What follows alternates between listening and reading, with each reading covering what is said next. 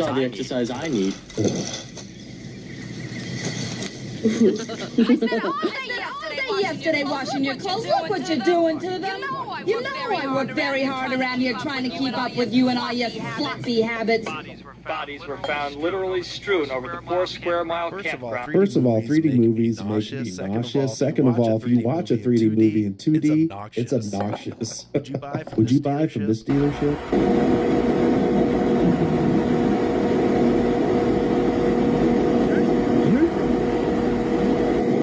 Yeah, he stopped it from hitting the car, but should have been rolling towards the car in the first place, right? Buy these chips for $18.48. I sell them each for $1. That's a 200. I buy these chips for $18.48 and I eat them all. 100% satisfaction. Where would I find a blue-collar man that wouldn't mind 3 step kids and a stay-at-home wife? Well, darling, unfortunately for you, all the blue-collar men that want that, well, they already have a wife and they're raising their own children. But fortunately for you, there's plenty of blue-collar guys out there that wouldn't mind making you a single mother of 4. So you do have that to look forward to. Just a farm kid doing farm kid things. My girl really said that is a good place for me. I'm just watching some of this shit. I was with my husband, and she just laid down next to my body, and she's sleeping away. This 50 BMG and the other. Oh my God! What is that? You just fucking. You see that shit? And she just laid down next to me, and she's sleeping away. This 50 BMG and the. Dude, that's bigger. That's bigger than my dick. That is insanely huge for a fucking bullet. Oh my God. No fucking way, yo. Oh my God. The other is 20 millimeters. Introduce you to her new BFF, Miss Lottie. Oh man, you should have fired that thing, bro. All right. Oh my God. Yeah. Holy shit! God bless America, right? See that? Nothing like hand firing an anti-tank rifle. Oh my This man God. makes homemade goggles for the fishermen. I'm just confused how this is going to end up being goggles. Look how smooth he's making this. This is what we're working on. Look at that. How much does one pair cost? 151 pair. That's a good deal. The glass is from bottles? Let's see if those goggles work. All right, let's see. 2 seconds. The water just cooled in right away. Hey, get what you pay for, I guess. Florida woman calls the police on her neighbor for having a British accent.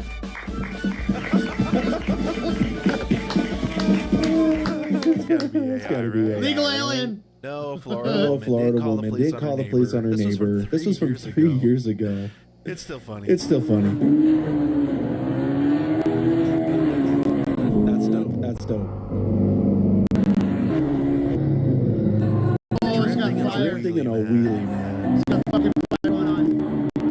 This is a Hayabusa power truck or mini truck.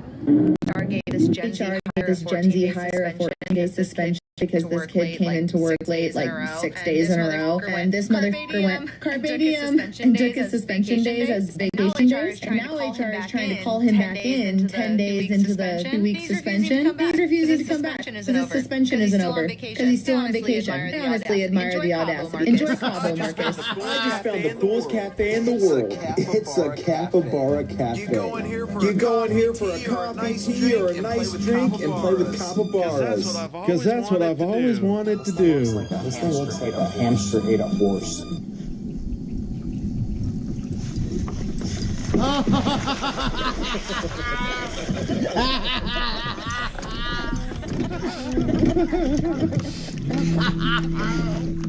A wild banana. A wild banana nothing. A biblically accurate pansexual. The man loves his pants. What can I say? He's the chosen one. No. You gotta love market. We need this tree cut down. You must take everything. $2,500. You pay me. You can have this. Say what? Southwest 26th Street. Oklahoma City Police Department has a search warrant for this home. Come to the front door with nothing in your hand and follow directions. We have a search warrant. You can enter and search 4,004. dog or Is that a dog or a bird? 150-pound dog.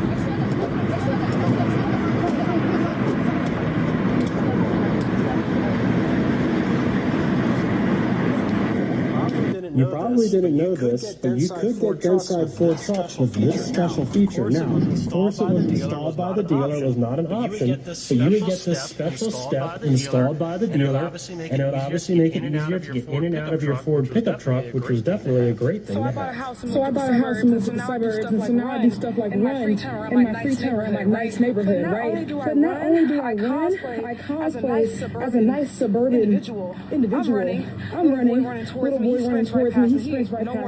No more than 4. His parents are walking like 20 feet behind him. They're like, oh, it's so cute. It's so cute. So when I get to the parents, I say to them, I say, hey, you gotta get that one tracked.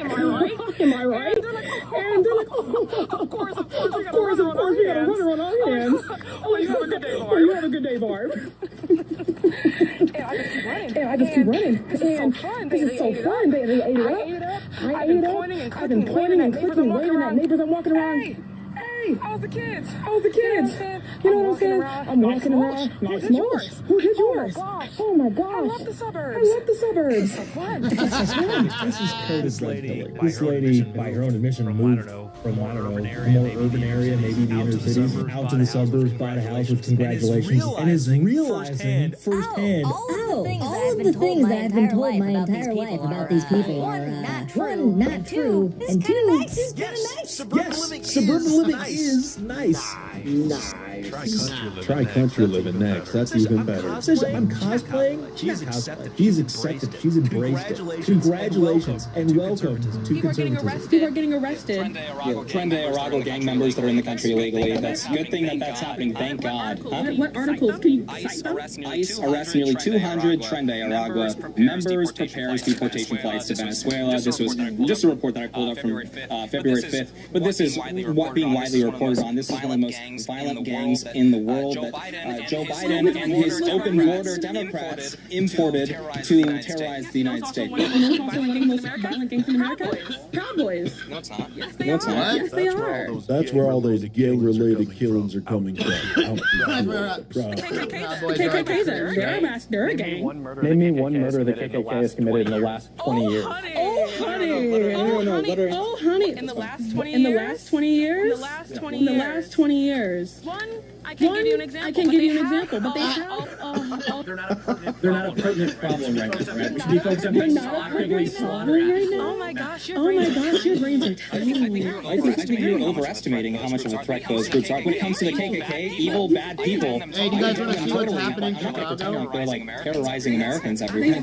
I'm giving you examples. I'm saying the Cowboys are the largest gang in America. That KKK is the largest gang. You're saying that Cowboys are the largest gang in America? Plus violent. Excuse my language. What is your basis for saying that? The biggest gang in America is a lawyer lobby. She did not, in fact, pull it up. Let's address the elephant in the room. Just because you voted for Trump doesn't mean you have to support this. Let me be clear, I still don't regret my vote. I still think that we're in a better position than we would be under a Kamala presidency, but that nonetheless doesn't mean that I have to defend this, and I won't defend this. Because this makes not only all of us who voted for Trump, it makes all of us look bad, and it makes it harder for us to just live our daily lives when this is the sort of imaging that people are associating with us. It not only makes us look bad, but it makes our country look bad. And yes, that does matter to an extent. Like, I think good policy matters most, and again, that's why I don't regret my vote. But that doesn't mean that I'm going to sit by and act like I think that this is a good idea or productive. It certainly isn't going to help us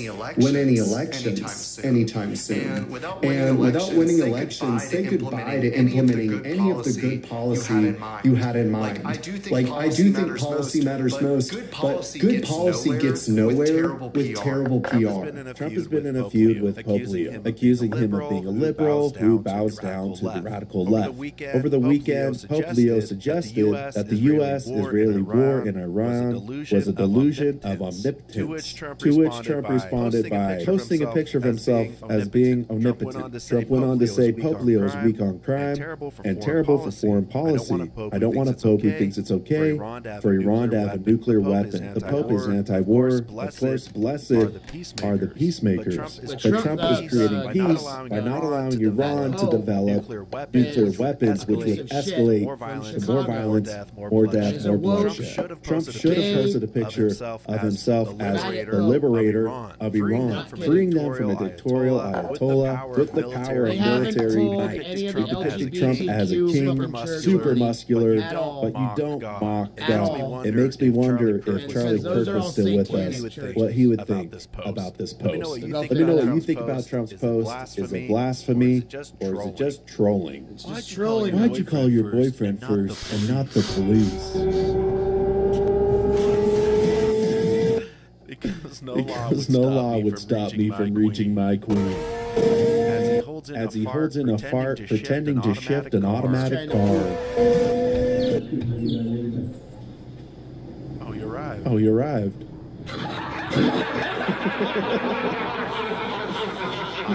I hired an Obama impersonator to debate a Trump impersonator.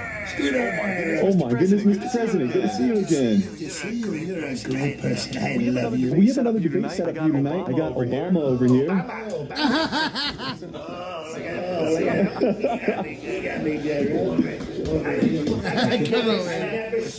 Stormy Daniels. Round of applause. Wait, a stupid idiot. Something that 3 times. You do represent the average American. He's got a type A personality and type 2 diabetes. Are you ready? I just got 10% muscle, 90% money. What country were you born in? Actually, I was born in Hawaii, or as you pronounce it, Kenya. Or as I would say, a shithole. Kalshi currently predicts the midterms to be a 50-50. Trump, does that make you worried? First, you're going to bring this home. When he says bring it home, he means bring it back to Kenya. I think that maybe you guys could become friends after this. Everyone needs a black friend. The video made you laugh. Comment down below. Don't forget to like and subscribe to Conservative Vibes. I'm going to show you guys I'm CV, and I'll see you in the next video. Identifies American. You can't go and watch Kill Tony right now. I'm going to put Kill Tony on the TV. Oh yeah, look at this. Eric Swalwell's fucked. He was fucking after rape accusation with the fucking OnlyFans model. So check this shit out. Watch this. I couldn't watch it earlier. When I got on, I was like, wait, what? So look at this. This is Chicago. If you live in Chicago, where are the wires? There aren't any. As you can see. Called Von Off 1700 and fucker. It's dumb fucking ads. I like go to shift it.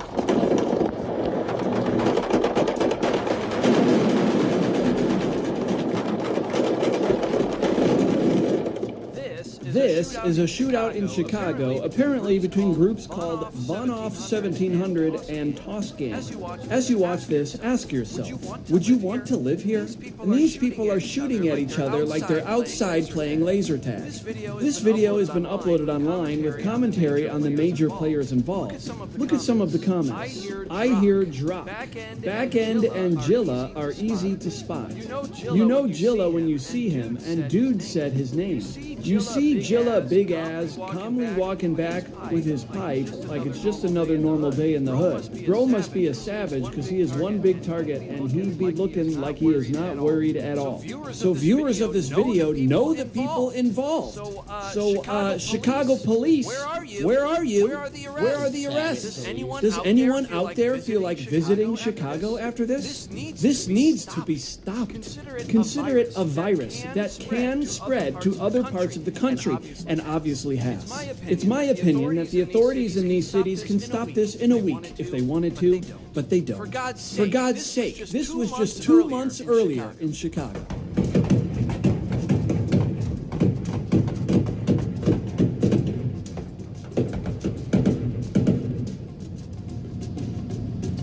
To To everyone's shock, the victim's daughter, a baby girl, was located unharmed in her car seat. Those that were at the scene say that there were bullet casings found in the baby's car seat. The baby, they say, was holding a lollipop in the back seat, crying. Animals with no regard for life.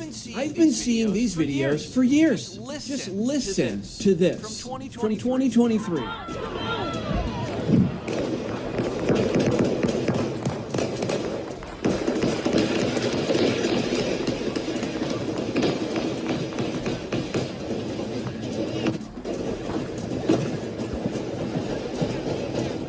What state are you in again?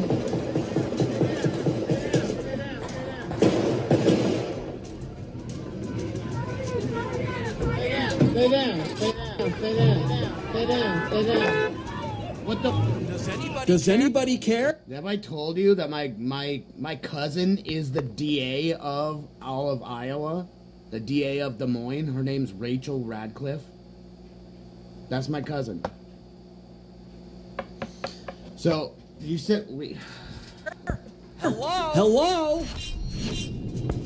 Where are you on the west side or are you on the east side of Iowa?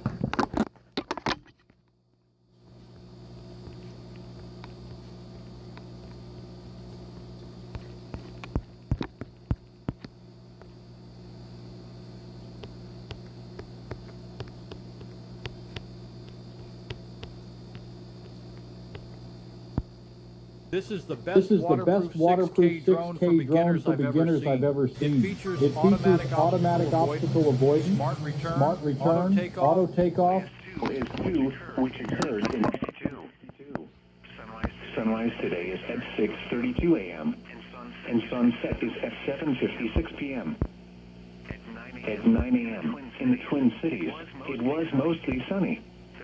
The temperature was 59 degrees, the dew point was 61, and relative humidity was 75%. The wind was 7 miles an hour. The pressure was 29.79 inches and rising. My uncle lives right there in Henderson, Iowa. His actual, his mother's maiden name is Henderson. They're the settlers of Henderson, Iowa.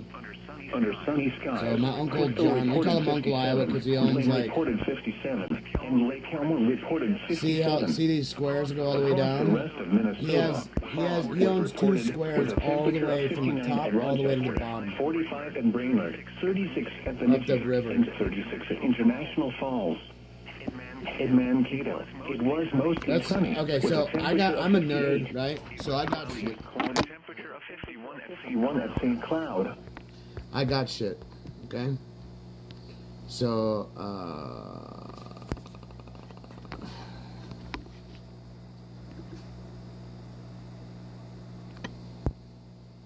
we got the Noah.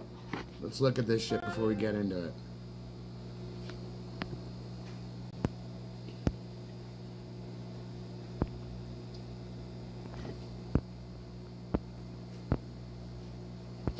Dude, we just had earthquakes over here in Seattle.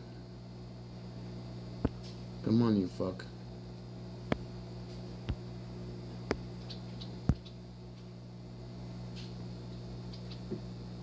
Load up. What is going on here?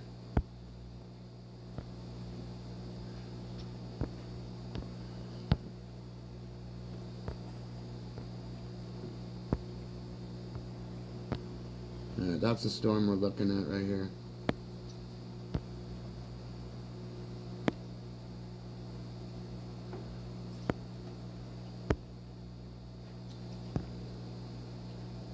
Make sure you check your shit, dude.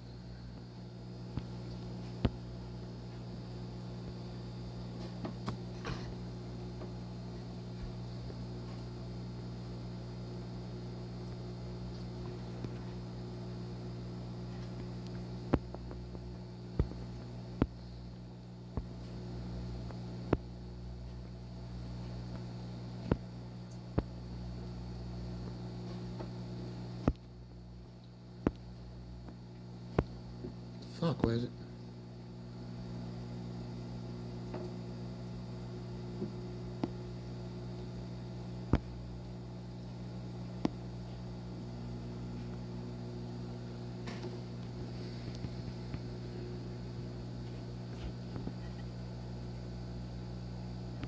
These look bad. Right here. Look at these 3 cells. This is 1. That's 2, and these 2 are going to converge, and then that smaller cell is probably going to get pulled into it up here, like up in this area.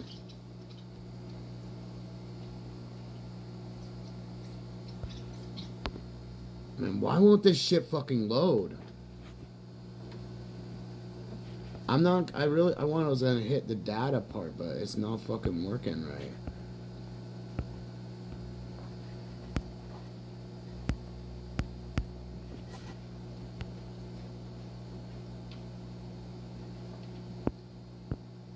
Dude, that's a fucking massive fucking storm right there.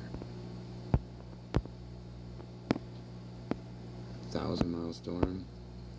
800. Dude, motherfucker, man. Yeah, dude, that's like 800 miles. Yeah, maybe. Yeah. All right.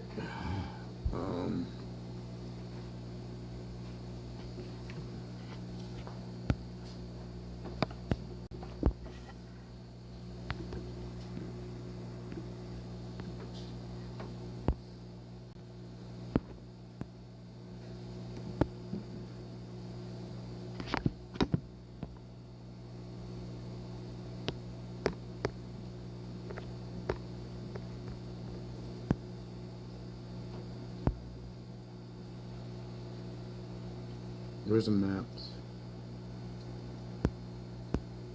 Let's see a fucking map.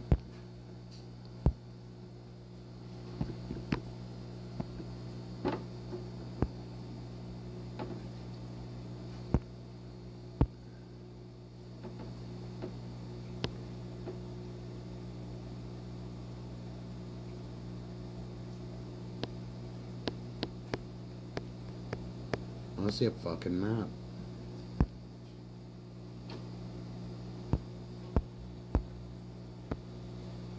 Okay, so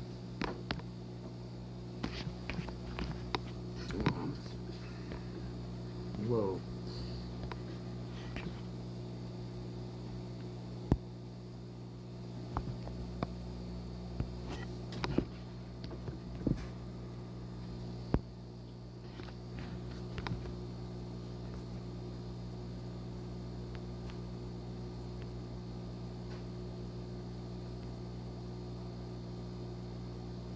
Yeah, you're right here. All right. Here's my three-step hack for never losing a recipe again. Find a recipe you like while scrolling on social media or searching online. Click share and... All right. Let's go over to Iowa. Iowa. Still a tornado warning for those in Forest City. We have storm chaser John McKinney, who is very close to this storm right now. You can see bottom middle of your screen. That's John McKinney. A lot of lightning currently. I believe Storm Chaser Connor Croft is also on this. It looks kind of elevated to me, but it is also in a radar hole, so it makes it harder to tell what's going on there. Forest City. Go back to. Look. Okay, so are you in Forest City? Of another radar scan in a moment. Again, very dangerous storms right now, right along the Kansas and Missouri border. Hey, Chris with the Zero Chat. Looks like a busy couple of days for you, Max. Stay caffeinated, and thank you for all you do. Appreciate that. Hey, by the way, to anybody that's super chatted or become a member.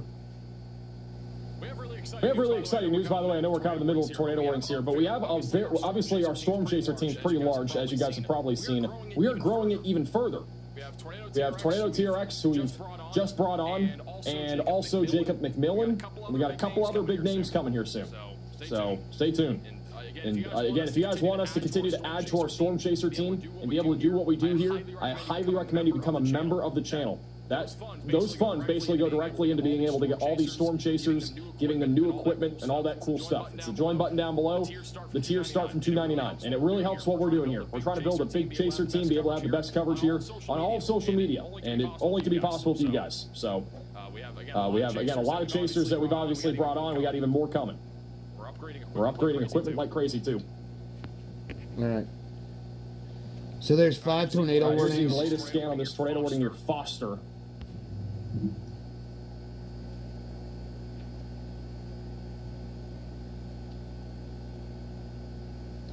Pleasanton. Dude. We still have a tornado on the ground. It's not as strong as before, but it looks like that tornado is now moving right into Worland, Missouri. So that's tracking towards Butler right now. Butler, Missouri, and Adrian. You got to be ready for this tornadic supercell as that continues to move to the northeast. And then west of Harrisonville, we still have an active area of rotation moving to the east. That's going towards Interstate 49 right now.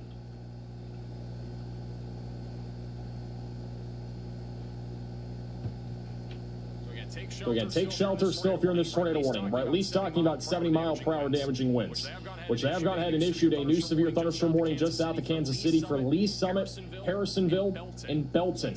So take shelter now if you're anywhere in this severe thunderstorm warning. Huge shout to South or SW Tour for the $100 super chat, saying Chomps Fund, really appreciate that. We are still watching a large area of rotation right now near Cleveland. Again, it's not as strong as before, but if we get another tornado, it's going to try to develop here near Harrisonville. So Harrisonville, Lee Summit, you guys are on the path of that right now. Want to quickly bring our attention back over here to Mason City's right there. And I know we have not really been talking much about Wisconsin for the last hour or two. There's really a reason why there's no active tornado warnings. For the most part, it's a lot of damaging winds and a lot of hail right now, all across the state. And we do not have any active tornado threat, but we're keeping an eye on any of these storms that could stay south of our warm frontal boundary for a potential tornado risk. Right there. Mason City is, yeah, it's just south of Mason City's just south. Tornado warning here near Forest City. Got a lot of storm chasers near the tornado warning in Forest City, Iowa. You're like right large there. radar hole, but rotation's been pretty broad here for quite some time. Got a lot of storm chasers en route for this thing. We're keeping an eye on people like John McKinney, Connor Croft. Also, I'm going to put Connor Croft in the bottom right Max slot. velocity is We'll get on that tornado warning cell too. If we see anything, we'll definitely go to one of them.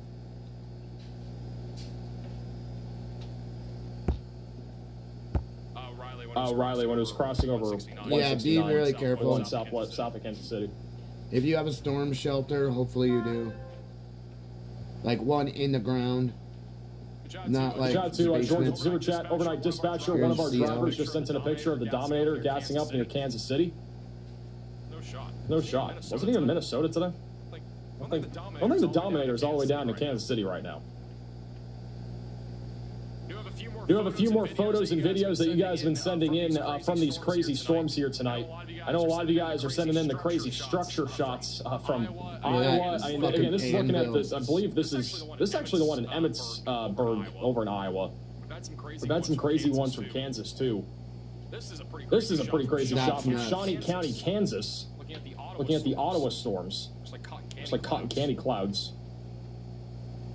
Here's a photo from Wendy over in Iowa, Kansas. That crown's crazy. A little rope tornado over here in Buena Vista County, Iowa from earlier. We did not have any storm chasers live on it earlier, but there were reports of tornadoes. Holy shit. It's over in Lake Crystal, Minnesota, of some giant hail. Some big time hail there. Another crazy structure shot over in Kansas. Wow. A lot of crazy structure shots. I'm going to try to skip through some of those. It's a peak of Holy Kansas. shit. I know it's kind of an edited photo, but that's pretty cool. This is from Fairmount in Minnesota from earlier near Truman. One of the tornadoes that happened. We had a lot of chasers on this, obviously, today. We've had a lot of photos and videos from them. Nice. A lot of these are structure shots. Got some modest clouds over in Windham, Minnesota from earlier. Moss clouds. So basically Dippin' Dot clouds. Here's a drone. This is drone footage from Gardner, Kansas this evening. Looking at the storm rolling in. Thank you, Ron, for sending this incredible drone footage in. Thank you, Alan, and also Justin for the PayPal donations. Some money to get some food when you can. I don't know when that's happening. It's been a very active day here.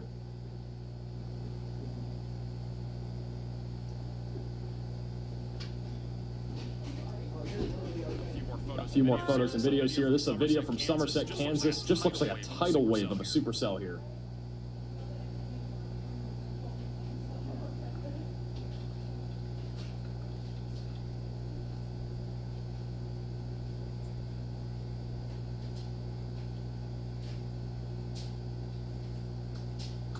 It's over in Laqui Parley County in Minnesota.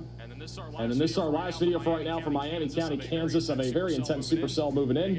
And if you guys have any photos or videos, QR code's on your screen. It's also reports.maxvelocitywx.com. And we are still dealing with a significant threat of severe weather right now.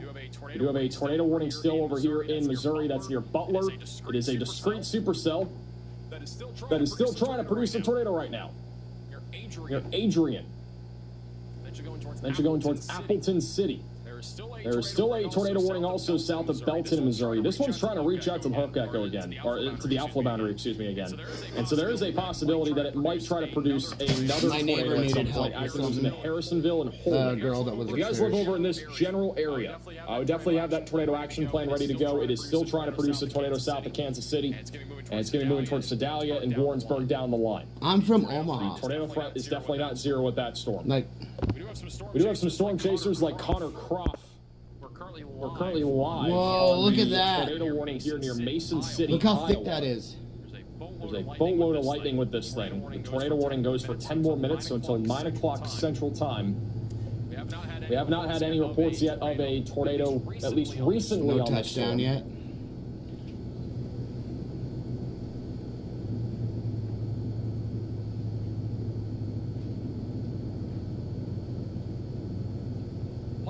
Plenty of lightning with it too. Connor's had multiple tornadoes on his stream today. It's also over on YouTube if you guys didn't know that. A lot of the chasers that we have live here on Radar Omega, just in general, are currently live on YouTube, still covering the start of severe weather. We got chasers everywhere. We got Tornado Pagey also over near Glenville, Minnesota. They're looking at some wind picking up right now, some on and off lightning. What really is happening, though, right now in Minnesota and Iowa is that we got this large cluster of thunderstorms that's developing. This is what you call a mesoscale convective system. And this is going to end up turning into a very significant, damaging wind threat down the line as this moves towards Decorah, Charles City, Mason City, and some other areas. So the tornado threat, obviously, is not as high as earlier. Granted, we could still see tornadoes embedded in this line of thunderstorms. And a lot of the chasers are kind of around this, and it's going to be hard to see any tornadoes with it being nighttime. I'll be really watching this little area west of Rochester for maybe a spin-up tornado as that moves towards Mantorville and Rochester. We could see tornadoes elsewhere too, but this is a large radar hole. It's going to be pretty hard to see anything. And back over in Wisconsin, we might have the same thing kind of developing right now, where we might end up seeing a mesoscale convective system develop, a cluster of thunderstorms, which may end up leading to a more elevated tornado threat down the line. That's all going to be in play here over the next hour or two. Back to Missouri, we still have a tornado warning here for the next 25 minutes, which I don't know if it's going to last that long, but it goes until 9:15 Central Time. We do have a live camera that is inside of this tornado warning on Interstate 49. That is near Belton. The wind should be picking up here in a few moments. This is also live. A little bit better of a look at this storm here. You kind of see this is the storm right here. If we had a tornado, it'd be off to the right. See some of that lightning in the clouds too. It's off to the right there. So that kind of the shelf cloud that's moving over right now.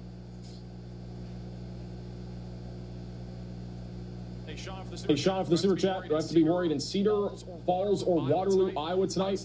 I would stay alert. I would, again, recommend getting Max Alert if you need an extra way to receive weather alerts for tonight, because it might be a bit more of a nocturnal threat by the time the storms get to you. But I would be honestly way more prepared for tomorrow. I think tomorrow is going to be a big day of severe weather there in the Midwest. I know it's been a big day already today, even in Kansas. Again, we kind of had a surprise, significant tornado threat developing across Kansas and Missouri here over the last couple hours. Caught a lot of people off guard. But guys, this is not it. I really want to stress that tomorrow could even be, I don't want to say worse, but it could be worse than what we had today. You know, we have an enhanced risk in the Midwest. We got a slight risk into Texas. It's a lot more favorable that supercells are going to develop everywhere here tomorrow. And we got another hatch tornado threat for a lot more people. I mean, this is including. So be safe, dude. I think over 10 million people. This shit is okay. So the craziest thing in the whole world living in Tornado Alley. Power lines are all above ground. They should be fucking buried in the ground, but they don't do that. It's stupid not to.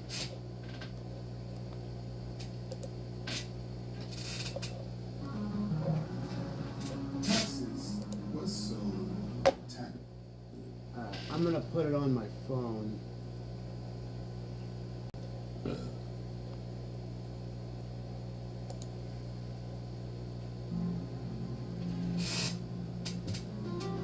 We're gonna watch Kill Tony right here.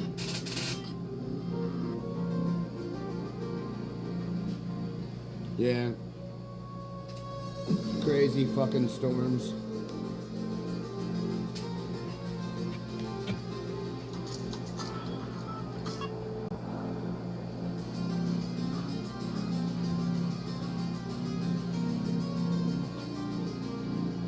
We'll watch Timcast after we watch Kill Tony, guys. And I got brand new dope fucking music I found earlier. I went, what? I'm like, this is it.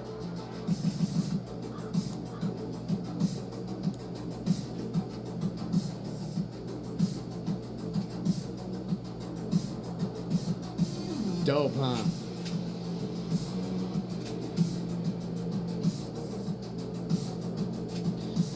Gotta have that Kill Tony.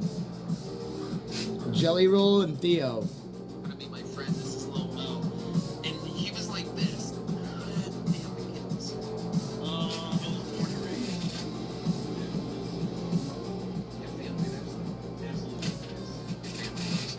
I hope. What ethnicity are you? I'm white.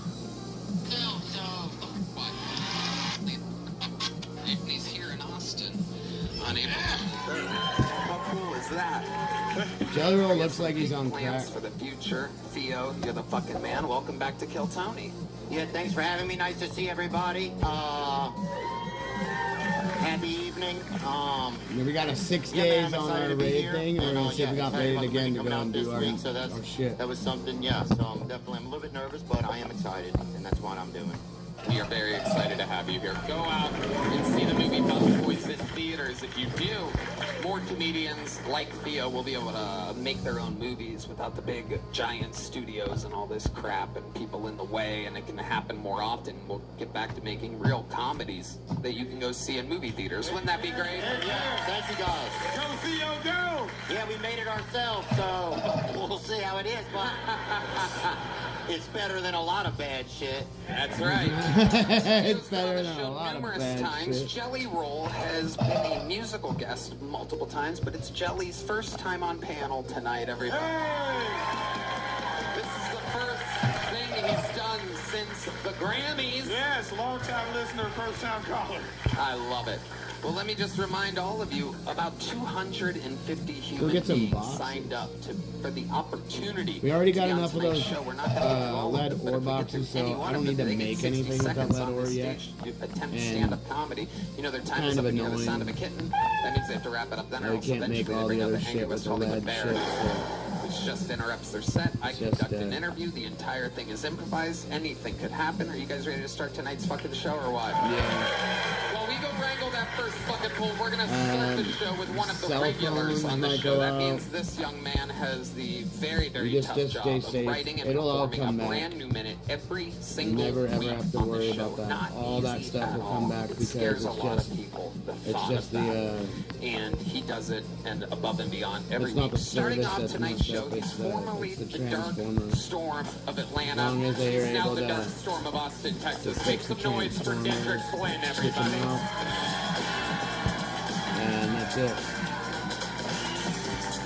And What's up, y'all? Did it'll y'all be- know it'll be all that a good. company can buy your Don't worry debt about from that shit. somebody else? We don't have anything we got going on. Jefferson Capital emailed me, and they said, hey, we bought your debt from Sprint. You owe us money now. No, nigga, you bought it. That's yours now. If I leave dog outside and you adopt the dog, it's not on me to feed the dog, right? That's not America. That's your debt now. I know Sprint, nigga. I don't know you. I know Sarah at Sprint. Sarah know why I couldn't pay and why I was putting something on it. Jefferson Capital, nigga, I can't even Google y'all. I'm never gonna, what kind of a stupid ass company buy debt from other people? That's the same niggas that go online and they feed the homeless on HD cameras. What kind of shit? You think I'm finna, nigga, I see Sprint commercials every day and I go, oh, them niggas, they'll never see it. How dare you come to me? Like, Jesus didn't he, when Jesus paid for our sins, that nigga never sent me an email being like, the adultery that you made last year, that's my time. Wow. He's done it again. A brand new minute 30, working overtime, Dedrick Flynn. How fucking awesome is that? That's fucking... You have another one. You never take a week off. Never. And you just keep doing it. Every time I bring you out, I get a little more nervous each time, and I have nothing to be afraid of. Make some Let food. that shit go, don't we usually turned off our gas and shit. I absolutely love it, Dedrick. My dad was like, yeah, turn the gas off this man. I'm like, yet I've never heard why? anyone And he joke explained about it. I'm like, all right. Fantastic new material. Absolutely incredible. But you don't have to be all super paranoid. My dad was a little bit. Jelly, Nick. Black people love. It was raining a little bit here. I love it when it fucking has like thunderstorms, but because they don't have tornadoes. Sometimes we have tornadoes here. So it looks like shit on purpose. Come on, I'm not doing that. That's a joke. I don't roll. Be nice, Dedrick. Be nice to the guests, Dedrick. I'm sorry. Dedrick's like a pit bull. Jelly Roll, it mean a lot for me to see you tonight because you do songs with one of my best friends that told me to start doing comedy, Teddy Swims. And we were both just two broke motherfuckers in Southside Atlanta. He told me to start doing comedy. I told him to start doing a band. And now look at both of us living our fucking dream. That shit is crazy to me. Teddy is the homie too. I love you, Teddy, baby. Yeah, Teddy! That's bad. How do you become friends with Teddy Swim since you can't?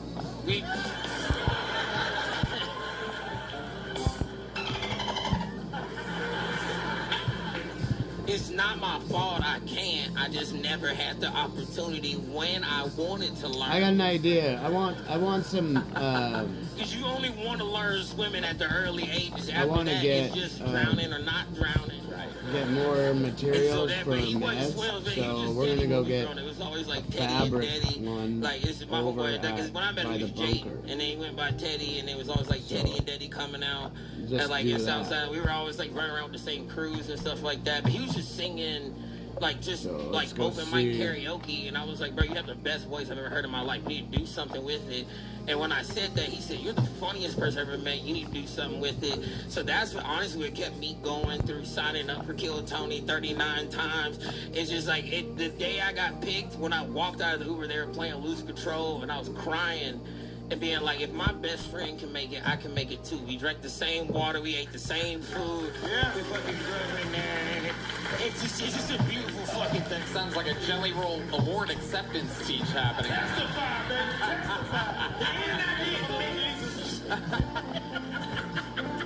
Gave us a little Jesus. Yeah, I killed a lot more Jesus than that. I said we was in South Atlanta. We was sitting over there with nowhere to go. Drinking the Four Locos with the caffeine in it. I said drinking the Four Locos with the caffeine in it. I said drinking the Four Locos. We didn't hear you, Pastor. I said the caffeine. I said not a little bit. I said all the caffeine.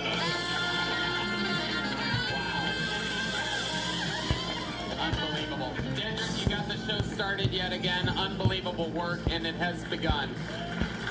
And now we begin the amazing adventure in to the bucket we go. This is where anything can happen. It could be the next great talent. Could be the next crazy person that signed up for the show without preparing. Anything can happen. Make some noise for your first fun pull of the night. Michael A. Keaton, everybody. Michael A. Keaton. You know how embarrassing it is to be named after a Batman and having to hobble out here like the Penguin? She's not in that Mason City area, is she? Like, it's an interesting life. Like, so many people, like, they assume that they know what my politics are going to be. Just, Things will like, look at probably this guy. fly by Like, he quick. has to lean right. Oh, man. You guys are fun. I became a homeowner recently. Yeah, thank you. It's a RAV4. That's a RAV4. Man. I live in it, so it's more of a RAV4, okay? I'm getting older in my life, like, you know. I've gotten to the point, I think, like, my favorite candy now are cough drops, you know?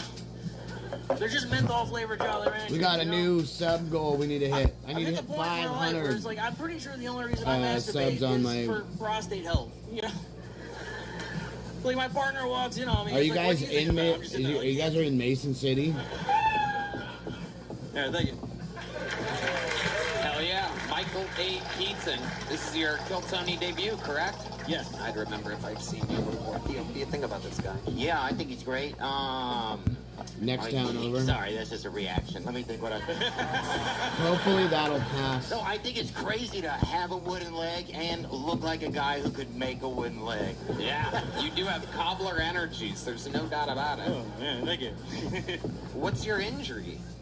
A lot of them, actually. Okay. Like, you know, it's like I've got stabbed fascia in one foot, like, you know, like spinal injury, shoulder scarring, a bunch of things. How did this all happen to you? Were you in sports or something?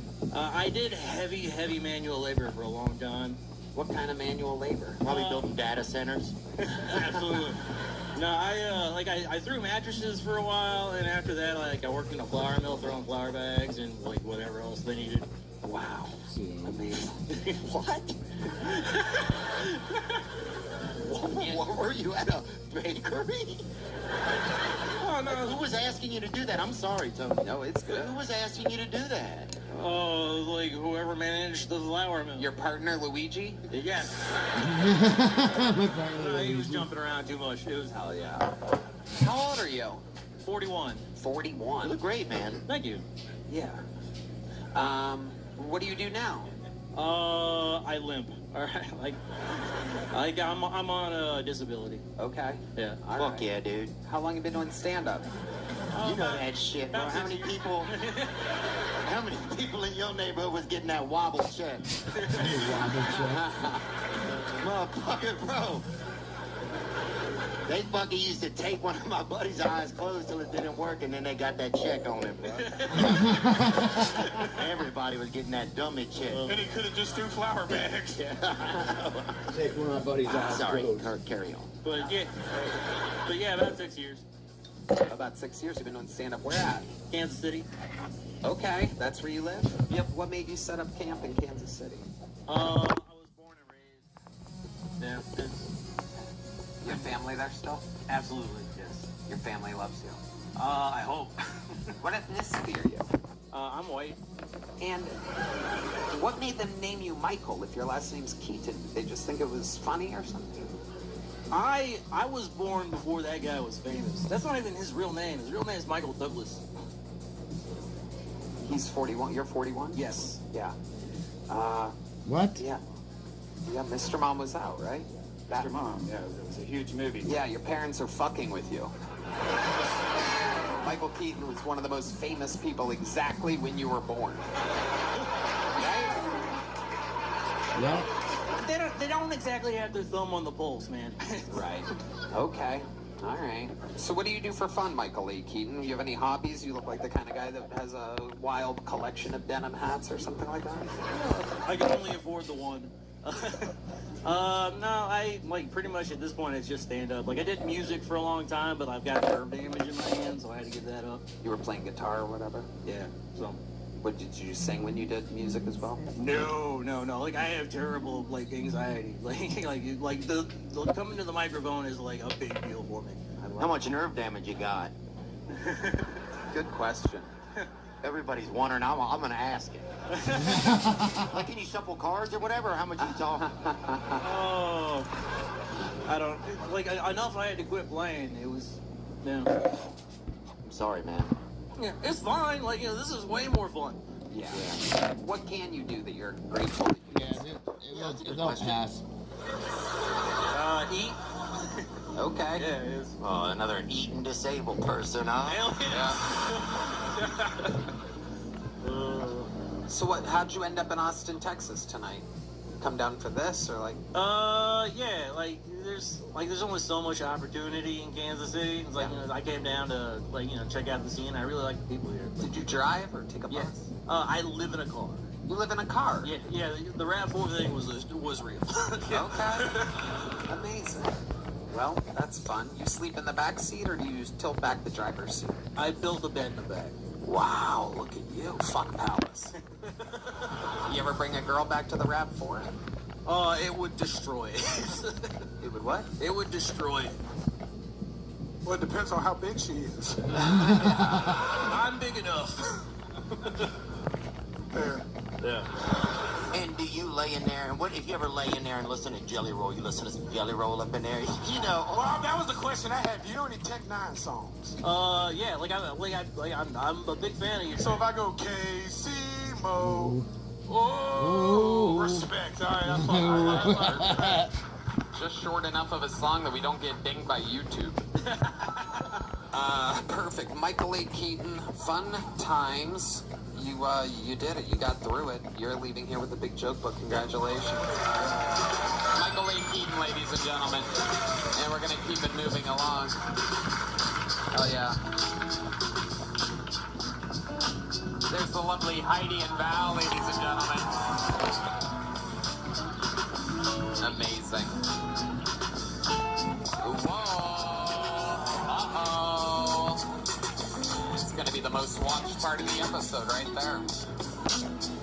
How about one more time for Heidi and Val? Their podcast, Love on the Line, available at HeidiRegina.com. And the show goes on. Hello there, our dear friends. This podcast is sponsored by Shopify. Starting something new isn't just hard, it's terrifying. So much work goes into everything and anything.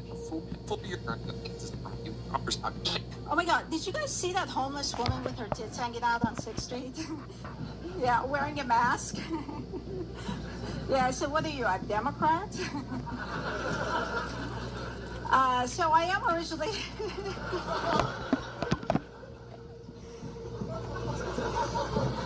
I am originally from Iran, Nebraska. Yeah. I was at the airport, and I don't know if you've seen that sign that says, no guns allowed in the airplane. Yeah, you know that same sign in the Middle East reads, no stones allowed in the airplane. But AK-47 is okay. Because those virgins get out of control. I got guns in my head and it won't go. Spirits in my head and it won't go. I got guns. And then another sign right under that reads, not responsible for lost limbs. I got guns in my head and it won't go. Oh, you missed the stone. Oh, you missed me. All right, Sherry. Welcome back, Sherry. Theo? Yeah, I was wondering what had happened to MIA. You look lovely, and I was driving a Hummer. There's a cop right next to you, buddy. Oh shit! In front of the house. Hey, there's so many different lights. Be the time of day. She made eye contact with me on that catch. Theo. Theo's a sweet boy. Make some noise for your next bucket pool. We're going to meet them all together. It's Ethan Griggs, everybody. Ethan Griggs. All right.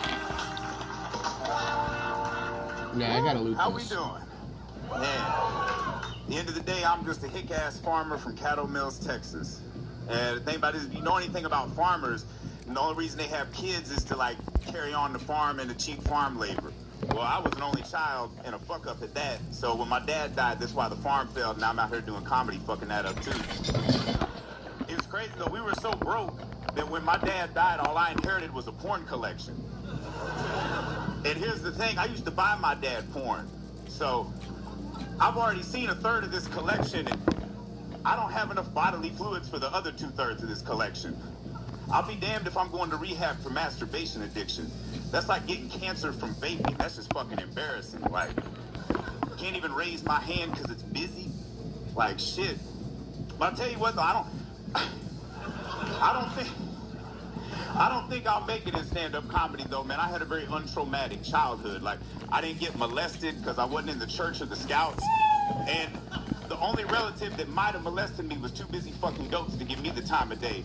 I can't compete with sheep's pussy, nor would I want to. I guess that's my time. I heard a little meow, so. All right. Our second creature of the night. Yeah. Ethan Briggs. Exactly. Welcome, Ethan. Shit, is this really Jelly Roll? Holy shit, man. Hey, nice to meet you. I felt the same way when you walked up. I was like, my people are here. Hell yeah, dog. And then you started talking about being poor and drug addiction. I was like, this is my kind of guy. Hell yeah. And then you said you bought your dad porn, and I was out. Fuck yeah. Good to meet you, sir. Killer said. Thank you, sir. I appreciate that. Hell yeah. Welcome. Where is Cattle Mills, Texas? It's about an hour northeast of Dallas. How long you been trying stand-up? Collectively 5 years. Like I did it a little bit before the pandemic, and I got back into it about 2023. Started taking it seriously, and so now I'm here, I guess. So. Yeah, you look great. I'm happy to see you. Oh, thank you. Oh shit, Theo Von's here too, motherfucker. Yeah, I was right here. Damn, you really are dumb. You really are strong. Boring Cattle Mills. I'm not used to seeing nobody of any status whatsoever. I'm not shit. Nobody molests me. I don't get to see celebrity. What do you do for work? How long? I'll tell you what he does. He's a sorcerer. He's a freaking. He's a rural businessman. He looks like he sells used karma. Used karma. I work at a Circle K, actually. Do you really? Yeah. Fuck yeah, I love it there. Hell yeah. You look like the kind of customer that would come in at a Circle K. Yeah. In that bitch, dude. We used to spend time in that bitch. We wouldn't just come in and just do our shit and dip. We would come in and spend time with you. Most people just don't know how to fucking leave. Like, they'd be in there for 30 minutes just figuring out how to work the coffee machine. Do they hang out in the parking lot too? Oh, fuck yeah, dude. Well, the other night, somebody shut the fucking pumps off and shit. It fucked me all kinds up. I didn't know what the hell was going on. It's like, why the hell y'all put this shit out in the front? You know, any motherfucker can touch it. And they got a lot of gay dudes running up in there, too. They do? No, I almost saw a bunk fight with a trans and a fucking homeless person. It was crazy. They have trans in Cattle Mills, Texas? No, this is in Austin. Those cell phone towers out there are like 450 feet tall. Gays, right? Talking about all so these those things will get ripped right down, and then they'll put them back up. Same to me, shit. I don't know. Within like a couple hours. You don't even fucking know he was here, bro. You could be 2 inches. I couldn't believe. Hey, there's so many lookalikes. They put those things up pretty fast. I never know. Night or day, which is scary as fuck. Just imagine. It's nice to see you. And yeah, they got being a lot one of of those guys that have to go all the way up there to put in the fucking light. Trying to get that fucking fake CPR out when they set that fucker up. It's rough out here. So, that's the reason why that guy gets 10 grand every time he goes up the ladder. I worked at a television station. Wow. CBS and they are guaranteed 12 fucking times going up there, so it's guaranteed $120,000. And I sucked at that, and so I decided to quit that and then just do Circle K. Circle K. And then now I got it'll affect the whole area. So I got all kinds of whatever makes money. I don't know. What do your parents in Cattle Mills do for work when they're not? Well, my dad's for a picture with a pitchfork in front of the house. My dad's dead. Yeah. My dad's dead too, Theo. My dad's alive. Had a heart attack last week, but he's good. My dad's cool. He's cool. And my mom, I don't really know what she does something with insurance. I don't exactly know what the fuck. She works from home, so she wasn't a farmer though. She's a good woman though. Oh yeah, she's great. Yeah, she'll be down here this weekend. So for what are y'all gonna do? Y'all gonna celebrate? Go out to dinner? Go out to lunch or something? She gonna cook. She gonna cook for the rest my adopted family and shit. My homegirl Carly, who I live with and shit. So okay. Say homegirl. What exactly do you mean? That's just because we're white and we sound black. I don't know what to say. Yeah. How old are you? I'm guessing 27 to 52. Yeah, there's somewhere. You know what? You're right on the money. I'm 34. Wow. Amazing. Yeah. So the homegirl is your girlfriend? No, she's my friend. My landlady, too. My sister from a different mister, you know. You live with your landlady? Yeah. But you're not banging? No. But the lady that you are banging's coming to town and cooking for you? No, that's my mother. I ain't that. Hey, I ain't inbred like that. Shit. But you go for some of that dark meat, huh? Oh, I do. Yeah, I like my women like I like my trucks, large and black. Really? Is that She your ain't a lady unless she 280. You go walking in the dark, huh? The hell yeah. Hell yeah. I like that.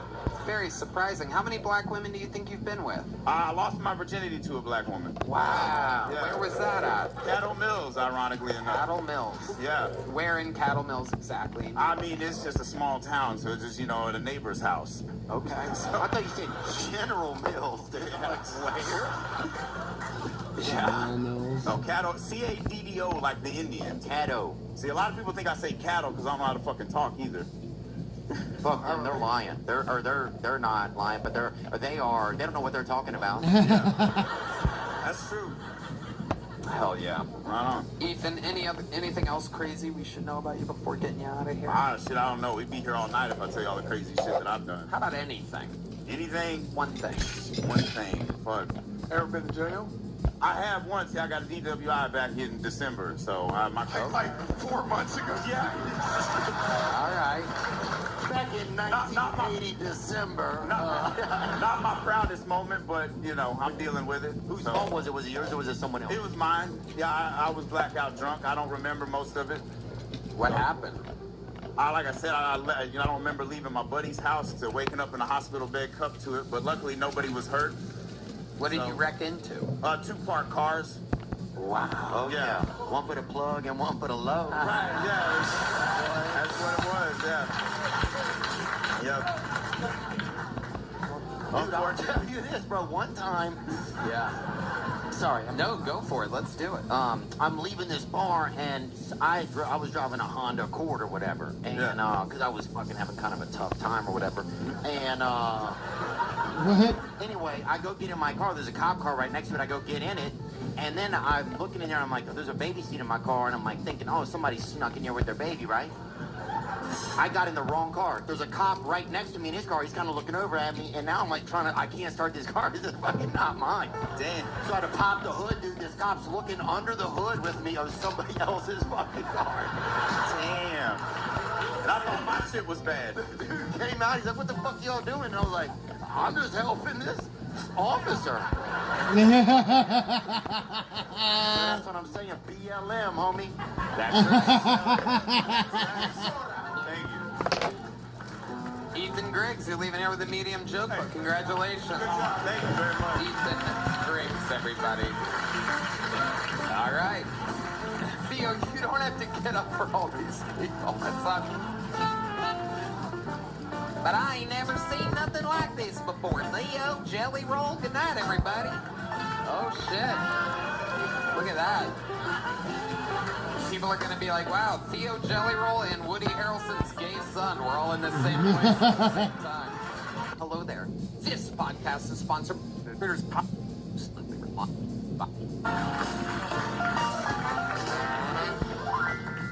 What's up? I'm trying to talk to more women now, but it should be good because I don't have autism.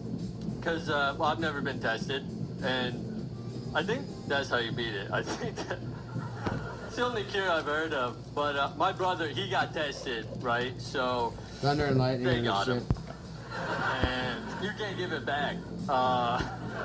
People they're like, You go does he see have if it full on?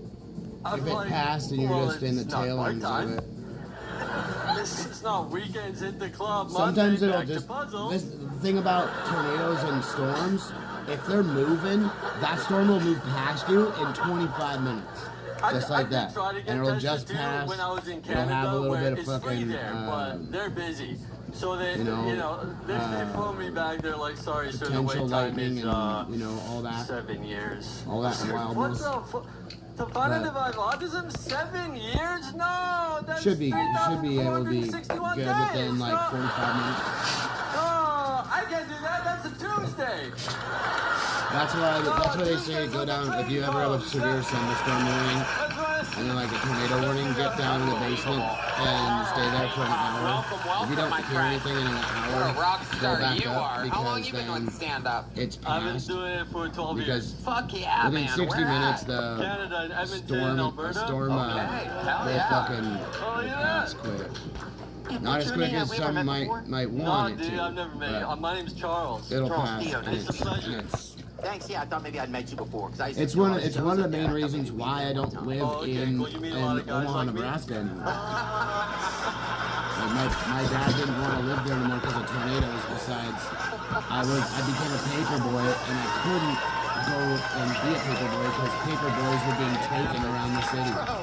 They were being kidnapped. Like kids weren't showing up for their routes, and then kids would disappear on their routes. You should see some of the drawings in my diary. So my dad was like, "Yeah, we're gonna move to a small No, I town." thought that we had met before, though. And I think he had connections up here back in like from the 70s and shit because my dad was like a fucking coke dealer. I mean, hardcore coke dealer. So like, he was so hardcore that people didn't know that he was the big connection because like all the shit that he was doing. Because we were running he was running coke through his nightclub. Don't go that way, you know what I mean? They have to go along. So I was his money counter. I used to just sit there and count money for my dad all day. Whatever, dude. On the weekends, Saturday and Sunday. I love it. Charles, tell us we go about your after life church up in and count Canada. money.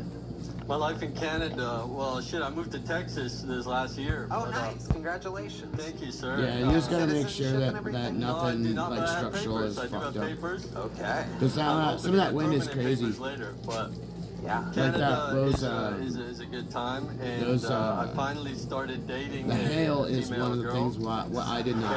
Tell us about that. How's that going? Hail really It's scares going me. good. I had a dry spell That shit for can like go right 9 through your years. fucking head. Whoa, that's very dry. Yeah, and it was rough.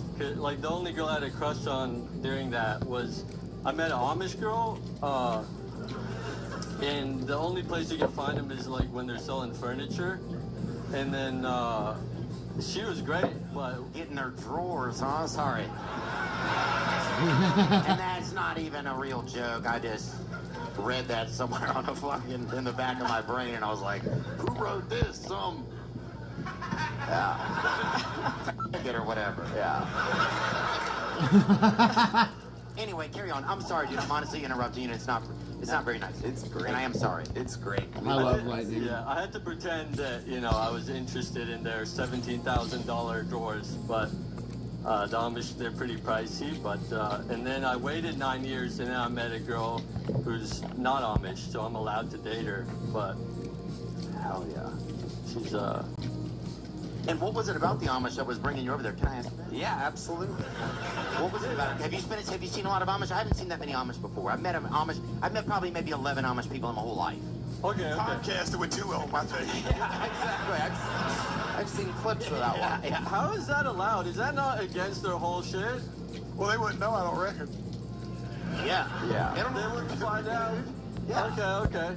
They just think they're just talking in like a weird shape or something. Yeah. But don't you feel like you're soiling their existence a little bit by exposing them to the world? You were trying to fuck one. You were trying to fuck one. You know what I'm saying, Theo? Yeah, dude. Yeah, don't furniture shame me, dude. Furniture shame me, dude. You're over here playing Let's Hide in the back of Narnia closet or whatever. Let me take you to see my lion. Let me show you that pants ad man or whatever. Did you make an attempt? What was the best attempt you made at hooking up with the Amish girl? Yeah, I was scared off of me because I was talking to her and I made her laugh, and then like 4 of her dads showed up immediately. Oh, They have so many dads, and they look people at live me like outside there's no fucking chance. Oh, yeah. during So I got the tornado heck out of season, there, but, and You can only fuck them It's- during Rumpelspringer or whatever it's called. There's Red I'll call Band, it everybody, natural if you're selection wondering what it because sounds it's like when he talks. you're There you go. asking to die. Spring, everyone. There's some degenerates It's really in the crowd. fucked Some up to say it, diehard but that's what it fans. is. There you go. Rumpelspring, everybody. It's your Doritos joke of the night, everyone. Amazing, Charles. What else about you? You seem like a guy that's got an interestingly complex life. Well, I start in Canada to make money. I go and I have a yo-yo company. Ooh, I knew there was something. See, Theo, you looked at me funny there, but he's got a yo-yo company. You were right. We just, we just got canceled recently, though, so we're not making money this year. Oh, no. Well, that company probably, I'd imagine that industry has a lot of ups and downs. Yeah, I think It's no Rumpelspring, but it'll do for now. Amazing. So the yo-yo company got canceled or just went out of business? No, I got our manufacturer was in America. Yeah, and, your manufacturer? Yeah, dude. I sound pretty sick when I say that. It does sound good. I want to know more about it. I do. I really do, man. Sorry, my attitude's been weird today. No, but Just probably. Yeah, no, we had Americans make our shit. But the thing is, in America, like the yo-yo scene is kind of run by, I guess you call it the woke yo-yo mob. You guys know about this, right? I don't. Oh yeah. So and they're also autistic. So like imagine. Yeah, we have one. Come on up here, Cole. No, come on around. Yeah, the way. We have a yo-yo guy. We have a yo-yo guy that actually knows your company. Yeah. One of our main people. Do a little yo-yo, Cole. Hell yeah. There he is. It's unbelievable, ladies and gentlemen. What are the odds? One of the greatest yo-yoers in the world happens to be a 5-year veteran employee of the Kiltony Enterprise. That guy's a yo-yo professional. What the fuck? We yo-yo.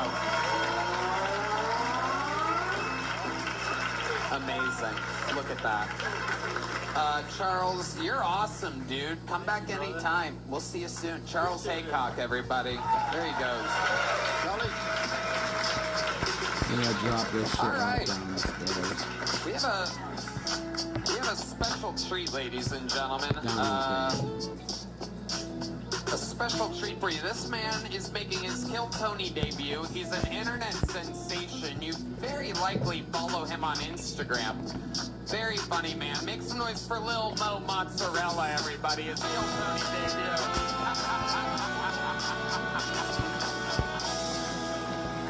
Watch your mouth.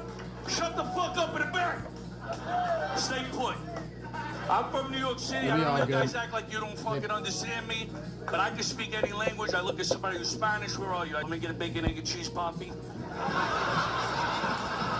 You know, people do it to Italians all the time. They come to fucking Little Italy and they start acting Italian. The guy's got freckles and shit. Let me get a chicken cutlet, parmesan, fresh mozzarella, red peppers. Tell your sister Gina. I said, how you doing? This guy's fucking Norwegian. You know where you never do it, though? You never see nobody go to a Chinese restaurant and act the Chinese, no? Lay home, Mao. Let me get a pork fried rice. Don't forget the wonton soup. They don't do it. They get disrespectful. They start yelling. Where's my pork fried rice? They think you can understand them if you talk loud, you know? They're disrespectful. See, I always show them respect. Like, let's say, for instance, I go, for a steak. I bring the bones home, and I bring it to the restaurant for the dog to bury the yard. How you doing? I was gonna say they ate the dog, but then I said somebody might fuck me up out here. I see a couple of Asians. Kim Jong-un's over there. What's up, Mo? How does it feel to never ride a roller coaster? Lil Mo Mozzarella, ladies and gentlemen, making his Kiltony debut. Very funny, lots of energy. Oh shit! He just hit the hardware booger in the head with I drove fucking 20 hours to get here. Did you really? And Ray, everybody.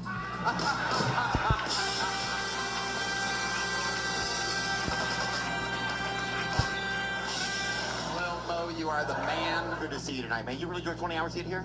No, I drove about fucking 6. Yeah, there's people outside. I was in Oklahoma. The food there inside. sucks, Mo. They eat testicles. You know, anybody from Oklahoma, they eat testicles. Yeah. And they eat it like 2 grapes.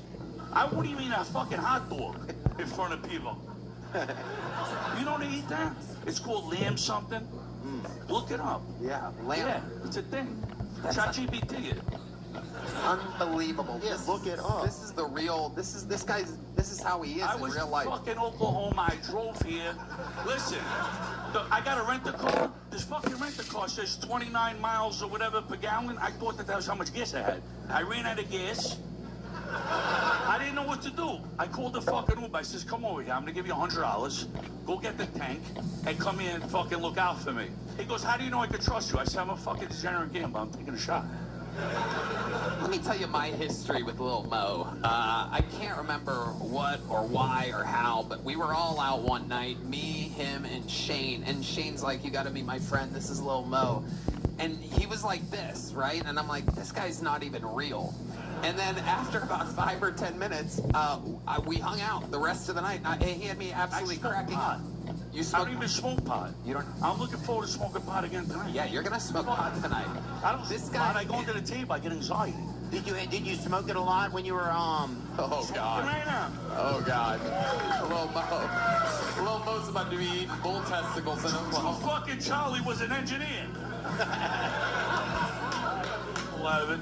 What do you want, the Ozempic? I'm on the Manjaro. How you doing, Bill? Manjaro sounds Italian. No. You know how you say air conditioning in Italian? You used to sell air conditioning? I used to do air conditioning. That's what I did for a living. Oh, yeah. My cousin worked in HVAC for a while. Does he? Yeah, he did. Is he the helper or is he a mechanic? He's dead. He passed away. You know when you work blue collar. Yeah, he would get in there, you know. He'd go. You say air conditioning in Italian, you just say air condition. Air condition. That's how you say. Tell us more about... Fucking staring at me. He's a jinx, this guy. Yeah. This motherfucker from the past over here. We always have all these different shapes and sizes of characters. I'm Italian. I don't sound like you. I'm not from New York. I'm from Tony, let me tell you something. You had some guy on the other day. He had a gabagool shirt. Yeah. He was a fake Italian. I saw that. That's what made me come. Yeah. I said, you need the real fucking thing. And that's what I was just going to say, is we never get any fucking real Italian. Nobody does. They act Italian. There's no real one. I'm the only one left. Tell us more. Teach us some more. It's true. It really is true. There's nothing. I swear to God, me and this guy sat at the end of a bar cracking up for fucking hours because I couldn't get enough of it. It's who he really is. Give us some more of your Italian New York wisdom, Lil Mo. If you don't speak Italian, all you need to know how to do is say this. What do you want to do? How you doing? I don't want no problems. That's exactly right. Tell us about Brooklyn. What is it about it? It's old school, changed now. You know, back in the day it was different. You know, hang out on a stool. You know what I mean? A girl walks by, you go, how you doing? A good day for training. Different levels, different how you doing. You We don't want had to throw I remember working how you doing, in the oil field, and she might get, fucking you know, we could see two tornadoes in the distance, and I'm like, or whatever. yo, you guys think we're good here? And they're like, yeah, we should be safe. I'm like, are you fucking sure about that? She was a sweetheart, and you know? so, yeah, we, I bought her a nice pair of shoes. She goes, how do I look at them? I said, take them out of the fucking box. We serviced 3 fucking wells up. It was insane. How you doing? We got any Jewish guys in here? Oh, yeah, they're out there. Where are they Jewish guys? They don't make any noise anymore. How you doing? How you doing? They're laying low right now. Jews are hiding in the dark right now. They'll throw counting in the dark. So what else we got about being Italian? I mean, I absolutely love it. You know, I just found a great Italian place that I've been telling everybody about, Baldanucci's here in Austin, Texas, and I love it. I've been ordering from there continuously. I'm talking about. You know what's crazy about Italian? You can name any piece of food and you can make it sound like a dick. Here's my braciole. Yeah. I got the braciole right here. Yeah. Bite the salami. Yep. Look at my little fucking pasta fazool. You can make it anything. Yep. Yeah, show me that burrata. You know what I'm saying? Yep. Show me that burrata. Yeah. Where are the real Italians at? Like, where honestly, if we were going to go look for some Italians, or if people wanted to find some Italians? Well, we have our own culture. We're Italian American. We're different. Italians don't even like us, really. Really? They do a little bit because they got to deal with us. I'll fucking kick them out of the fucking country. Where are the realest ones in America still at? If you want to get the most... Well, you got some in Chicago and shit. You got where he's from. Young Stylish Italians. But in New York, we got Brooklyn, the Bronx, Staten Island, too. Staten Island's got a lot of Italians. Queens got... All the 5 boroughs got Italians. Nice. Oh, my God. Ladies and gentlemen.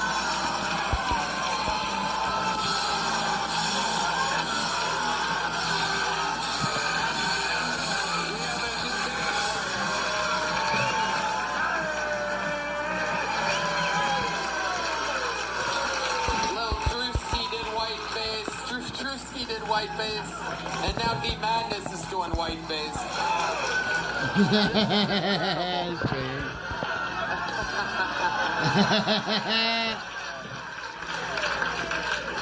You never know what can happen here on Kill Tony. Every once in a while. You gotta go to Brooklyn, Dio. You're from New Orleans? Aren't you from New Orleans? Are you from New Orleans? Shane. It's fucking blind as a bat. What? Are you from New Orleans? I'm from outside of New Orleans. Oh, I used to go there when I was a kid. Did you really? What were you guys doing over there? My friend had a place. I used to go to the Abbey. Remember the Abbey? It was like a late night joint. It was serious. Chicken fingers and shit. The Abbey? No, I. There was a place, Maiden Voyage. Maiden Voyage, yeah. Come on, shh. Keep it on the low. God, I just remembered it. Yeah, you know it. Yeah, I'll forget it again, I'm sure, but yeah, I did remember it, right? You guys Oh shit, I forgot to give these guys some. Maiden Voyage was a little bit, it was fun. It was okay. People like different stuff, I didn't like it. I like Boston better. You like Boston? Yeah, I like Boston. I like Boston too. I didn't think they would like me out there. They like Why? But you think that because about I'm Italian. Like, they're not gonna. No, Boston's got a lot of Irish. When we were kids, the Irish and Italians used to fight all the time. So I figured I went to Boston. They'll beat the shit out of me. They like me. 140 raids. You need old school shit back, right? Yeah. You believe in stereotypes? When it comes to dicks, I think it's true. I'm gonna tell you why. I look at people's dicks in the urine once in a while. Not because I'm gay. I'm gonna tell you what it is. Yeah, what is it? I'm gonna tell you this. My grandfather was ugly and he had no money, and he banged my grandma for 50 years. She stayed with him. So I asked her. She goes, "Pussy." So it made me start looking. I says, "Let me see what people are working with. This way I can have an edge." You know what I mean? And then what happened? You look like this. You go like this. Look, you go like you take a piss, and you go peekaboo. Now, if they got a little guy, you can blackmail him, or you can pump their ego up. Like you go like, you know, if it's your boss or something, right up the fucking corporate ladder.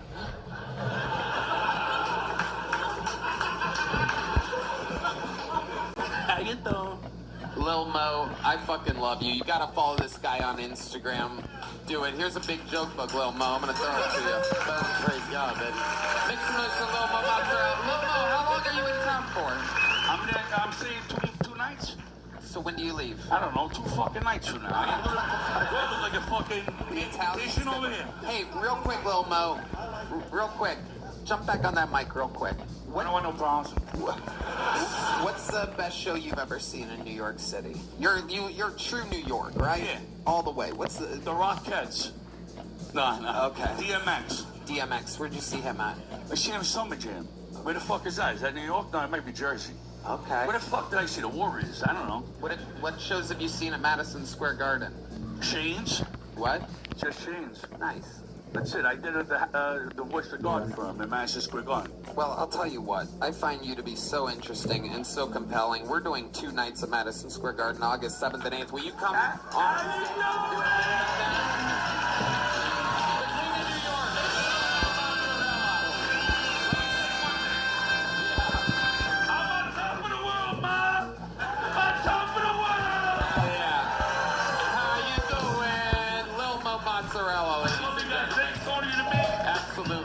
I can sing too. How about one more time for the cameo of Shane Gillis, everybody? What a crazy world we're living in. Where the biggest comedian in the world stops in and pretends to be blind for 10 seconds. He'll be hosting the roast of Kevin Hart on May 10th live on Netflix. It's gonna be a hell of a roast. I'll be there, roasting yet again. On the biggest roast of all time. The roast of Kevin Hart, May 10th. 2 days earlier, me and Jelly Roll are at the Greek Theater. And a reminder, this Friday, Busboys, starring Theo Vaughn and David Spade, out in theaters everywhere. Go to a movie theater, people. Buy some popcorn and a large soda. Enjoy yourself. Throw extra butter on it. Ladies and gentlemen, your next fucking poll, everybody, goes by the name of T. Austin, everybody. T. Austin.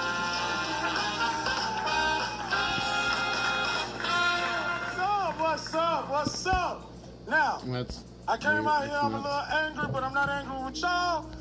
I don't like the motherfuckers that's outside, so I came up with a few ways to destroy the world, and I only got a minute to do so. The first one would be, for you religious motherfuckers, I want whoever you believe in, Jesus, Muhammad, whoever. I hope you come, so that way the rest of us can be out here screaming like, holy shit! You can't say that shit, because God is here. The second way, you already got Donald Trump in there doing this thing, working on Israel. We working on them bombs. That would be funny, but fuck that, we're living that one. Now, the third way, fucking Thriller. I want my goddamn zombies. I've been watching The Walking Dead. I've been practicing my motherfucking shit. Michael getting ready to come out. I'm going to see that shit. I want to live it. The fourth way that because it could be anything. You guys, I could drop a bomb of peanuts in here and drop half you motherfuckers. The fourth way that I believe that we deserve it, because Donald Trump said it's true, is goddamn aliens. We're already here. Thank y'all. I'm T. Austin. T. Austin, ladies and gentlemen. John Dees. I'm going to check in with John Dees here. What did he just say? What did you say? Bunch of shit. Some Everyone in this room is now dumber.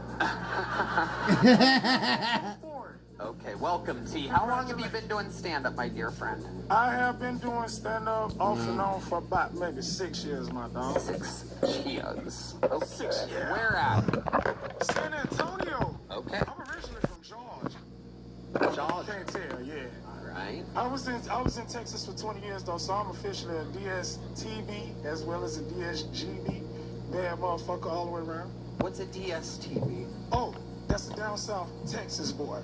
I'm a down south Georgia boy. Oh, okay. Pastor Charles, that's my dog. Okay. I don't know him, but I listen to him. And what does the T stand for? T. It's a letter. Just A-B-C-D. EFT, yeah. Wow. Hey, you see I kept my hand in my pocket. I ain't got no fingerprints. I don't want nobody telling on me. Okay. I really need a translator. I hear everything you're saying, brother. No. T. Austin, what do you not do for work? What do I not do for work? Well, I am a retired drug dealer. I used to sell marijuana.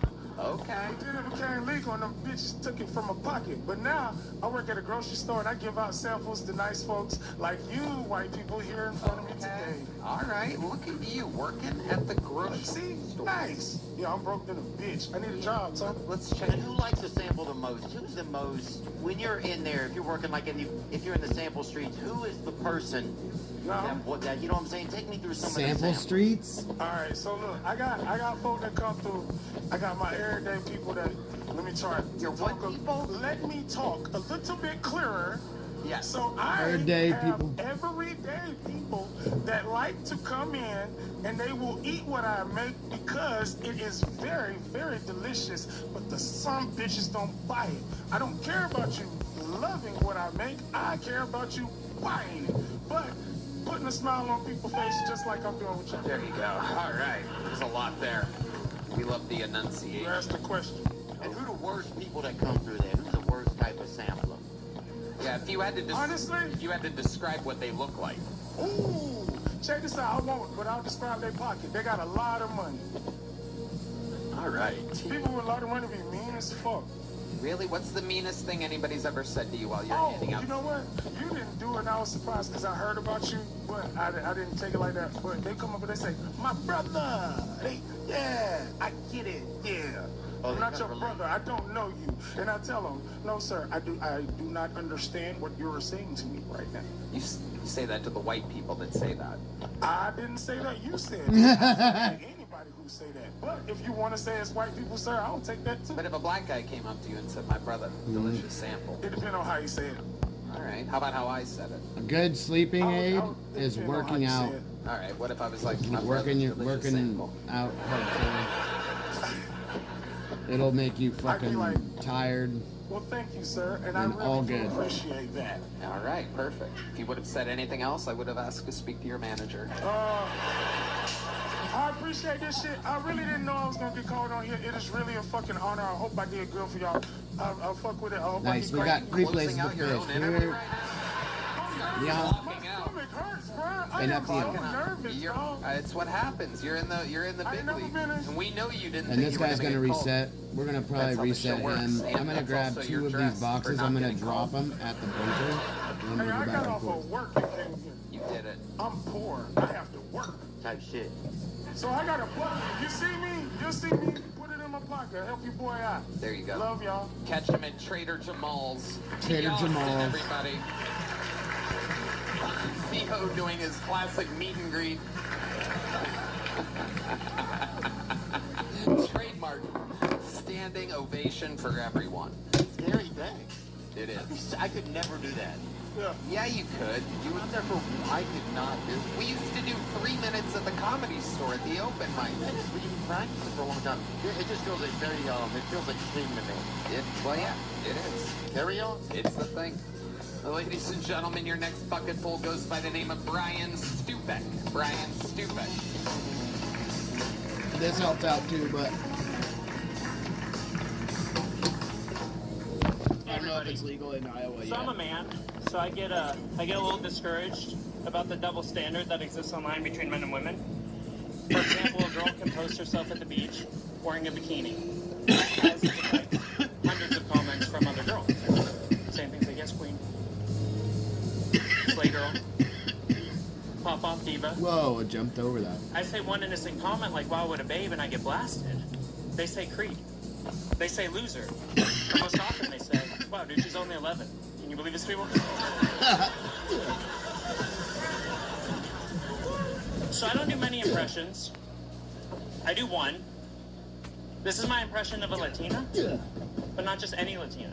This is one that is both brilliant and Soy mexicana, soy mexicana, soy mexicana. I'm breaking up with you, Brian. Hey, Brian Stupek. Welcome, Brian. Is this your first time on the show? Sure is. Welcome, welcome. How long you been on stand-up comedy? Since June. We might be able to get it for sleep mostly and all 6 that. You live here in Austin. Yeah, I work next door. What made you want to start Sleep 6 and months ago? appetite. It's a long story, but I ran out of money in Italy. I don't and eat my food buddy's at like, all "Come stay with me at for Church flavor or Sandal." anything. I only eat it for energy. Like I made Italy some or ice no? cream and like You're in Italy, some you ran fresh out whipped of money, cream for my your buddy's daughter, like, come and on. she He didn't lives want in it, so Kyle. I was like, oh, okay, I'll just put it away. Yes. So I set it in the Yes. freezer. It's just Alright. sitting there. Yeah. So where'd you live before that? So I'm Like, from I Northern don't California, have, but I like- do a lot of travel. I So have spent, most of food the last and shit, but I 10, just 15 don't. years traveling. I'm a Just don't linguist. fucking. So I like travel to learn languages. I'll get like odd jobs. I don't know. I just don't eat if I don't need to. Because I don't like taking. I mean, One of the I weirdest can help things. people that, you know, I don't I like can help taking a off shit cautions, you know? when I don't have to take a shit. So, It is so how did fucking you run annoying out of when you money have to in take a Italy shit, exactly? What did you and do? you're like, man, this is just so I fucking. published an Italian book. This is just a waste of my fucking and I time. had this idea where I So could I promote literally it. I was going to fucking walk figured the it out length of now. Italy with 100 book copies of my book in a shopping cart, and I was Yeah, going to talk push it to- the length of Italy, See, trading it if- every day for food and- and lodging. Wow. And when I got to Rome, You I ran know, out if of you books have and I ran other out of money. aches and pains and stuff, that It's stuff like, actually yeah, helps I with was your just waiting at the pains. airport there for 5 days till my book royalties came in, and then I flew home. All things lead to Rome, they say, isn't it? Right? There it is. Yeah. Yeah. It's true. Italy itself was actually a pivot too. Yeah. Yeah, I tried to walk Africa before that. Oh.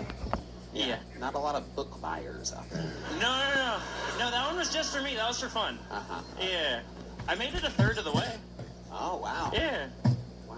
Yeah. What was that like? It was nice. It was great. So I went from Cape Town, South Africa, to the Democratic Republic of Congo. So I did like all of South Africa, all of Namibia, all of Angola, and then when I got to the border of the DRC, I kept getting robbed. So By who? I'm gonna get a guess. Yeah. When you say kept getting robbed, how many times do you think you were robbed? No, it was 3 in a week and a half. Yeah. Yeah. Yeah, So it was the 3 first in time I just 10 got days. jumped by like high school age kids. Can I show you? It's You're gonna show Yeah, I'm gonna show me like a what? Yeah. You work with all those kids. I'm so confused how we went. Okay. So it was like You need me to stand up for this thing or something? kind of. What? Brian. You don't have to. Let's not make the award-winning artist do anything written by you, Brian. So no, they were. Yeah, they were then you should be like, they were able. kind If you of, have chronic pain, then you should be able to get it. stupid people. Hey, can I use you like a mannequin there? Just leave your Grammys at the table. Just stand up for me. I'm a random fucking open micer that has 6 months of experience. Jelly's ready for it. Yeah. I was there, man. He's down to I was play. like, fuck, I'm down, dog. At this point, I kind of want to see it. Fuck. Let's go. Where clearly anything can happen. So they were like 6'3", 120. So I'm walking behind. I'm fucking flattered. Yeah. So they're walking behind, and I wasn't sure what he was trying to do. So he grabs me by the back, and he like, and I was like, what? And then he kept doing it, like he's like, you know. And so I fought them off, and that's all. You're good now. That's it. Wow. Just as stupid as I thought it would be, everybody. Right, stupid. Needing a human for that act out. Yeah, but the second time was a little bit scary. They had AK-47s. They put one in my mouth. Wow. No way. Should be good. And what is, yeah, Good question. Should be okay, dude. Red Dan. Completely redeeming himself. The question everybody wanted to ask. Yeah. What's up? Did it get hard? Did you get hard? I stay hard, Tony. Oh, very good. Yeah, there we go. Very good. And then the third time, it was like there were men with machetes. No, you can't just breeze through that cat-and-mouse story. What exactly did they? How this one happened? Yeah, what did they get out of you? What did they rob out of you? At that time, I was in Luanda, Angola, which is the capital of Angola, and I was doing a. Sounds safe. Go ahead. I just had like my phone and my money on me because I was staying with the local there, so I had like my backpack with them, so that wasn't on me. And they. You were pointing at my fanny pack? No. Where's the money? Okay. No, it was just in my pocket. I was just going to a TV interview. It was like 6 a.m. How much cash do you think you had on? Like $90. Okay. Yeah, so, you know, it's like a lot there, but I would. Yeah. It's a lot anywhere, man. Yeah. Yeah. Especially there. Yeah. So as I was walking, I was stupid. Like I just had my phone out using GPS, and I'm like, oh yeah, fuck. Yeah. I'd rob you if I saw you. And then as I'm walking, there were like 2 guys sitting on a stoop, and they ran in opposite directions. I was like, okay, this is interesting. And then they came back with AKs. And yeah. They speak Portuguese in Angola, so like fica, fica, fica, fica, which means stay in Portuguese. And so I had my phone, and I was just like, right, exactly. Yeah. They could have used fucking those guns that just say bang, the flag comes Well, out. it was frustrating because it was like a 5'2" inch. It was like Kevin Hart was robbing me, you know. It was like it was really emasculating. Yeah. And then one of the guys, when he was emptying my pockets, I just had my Yeah. The one thing they allowed you to keep. No, they took that too. They took that too. And I was like, you don't need this. Right. You know? But what happened was the guy dropped it, and that panicked the other guy with the gun, and he like hit me and like put it. He's like, I was like, I'm not even doing it. Right. And then the third time. So I was at the border of the DRC, and I was walking, and guys walked by me, and it was a fisherman group. So it's like one guy's carrying fish, another 3 are carrying machetes, and so they like. Oh, the old fish machete trick. So that sounds bad, but it's not terribly uncommon in that part of the world. You see people walking with machetes. Like I'd walked hundreds of miles with people with machetes. So, but these people, what made it sketchy was they turned around and they started following me. And I was like, all right, maybe I dropped something. I didn't. So I picked up my speed. They picked up their speed. I started jogging. They started jogging.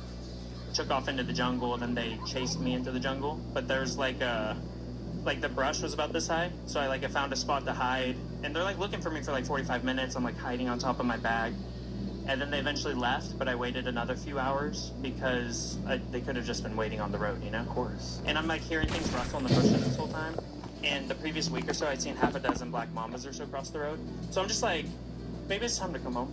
Yeah. Yeah. Tell the world I'm coming. Can we still sing Diddy? Huh? What? Who sings that? Diddy? Is it really?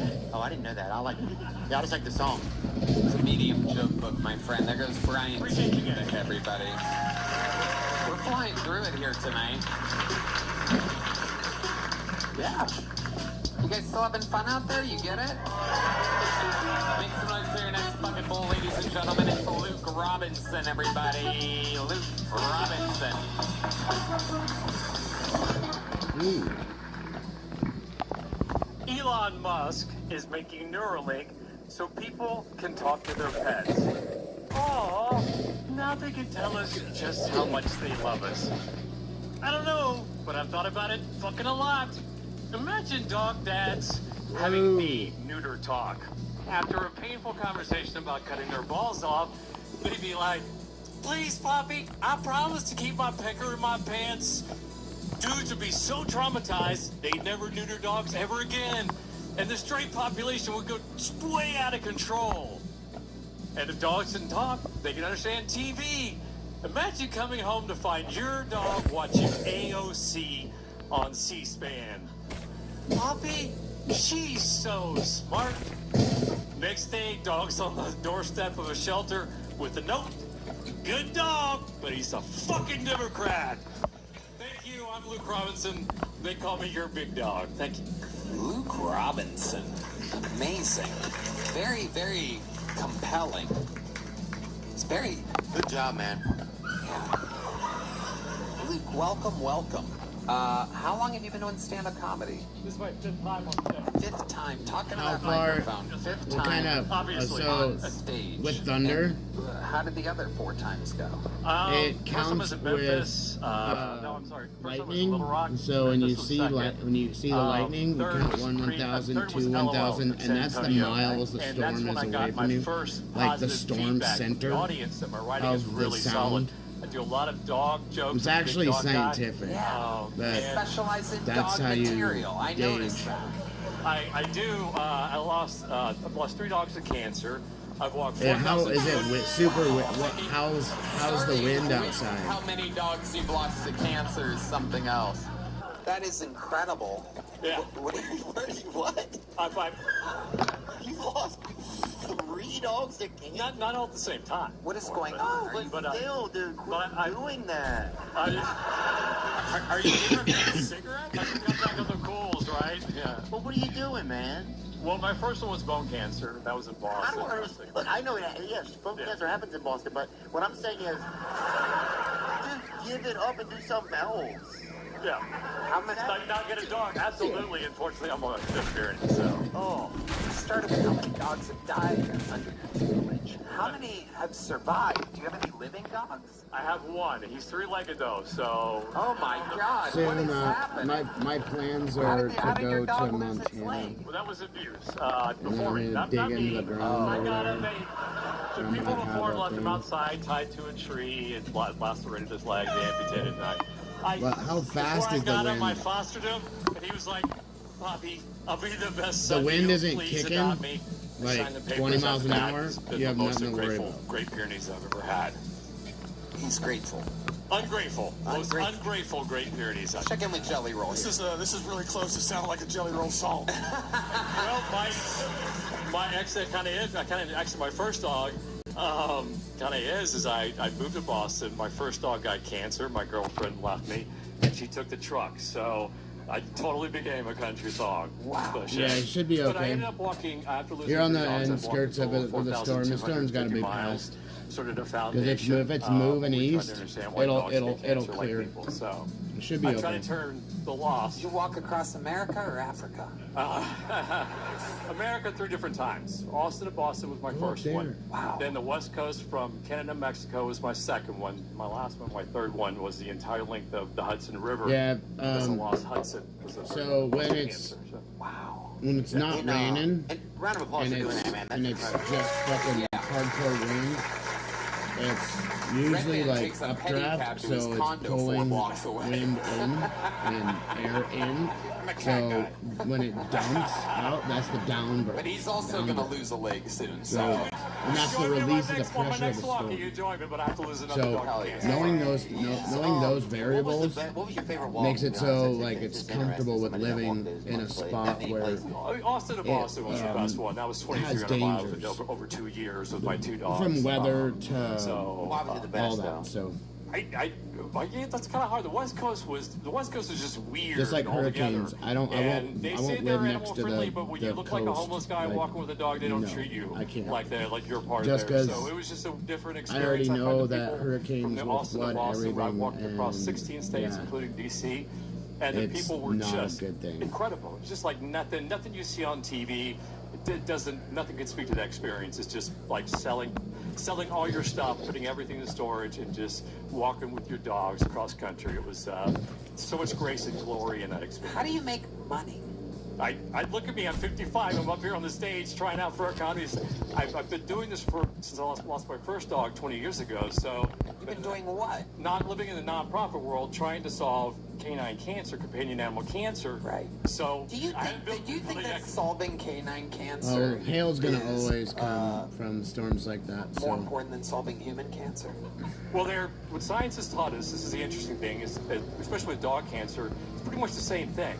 Like 90% of all cancers dogs get, that people get. Look, they look the same, they act the same. It's kind of one of the things that science has taught us. Yeah, power will People just... say a lot of it's from Chobani yogurt. I think most of their power, when I was looking at the map, Do dogs allegedly? Do dogs and get I more can see it breast in my cancer mind than right now. normal Most of the animals power with all the stations are nipples and south stuff? of you guys. Yes, There might be a couple like north. Do they? By the border Yeah, there. they do get They memory usually cancer. have like conjoining things with. It's probably they got a Have you big ever been fat? electrical Have you ever fucking been station fat? up there in Mason Yeah, City. absolutely. I used to be a sugar guy. Or north totally. that Yeah, way like how above you, there. have you I lost a forgot lot what of that one weight? city was. Yeah. How much? Probably about 100 pounds. I know you have. You look fantastic, by the way. Cheers I to can that. tell. I know my kind when I see them. You look like you got Ed Gaines lampshades under there. I know that feeling. I look like you. Shit happening right here too, dude. It's bad. Yeah. That's very, very funny, very true observation by Jelly Roll. I'm now looking at it. Your belt is made of belt loops. There are belt it's loops around the everywhere. titties. The titties is where you're supposed to look. You can see the Oh yeah. tail. Oh yeah. You got That is those. skin where titties once was. I'm struggling with the same thing. Oh yeah. Absolutely incredible.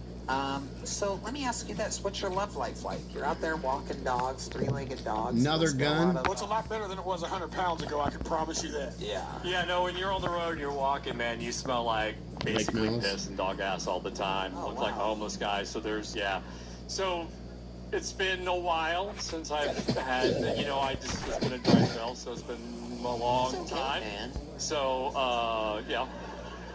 That's okay. Yeah. What was I gonna say something? Do you have what is your nonprofit called? It's Puppy Up. So, like some people down in Texas say cowboy up or man up. We puppy up. So that was my battle cry for my first walk because I knew it was gonna be long and hard. So we puppy up, y'all. Absolutely adorable. We all have to puppy up in life. Definitely. Here you go, my friend. There's a medium-sized. Oh, wow! You got a little dog in ya. There he goes, ladies and gentlemen. Luke Robinson. There he goes. There he goes. Very dog cancer heavy 8 minutes that was. You guys still hanging in there? Next bucket full of Matt Campbell, everybody. Matt Campbell. Here we go.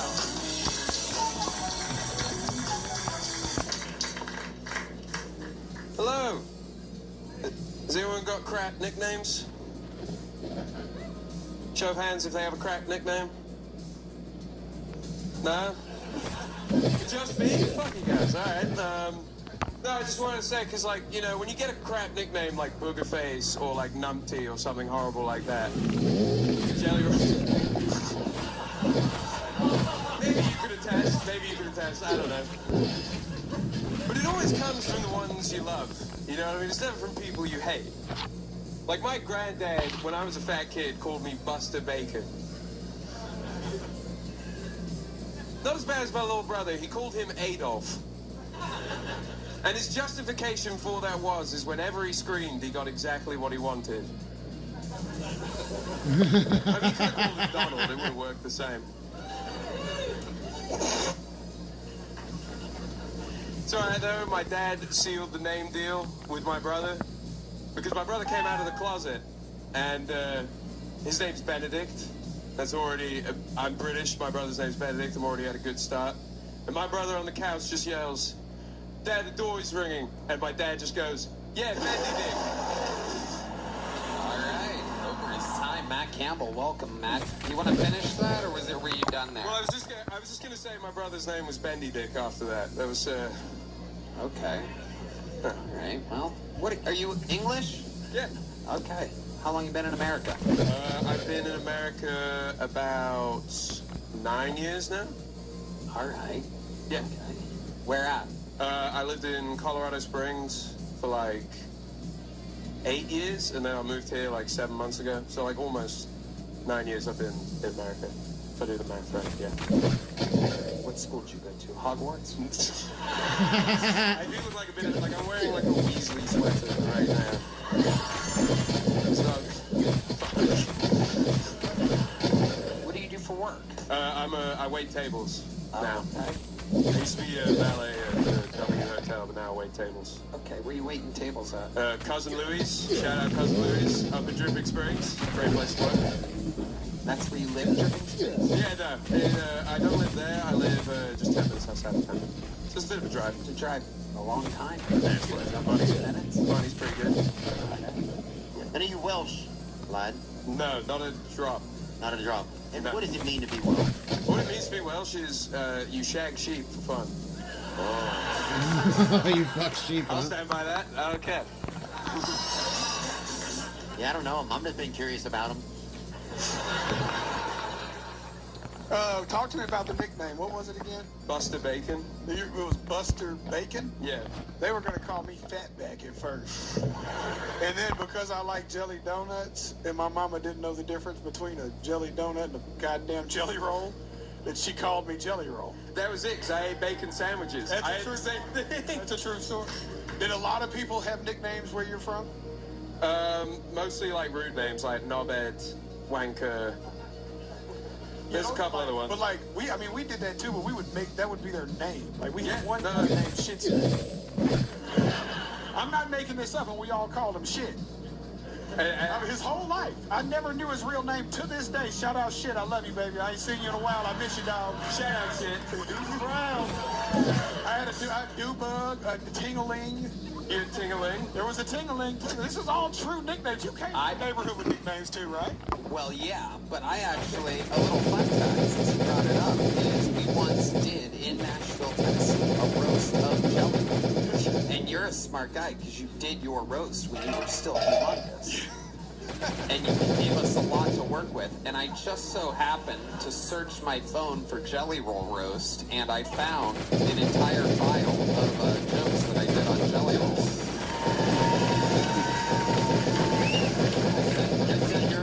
I said Jelly Roll was Lizzo for rednecks. I called him Leonard Skidmark. Leonard Skidmark. Hold on. Limp Biscuit and Gravy. Biscuit and Gravy. This is a long file. I did a lot of jokes that night. There's a lot there. Jelly Roll is your favorite musician if your favorite meal is corn dog. There's a lot here. I don't even know where to begin. You already started. Gigantic file. I know there's a part where there's going a while now. Building Jelly Roll. Been going a bit, lad. You can see what he thinks. You can see what I'm. He's still scrolling. I thought we were free. There's a part where I had at the end. I remember I went on a run of banned fucking music puns, but now I've lost. I can't find it now. I'd give anything to hear that. It's a live show. You're more mature now, though, bro. I was gonna say Olive Garden breadstick, but you know he's doing well. Sinclair. Tell us more about your gay British life. Is it fun being British, or does it just seem like it's whatever? Does it even seem like you're doing anything? I did recently. It seems so docile and fucking confused and librarian-ish. I did get asked for my papers recently. That was a fun experience. At Yeah. At my job, just trying to wait tables. Oh yeah. What'd they think you were? I don't know. I have no idea what they thought I was. I said, "Hello, madam. How can I help you today?" Where are your papers? And that was the first thing before I could even get to the menu. Just trying to give us some eggplant rollatini or something. Yeah. How do you do with the ladies? How does that? I've got a girlfriend. Okay, she's Texan? She's in Colorado, but she's from Wyoming. Okay. How's that going? It's going pretty good. You guys talk on the phone a lot? It is a lot on FaceTime. You guys have phone sex? Nah, I can't do it. Really? Dude, it's too weird, bro. Also, I don't know who the fuck's listening, dude.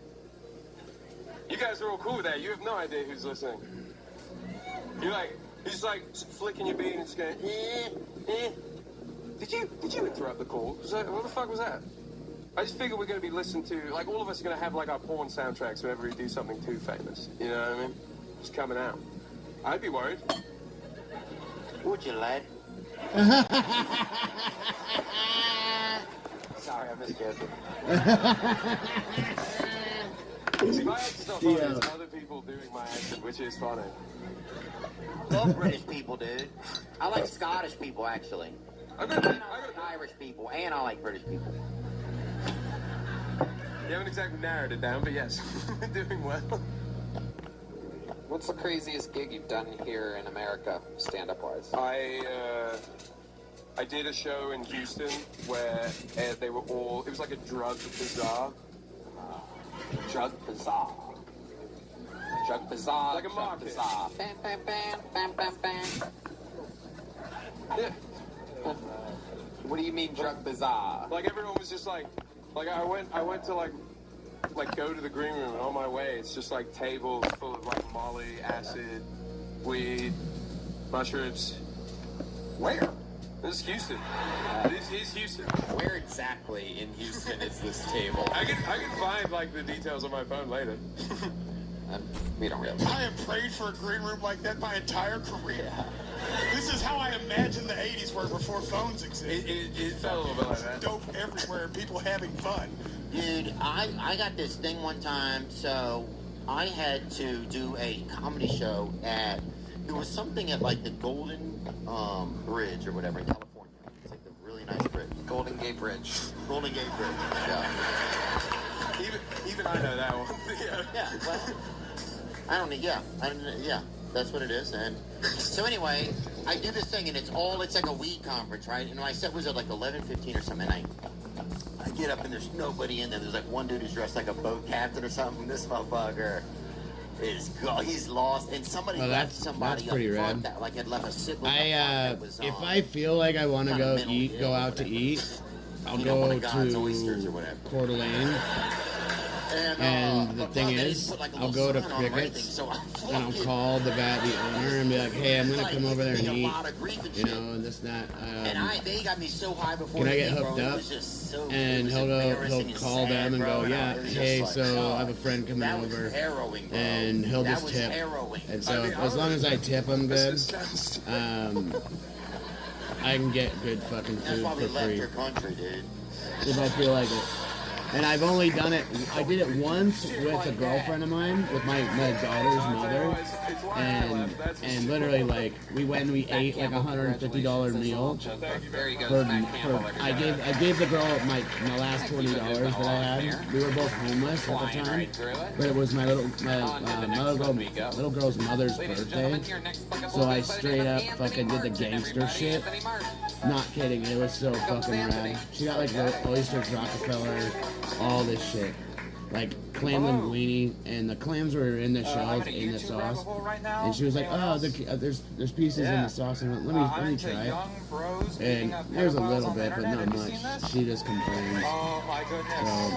So she just wanted to complain about fucking the way it works, food or it's like something. I was like, young bro bitch. starts catfishing a pedophile, meets him out in a Walmart. He's just Please like, be hey, careful if you ever take anybody out just fucking hits him. dinner. Bounces off the chips aisle. He's like, what the hell? He's running through. He crashes through a giant soda tower that looks like the University of Texas. And I like these videos, but I start to feel guilty when you find out that these guys, they have autism or mental disabilities, or they're running for re-election. And I just feel guilty. I feel guilty. I was sexting with my fiance the other day, and I was saying all the dirty stuff of like, yeah, I'm gonna take you down, flip you around, all over town, all that. And I'm not good at it, but I send a text, and I immediately get a response back from my mother-in-law. Said, Anthony, never text me that again. Come say it to my face. Anthony Martin, everybody. Hell yeah. Funny stuff. Anthony, where you from? I'm from Burbank, California. Okay, wow. The former home of The Tonight Show, yeah. Red Band used to live there. I used to live there. What part of Burbank exactly? I used to... Alameda and Victory? No, Mariposa? right on Glen Oaks. Glen Oaks and... I don't want to... Oh, you still live there? My family still lives there. Oh, wow, yeah, we don't want these families tracking down your family. It's a bunch of angry pedophiles. Your son was making jokes about us getting beaten up. Fuck your son. Wait, no, we'll fuck your son. Yeah. Bring me your son. Anthony, what do you do for a living? I work in property management. Okay. How long have you been doing stand-up? Almost 10 years. 10 years. And you're managing property in Burbank? No, I live in Portland, Oregon right now. I got engaged, and that's where her family lives. Okay. All right. Portland's nice. It is nice. People, it gets like a crazy rap because of all like the people, like the Because all the people that live there? No, just like the fucking gay addicts or whatever the shit gay is. You know what I'm addicts. saying? The shit that was on the internet. But you go there, dude, it's freaking cool, man. Yeah, the food there is great. I really like the food. Yeah. They do have good food. There's that one big food court. You know what I'm talking about? I didn't eat while I was there. But we had a great time. Ain't that where Voodoo Donuts is from?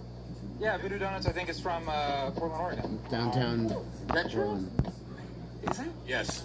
Wow. Or I'm wrong. Wow. Very I would not angry man. This is the Yelled kind of yes. shit I would Donuts. know. Witchcraft donuts. You know the origin story of every donut place? They call me Jelly Roll for a reason. Origin story. Only the ones that are legalized marijuana states. Oh. From a small dozen in Antioch. I love it. Anthony, where'd you meet this girl at? Funny enough, Tinder. Okay. Yeah. She was in Portland and you were in Burbank and you're like, what's up? Well, we met in California, and then funny story. I knew I loved her from like the moment we met. Like I met her, and I was like, God, I love her so much. And it's like creepy. I know how it felt. And then Remember that? No, fuck no. Are you insane? Say it. It's insane. No. You have to not say it. No, I met her. I knew that immediately, and then she told me she was moving to Portland, Oregon, and I was like, oh fuck. And then I was like, oh yeah, that's cool, that's fine. We wrap up the date, and I go back to my car, and I'm like punching the passenger seat, like, God damn it. We end up meeting up a few years later, and she couldn't let me go. Wow. Yeah. Amazing. Luckily, she did not see you beating your passenger seat aggressively right after the date. I mean, This could be you. yeah, it may have scared her away. So you just ran into her a few years later, or? Yeah. How did that happen? COVID. Okay. COVID. So you guys were like chatting again. Yeah. And then you... She was not texting me back that often. So, ladies, if there's a guy that's texting you a lot and you're not texting him back that much, fuck you. What does she do in Portland? What does she sell on Etsy? She's a crystal farmer? No. She does remote medical work. More complicated than I can explain. Yeah. Telehealth? Somewhat. I don't know. I know it's something insurance stuff. Yeah, sounds about right. You're managing properties, so that's like apartments. Try to get differently. Well, I used to live here in Austin. I have. For how long? How dark of a story can I tell you, Tony? Yeah, let's go. So, there You want to stop the fight talk space price? I was. Yeah. Shut them up. I was working here in Austin, Texas a few years ago. Yay! And, you know, close to the office. If you hear the smell, then no one can live in. And eventually, we found a dead body. Wow. Yes, it had been dead for about, that was a person, He had killed himself maybe like 3 months ago. Wow. Yeah. And it was just in the apartment? He like prepaid, right in the apartment. He prepaid his rent or whatever? Well, that's the reason why we couldn't find him is because he had auto pay on. Oh, wow. That's probably, I don't like my job. And the idea that they got extra money from this guy who was dead kind of bugs me. Yeah. But yeah, so we find his body. No. I'm gonna say his mom's name, but it's because it's relevant to the story. Okay. Because at a certain point, his mom showed up. No one could find his next of kin. His file was so old we couldn't. It was a younger guy. His mom shows up. Dog had cancer. Go ahead. Then what happened? But his mom shows up and she's like, "Hey, I'm looking for my son," and she points to that apartment right there, the one with the smell and all that. Oh. And I was just an assistant at the time, and I go to my manager. She had a family member die recently. She couldn't speak. She left the office. I had to deliver the news. Can you tell us how you broke it? You want to do a reenactment with Jelly Roll? Yeah, Jelly Roll.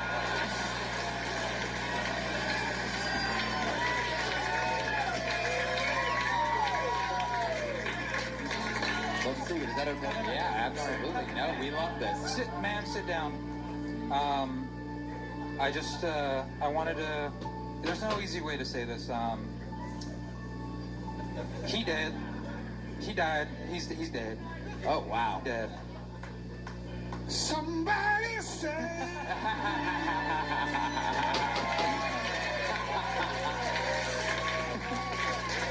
When you broke the news to her, did you leave out the part? Like, did she ask how? Did she?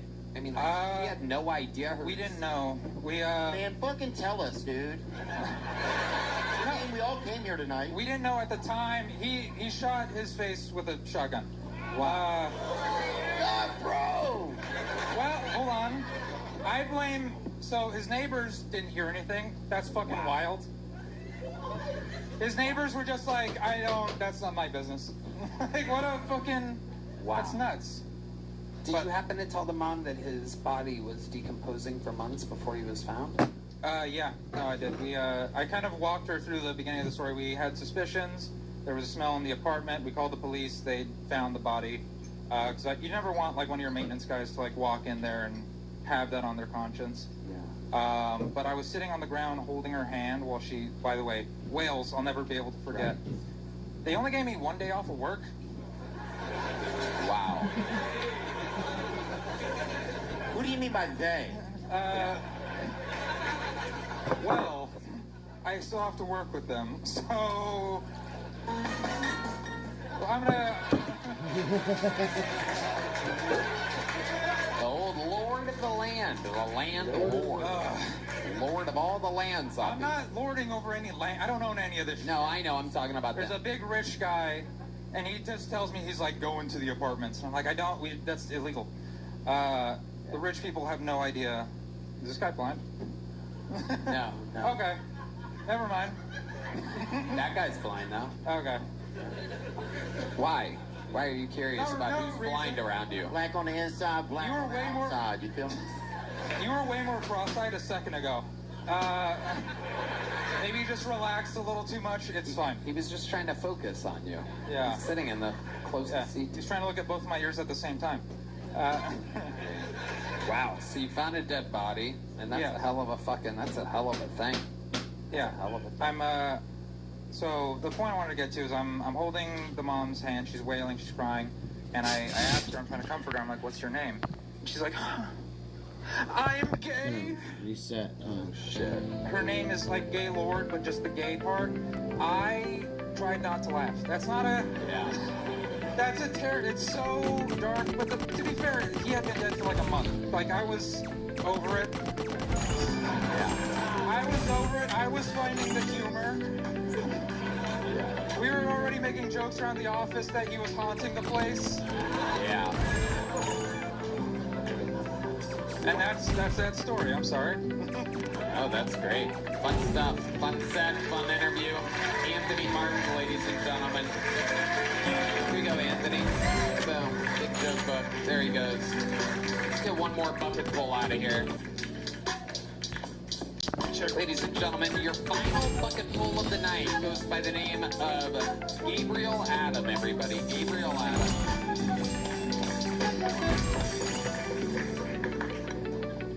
I recently learned,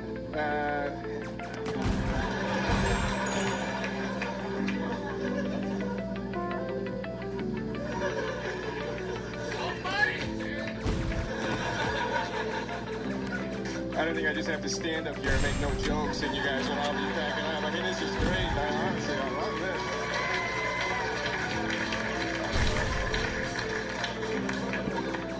I recently learned that there's some jokes you can't make in stand-up comedy.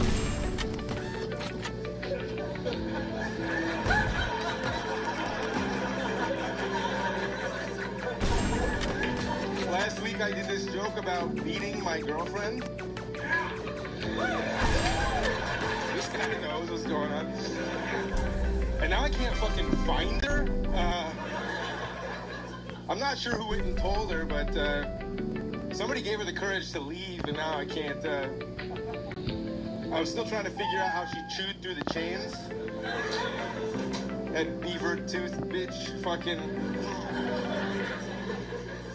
She nibbled away to my heart. I don't know what else to tell you. Seriously, though, if anybody sees her, tell her, come. Okay, there you go, Gabriel Adam. One of the most interesting-looking people we've ever seen in our lives. The verdict is in. You look hilarious. Theo Vaughn. Wonderful. Give it up for Comic McGregor right here. Comic McGregor. That was kind of cheap, man. I'm sorry. No, but it is nice you come out and people do. The fact you got 25 seconds of free laugh. Feels good. Yeah, it probably made it a little bit easier, did it? No, not at all. Oh. I was hoping that would have helped. You never know who will pop out here. Having the Buc-ee's mascot come out right now is just absolutely incredible. I'm still waiting for that brand deal money. I mean, any time now. Very rare is someone both frightening and adorable at the same time, but somehow you kind of pull off both.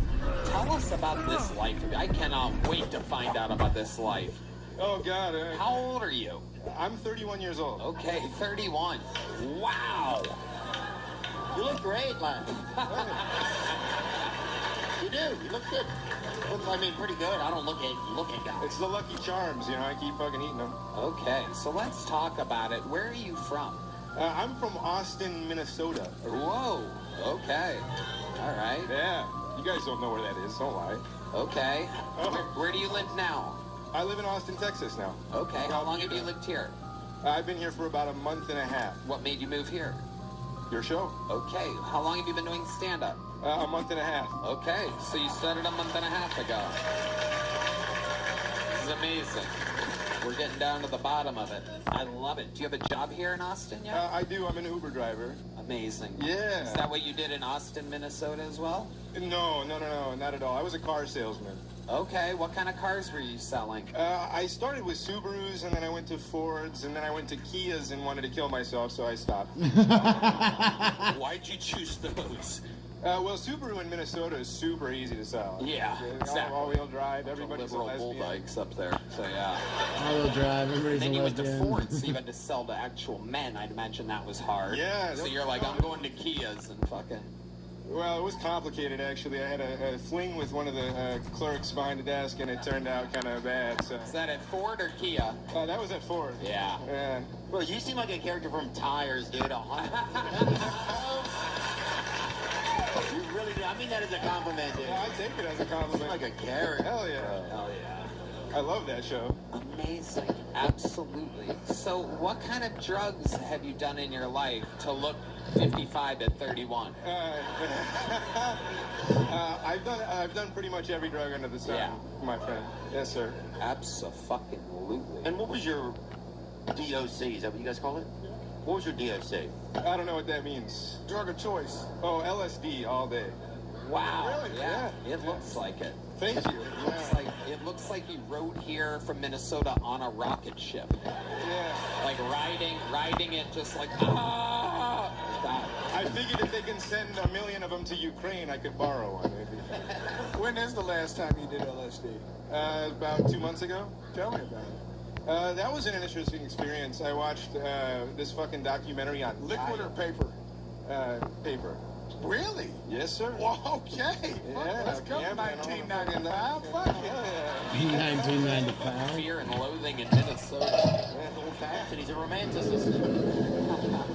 So what did you do after taking the paper acid in Minnesota? Well, I had this really sick 4K home theater setup, so I had this like 128 inches of beautiful, glorious, you know, it was initiating a documentary on Gaia about like the dimensions of how life is put together, and it was beautiful. I like shot out of my body like 4 times and just laughing hysterically. Wow. That sounds like a blast. Hell yeah. Did you notice that you looked different after that trip? It fucking changed me, that's for goddamn sure. Absolutely. Yeah, incredible. What's your love life like? Oh, it's non-existent right now.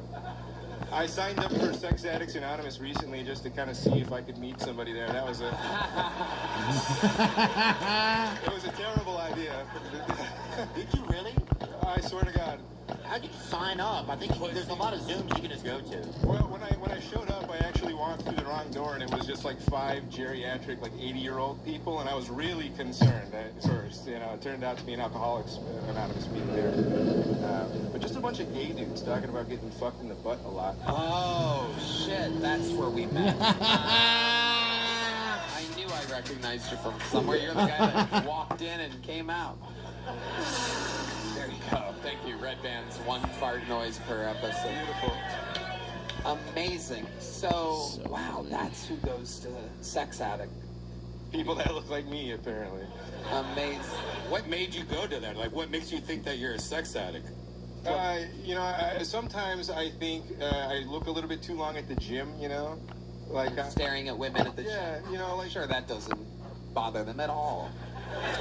When they don't see me doing it, no, usually they don't. Where do you like to hide? What do you hide behind when you do it? What's your favorite hiding spot at the gym to watch women work out? The first time I've asked that question in 13 years. Oh, beautiful. Glad we can get some firsts. Just whatever machine I'm using, you know, just kind of peek a little bit behind. You know. Right. I'm actually pretty blatant about it. I really don't hide it. Right. That's good. I like that. But you haven't been with a woman since you've been in Austin? I have not, no. Wow. I've had a few in my car, but that's because I drive. Have you kissed a woman since you've been in Austin? No, I haven't kissed. You know what? We have a little segment. We're coming up towards the end of the episode. We've been doing a thing on this show for 13 years where we asked if a lovely lady from the audience has the courage. We have the best fan base in the world, so if there's a lady out there that wants to give this guy his first Austin kiss, now's the time to stand up. Is there a lady out here that you have to volunteer yourself? You can't just point at random women. No shame to put a wig on again, huh? How can there... Look at this guy. How can there not be a woman that wants to kiss this guy? Really? Nobody? I literally see actual hookers in the audience, and none of them will do those. I guess Bucky Mascot is not the best celebrity hooker. Well, I mean, there's nothing more depressing than no woman wanting to... There's not that many women in here. Well, there kind of is. I'm seeing a lot, other than this table of fucking dudes. Oh, Heidi came out and kissed him.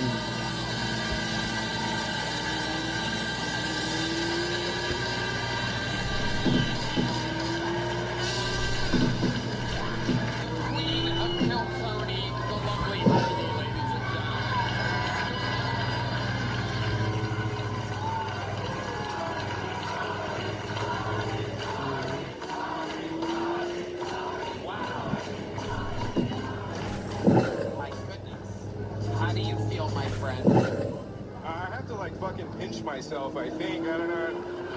The whole thing, unbelievable. Amazing. Absolutely incredible. Congratulations to you, Gabriel Adam. Anything else for Gabriel, guys? Nope, nice to see you today. I'll see you at the next one. Listen, man, I think you were fucking hilarious, man. I wish you the best, brother. I think you know what you're doing for a while. You said, I think you're gonna kill it. Keep doing it. I appreciate that. I gotta tell you, I agree with Jelly Roll here. For doing it a month and a half, you have a really, really clever brain. Even the thing about, you know, signing up for a sex addicts class just to meet women, like, you have an interesting brain, and I think you moved here for good reason, where I don't always say that to a lot of people, but you have, anyone who has a good eye for premises this early on, you'll always get better at doing it there we go. Your way, and for a month and a half, it's fantastic. So you're leaving here with a big jump.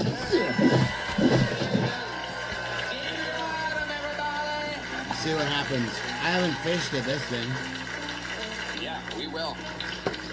Ladies and gentlemen, there's only one way to end an episode like this, everybody. And William, oh my goodness. How about one more time for Heidi, everyone? What a legend. Yeah. What a team player.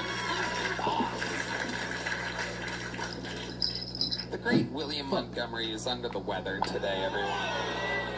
Yet again. He owes me money, that's why. Yet again. However, William, I do believe, makes a cameo in Busboys out this Friday. Yep, William Montgomery's in Busboys. Cam Patterson makes an appearance. A lot of the Kill Tony family is in it. Casey Rocket, the man, the myth. He'll be back soon. Support the movie, y'all. Support the movie. Theo Wild, Davis Bay, Busboys. Don't fuck this up. Before we get out of here, even though William's under the weather, I do have an extremely special treat for you. He might be one of the top rising comedians in the world. He might be one of the best already, if you ask me. This kid has been crushing theaters all around the United States of America. You've seen his rise here on Kill Tony. A monster. And one day, a citizen of the United States of America. Alrighty. But he remains the Estonian assassin. This is Ari Magic.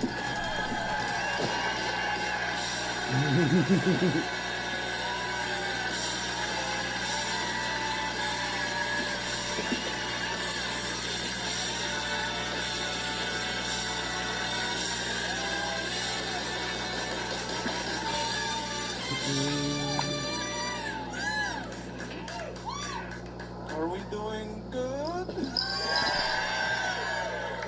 You shouldn't. Because war is coming! Fuck! Just my luck. As soon as I get citizenship, draft it. Draft.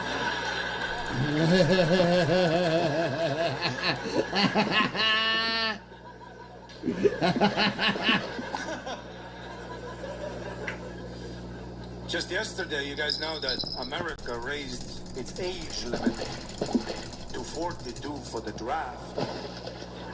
And prior marijuana convictions don't matter. Wow, what an army you're building. Bunch of 40-year-old losers.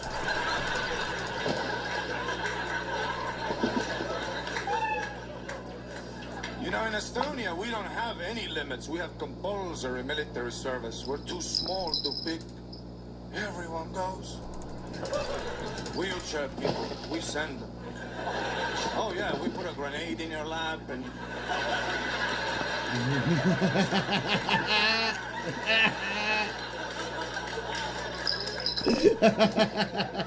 Down syndrome people, we send them. Oh, yeah, we have a whole squad.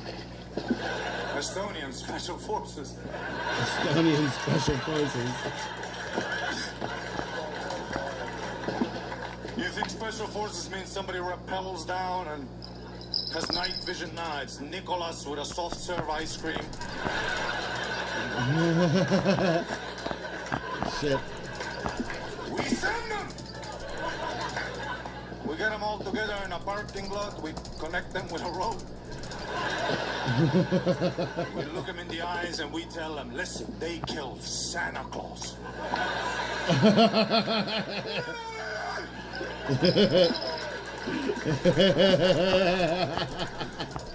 Everybody goes. Cripples, mentally challenged, even women.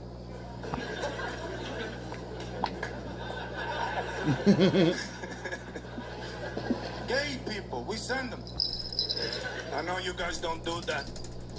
By the way, the only way I'm going to war is if I have a gay squad mate. I'm protecting that motherfucker more than the medic. He's the only one sucking dick back at the base. Get behind me! I'm saving Dylan's life. No, get behind. No fag left behind. Thank you so much. That's my time.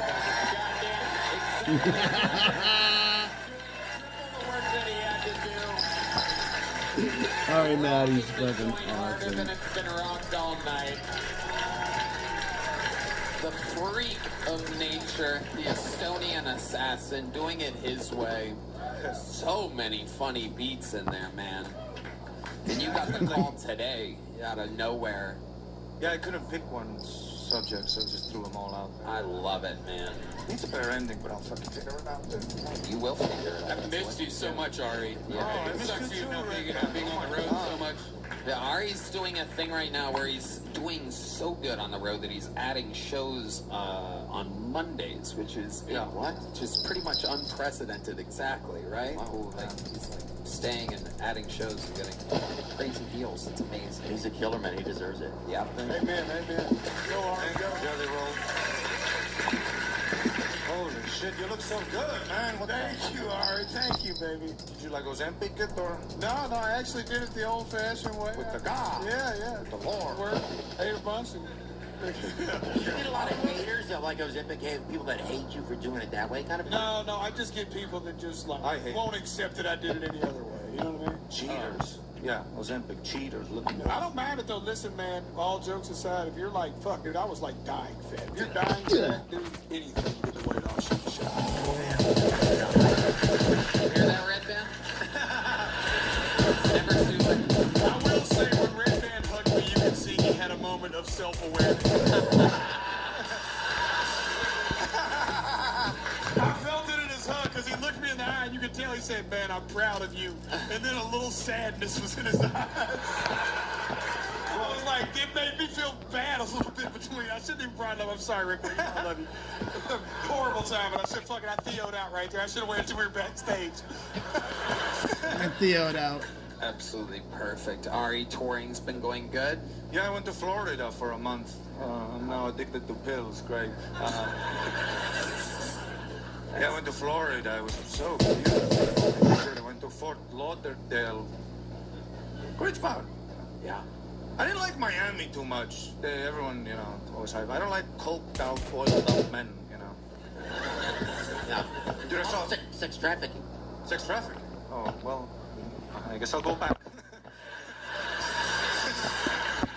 Adding shows in Miami all weekend, dude. Yeah, I saw like a fist fight at the beach, like between two guys who were over a bungalow. Yeah, that's Miami. There's like bungalows on the beach, and bitches see bungalows, The bungalow was taken, and the two guys and the two whores, they go to swim. They go to swim, and then another two whores and two guys come take their bungalow.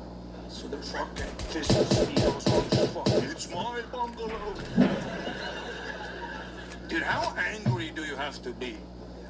You're coming out of a refreshing ocean, and you're combat ready?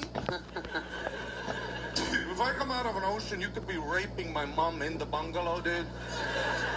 You're chill. I'll be like, whoa, everyone, slow down. What's up? Yeah, Miami is super coked out and not into that. I like Naples.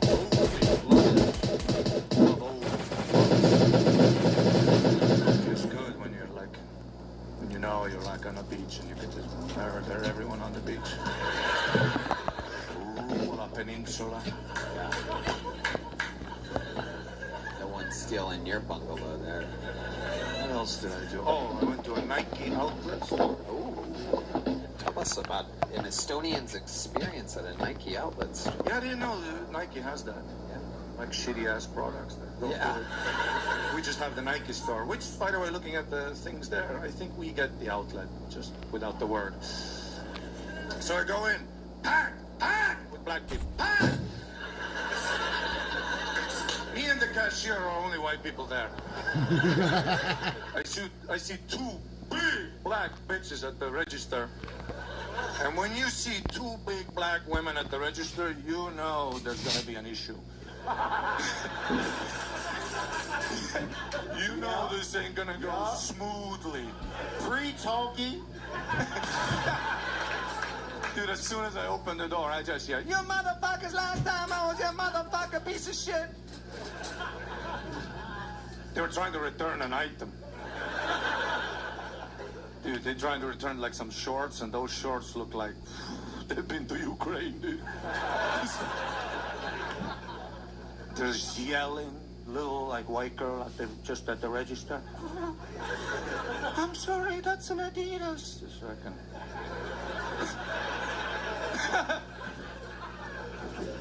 You know, before moving to America, I wasn't a racist, but after 2 years of living here, I'm beginning to see some patterns. That's how it happens. That's how you get your citizenship. That's the final test. Ari Maddie, your tour continues on and on. It's arimaddie.com without a doubt. I'm in Nashville soon, guys. I'll see you there. Yes. Yeah, the boys will be there. Do it. I love you, Theo. I love you, Jelly. Make some noise for the great Ari Maddie. Go see it this Friday in theaters. Support real comedians making real comedy movies again. It's out this Friday, April 17th. Catch Jelly Roll here in us in the 23rd of April, and us at the Greek Theater. We're doing it together, buddy. Yeah, we're gonna have us and Andrew Schultz. Hell yeah. Baby. We're gonna have a lot of fun there. That's gonna be a crazy week. Again, one more time for Shane Gillis, who's hosting the Roast of Kevin Hart. That's gonna be May 10th. Theo Vaughn. Yep, I want to give a shout out to my producers that are here tonight, Zach Powers and Nick Davis and Chin Sun Yi up there from Fighter in the Kid. I want to say thank you guys for all the effort in making podcasts happen over the years. And yeah, thank you guys so much for just letting me be a part of this. And what a dude. So cool. I love you so, man. Thank you. I needed this today, and so thank everybody for being here. Praise God. Jelly Roll. I love y'all. Thanks for letting me be one of the musicians that's going to sing on the panel. Austin, Tony, I love you. Congratulations on what you built. The Kill Tony Band, Red Band. Y'all deserve more than anybody in the fucking world. Y'all give it up for the evil genius, Tony motherfucking Hudson, baby. And a shout out to our production team, and we never get to shout out enough. The great Sarah Sloan, everybody, Colt, Monica, Steve, Dusty, Billy, everybody. Red Band? I'll be in San Diego July 9th through 11th at the AmericanComedyCo.com. Love you guys. You get it. We're everywhere. Catch us in Vegas at WrestleMania, Los Angeles at the Intuit Dome, New York City at Madison Square Garden, August 7th and 8th. And one last time, thank you to Shopify, Talkspace, Price Picks, and Quote, and go see Busboys this Friday. Thank you. Good night, everybody. We love you.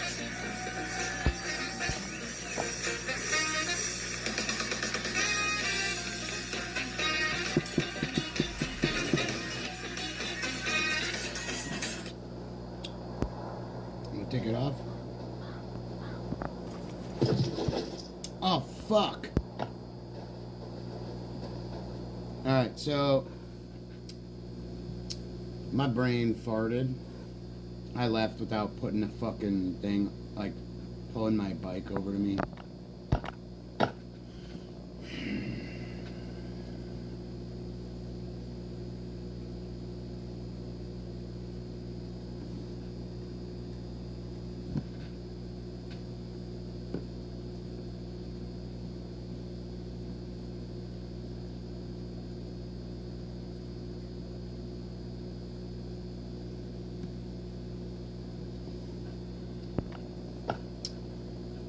Find it again. If you are a Christian and still suffer from type 2 diabetes, I am going to teach you right now the recipe that... If you weren't Christian, I'm not gonna teach you shit. That's what that cunt's saying.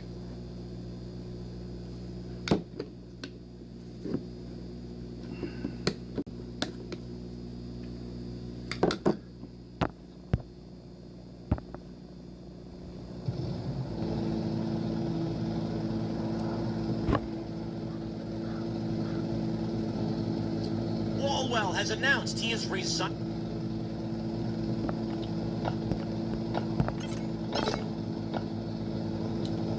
That fucked me up.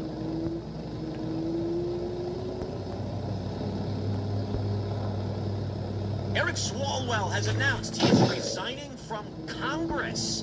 And this is absolutely shocking. I didn't see it coming. We knew that he was dropping out of the gubernatorial race in California because, well, he's been accused of raping a woman more than once, as well as several other women who accuse him of impropriety, sending nasty photos, and apparently more women are about to come out.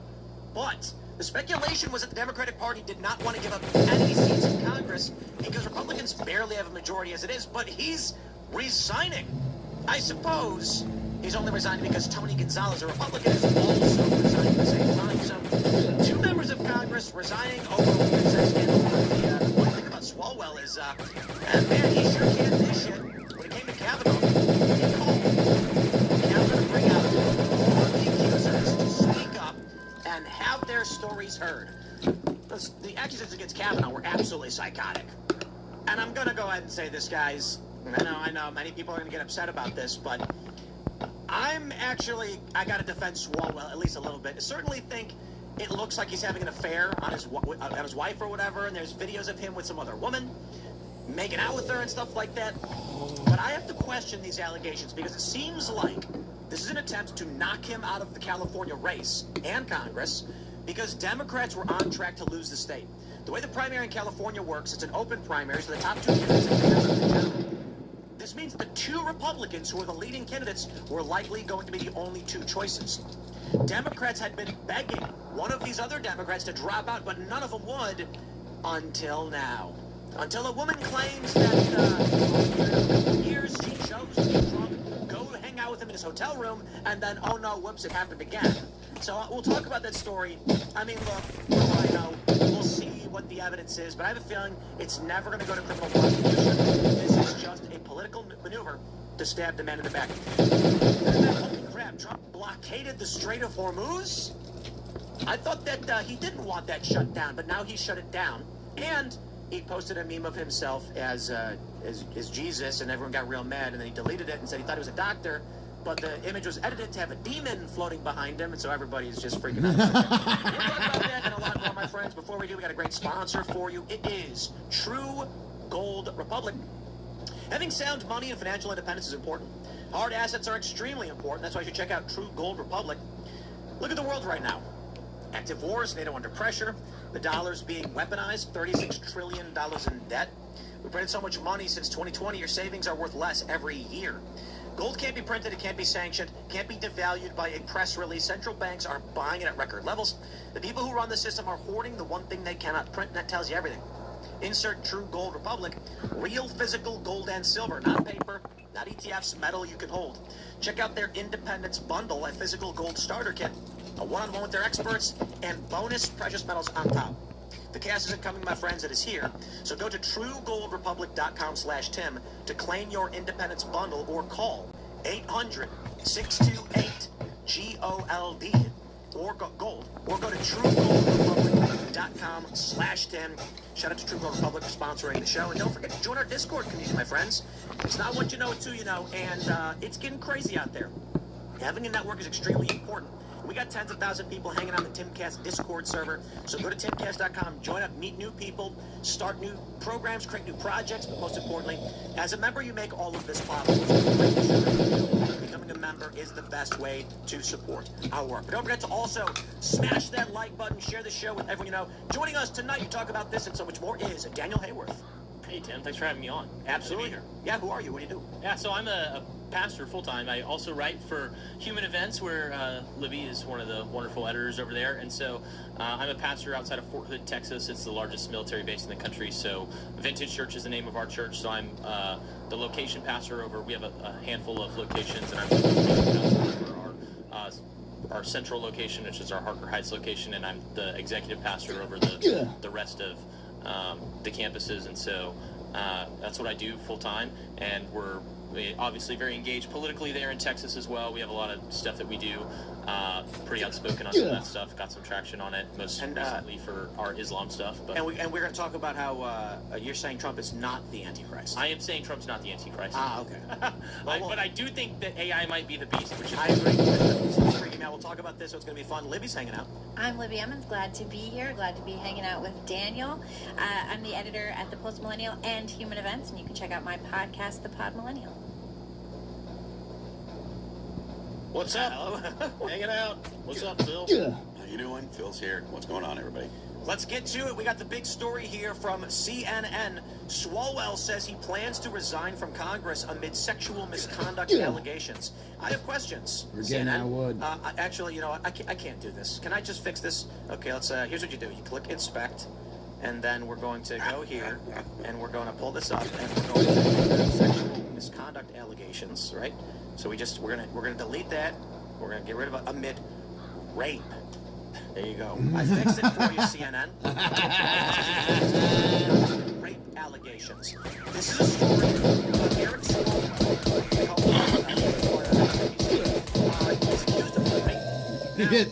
Tim just edited the fucking San Francisco Standard primary system for the governor's race. The top two candidates, party doesn't matter, advance in November. And it's a race between those two people. Well, the top two candidates were Republicans. The Democratic Party had been begging these individuals to drop out, at least one person, so that the votes from that one person would move to another candidate, thus giving California the option for a Democrat or a Republican, but none of them would.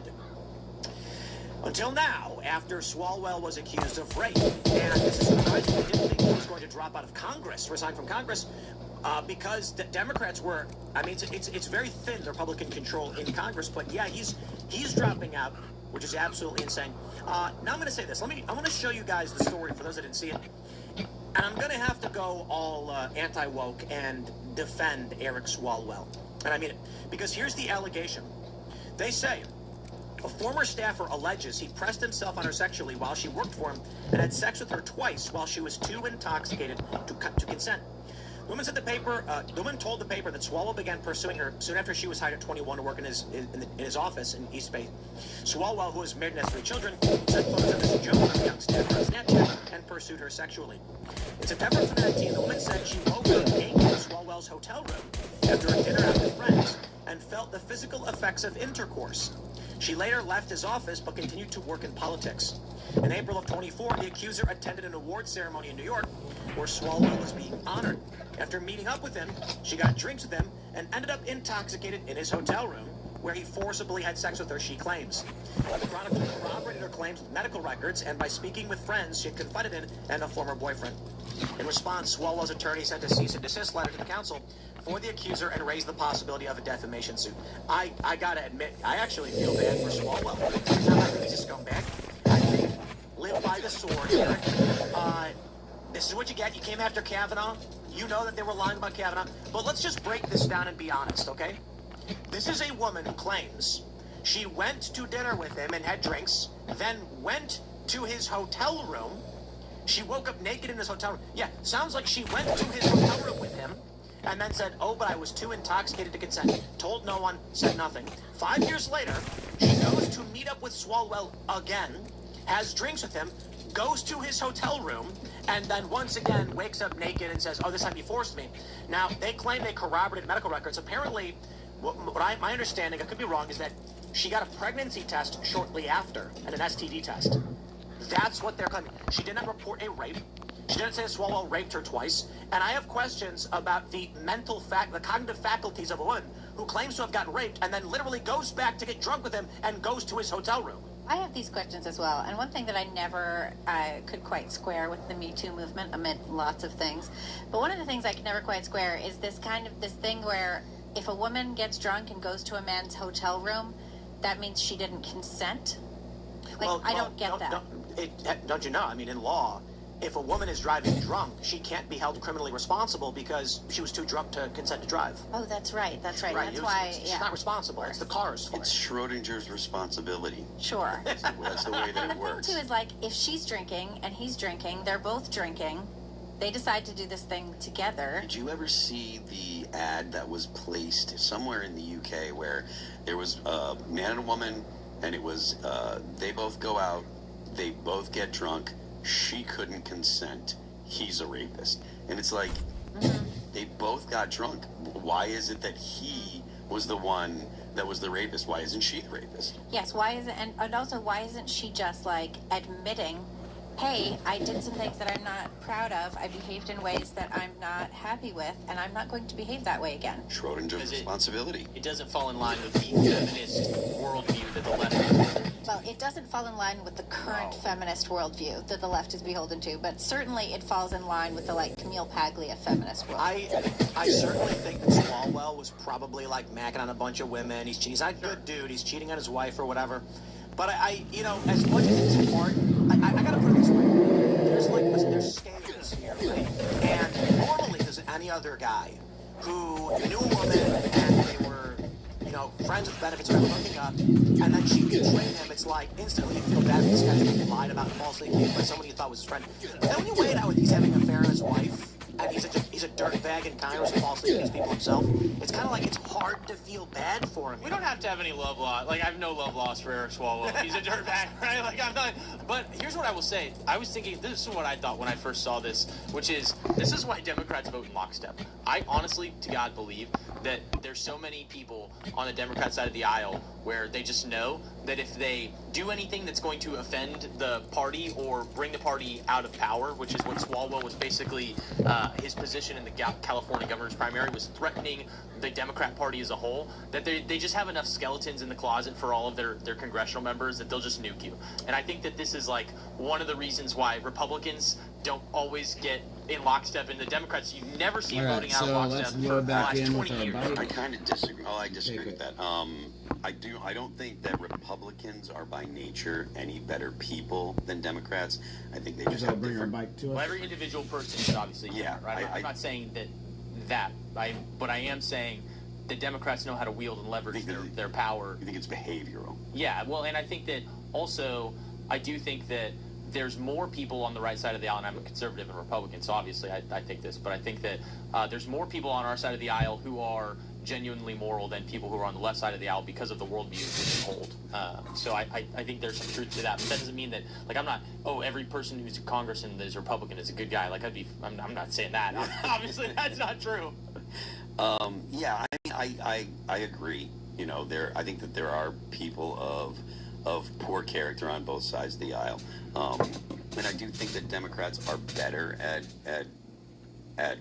corralling Democrats. There was because they'll me too you. They're like, you threaten our power, we'll me too you. There used to be a phrase that was thrown around D.C. The Republicans fall in line and Democrats fall in love. Right? Democrats are all about, well, this person is what I want to believe in, etc. Whereas Republicans fall in line. I think that those days are gone. I don't think I think it's clear that Republicans don't fall in line the way that they used to, and I think you see that with the fighting that's going on with the MAGA base between the MAGA base and the neocons or I'm in Texas GOP laying out live. But I do think that, look, I mean, I'm not in any way upset that this is happening to Swalwell. I do think, anytime a woman has a lot of years between when something happened and when it comes out, it always happens when it's particularly convenient. Very convenient right now. Yeah, because there were too many Democrats on the running for governor of California. And I think that there's substance like Hilton to that. and another GOP might take the lead. But I don't feel bad for Swalwell at all, and I think it couldn't happen to a nicer guy. You heard what he said about Kavanaugh. I went back and started looking at some of the interviews he gave in 2018, and he was like, oh, this must be the unluckiest guy ever if all these people are saying that he did this bad thing. 20 years ago. Yeah, and he was saying also that the victims, should be paraded into Congress and give their testimony. And I think that should happen for Swalwell. I'm always concerned about anonymous accusations. I think that's always bogus. He's got a ethics committee investigation, which is probably why he decided to resign. And he's facing an investigation in New York for perhaps a divorce. Who knows what's going to happen. That's yeah. Well, live by the sword. I think Democrats are just simply evil people. For sure. Yep. For sure. Yeah, I don't agree with. I never agree with Democrats the way that they use these allegations and accusations to take people down. So even though Swalwell would do that himself, I think it's wrong to do it. But I'm also not sad to see him go. So what happens when your only virtue is power, which is something that we've talked about? It's a very Democrat thing. Yeah. Yeah, it's like their only virtue is maintaining political power, and so anything in pursuit of that can be sacrificed for that, which we see play out over and over and over again. I think this is just like the latest instance of it. But you think honestly about the political landscape. When was the last time anyone in the Democrat side sacrificed power actually in order to do something virtuous outside of that goal? Yeah, no, Swalwell's sacrificing power to save what remains of his power. Yeah, that's right. So let me read a statement. He said, on X, he posted, I am deeply sorry to my family, staff, and constituents for mistakes and judgment I've made in my past. I will fight the serious false allegation made against me. However, I must take responsibility and ownership for the mistakes I did make. I am aware of efforts to bring an immediate expulsion vote against me and other members. Expelling anyone in Congress without due process within days of an allegation being made is wrong. But it's also wrong for my constituents to have me distracted from my duties. Therefore, I plan to resign my seat in Congress. I will work with my staff in the coming days to ensure they are able, in my absence, to serve the needs of the good people of the 14th Congressional District. I just got to say it again. Removing all of the politics. If you give a story of a guy and he, works with a young woman, she's into him, they have drinks, they hook up. A few years later, she meets back up with him. Presumably now she's in her late 20s. They have drinks. They're probably having a good time. Imagine the laughs they were sharing. We're at the bar, hanging out. He's asking her how's it been. She's been working for a couple of years. And then they go back to his place and, get it on. And then later she knifes him in the back for political power. That's the Democratic Party.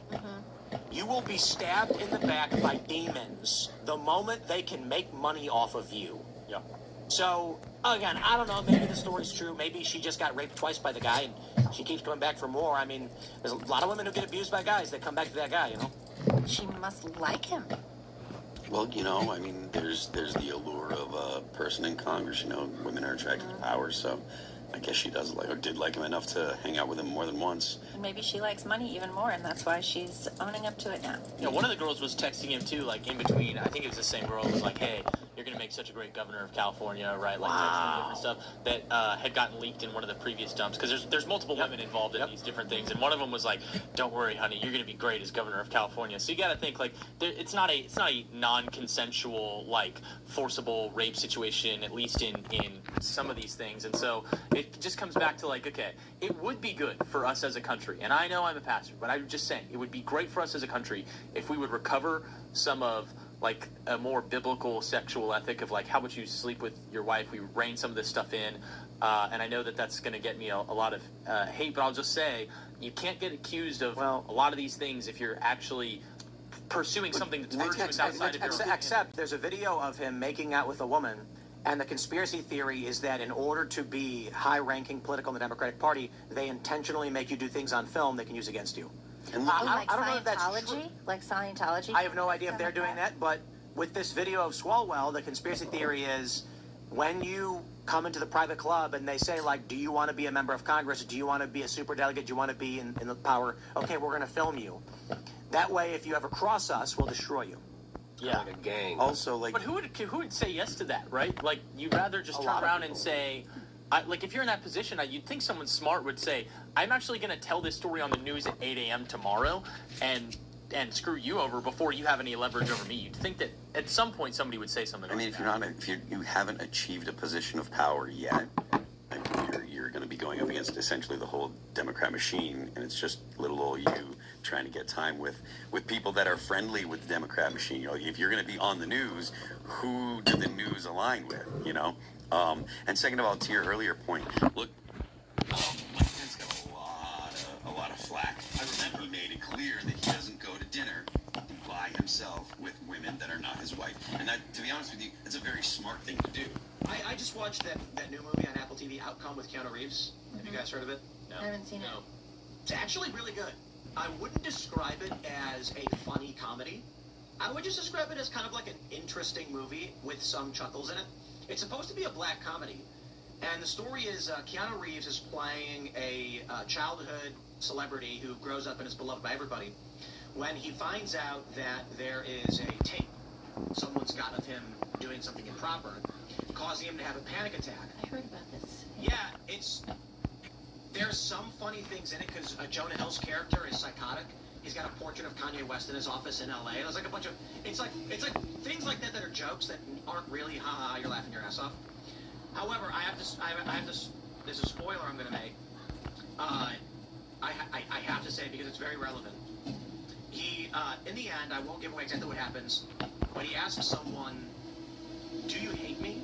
He's like a celebrity and people are coming after him, and the guy's like, "No, man, I love you. I'm just broke." and that's what I see with stuff like this.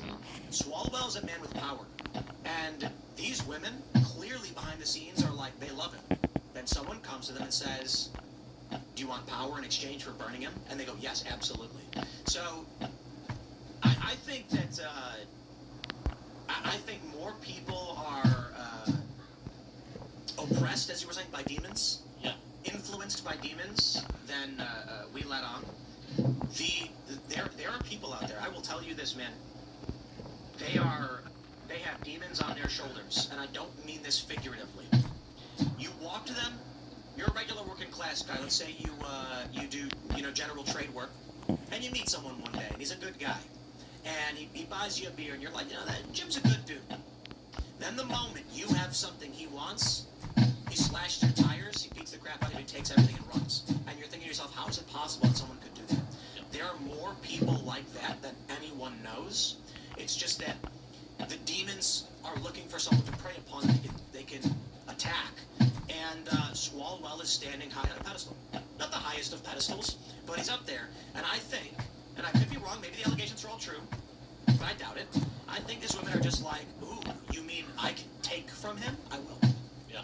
Well, you encounter I would say everybody, actually, believe it or not, I would say everybody has dealt with and actively to a degree deals with what we in Christianity would call demonic forces, which means that possession and oppression are different, right? Not everyone's possessed by a demon, and you don't need to look for a demon under every rock that you kick, but there's an active kingdom of darkness. That's what the Bible says that clearly in Ephesians. It says our struggle is not against flesh and blood, against the rulers, authorities, against the powers of this dark world, and against the spiritual forces of evil in the heavenly realms, meaning there's a world that we can't see, and I think that the world, that the country is starting to wake up to this. We've had this really secular America for 60 years or so that just taught us. Oh yeah, I got sidetracked. I was going to talk about atheism is the only way. About when if you get touched by something. That I can't see, and I think that a lot of the stuff that you see makes a lot more sense. Purgatory overlaps with us, and well, what if, it's where all the ghosts are, quote unquote ghosts. And if you ask yourself that question about, like, I would say 75-80%, I think, Libby, we've talked about this before, of the political stories, you would say, oh yeah, there's something spiritual just going what on it is. that I can't see necessarily. There's nothing else that we can do but about makes it. Sense if you ask yourself the But question, it's people like, that are reaching out to us. Either beholden to or influenced by a worldview or by the whispers of demons do. So, and I think that that's what this case is. Let's jump to this story from CNN. Cooler. Trump deletes social media post depicting him as Jesus, but refuses to apologize amid tension with Pope. Well, here's the image. Gunther Eagleman says, President Trump just posted this powerful painting on Truth Social. Trump stands radiant in a red robe, laying hands on a sick man while surrounded by American symbols, the flag, eagles, fighter jets, the Statue of Liberty, and everyday heroes. Well, here's the image, and that's clearly Trump as Jesus, healing a sick man with divine light, and stethoscope a demon. Oh, you mean this one right here? No, I mean Trump. Here's Scruff's in the stethoscope. Here's a weird demon above him. That's Sure weird. Sure is a weird demon in that picture. I mean, to be honest, it's just like AI on supposed to be like a crown. Sure, I think but it's he posted it. I actually, so this is going to be a little nerd side of me. That is actually more closely related to, and it's an AI image, so it's not exact. That's actually more closely aligned to what's described in the Bible as seraphim, which is actually a type of angel than it is anything else. Seraphim are a type of guardian angel that are described in the Bible. In the book of Ezekiel, you can find some stuff about that. But that said, it's an AI image, so it looks a lot more demonic because the head is wrong. Also, because AI is. And also because AI, I think, is demonic. Just as a rabbit hole, but I don't think it's necessarily a demon. Is my only comment on that. Trump responded, and here's what he said. It wasn't a picture. It was me. I did post it, and I thought it was me as a doctor, and it had to do with Red Cross as a Red Cross worker, which we support. And only the fake news can come up with that one. So I just heard about it, and I said, how did they come up with that? It's supposed to be me as a doctor making people better, and I think we make people a lot better. As an example, the 11,000 I'm seeing your husband. That is the worst spin I've ever seen from Trump, and Trump's a spinster. So, well, he's a spin master, a spinster, or something else. So, I was watching Fox today, and in one of their quick, news alerts, it was like, Donald Trump is being criticized for an image depicting him wearing a white robe and healing a sick man. Trump has, made a statement, and I'm like, whoa, that is not at all what's going on. Trump is being criticized because, I'm assuming, someone took a picture of Jesus and said, make it Donald Trump in the AI, and this is what it made. And it's just, very weird. So, immediately, this is the reaction that we got. British morning show guest declares Trump is the Antichrist. Check this out. I was just going to say this, right? I was raised a Catholic. I did all the sacraments. I read the book. I lost my faith, but I still find that deeply, deeply offensive. Okay, I was going to pause and say, shut up. I lost my faith, but I'm offended. All of it. How dare you? That is blasphemous. How dare you? The picture is blasphemous. It's a huge disrespect. That in itself is the breaking of a commandment. The man himself has broken, in my mind, all but 8. So he's broken 8 of the 10 commandments. This guy, in my opinion, is the Antichrist. So no wonder he doesn't like the Pope. I know. He's the Antichrist.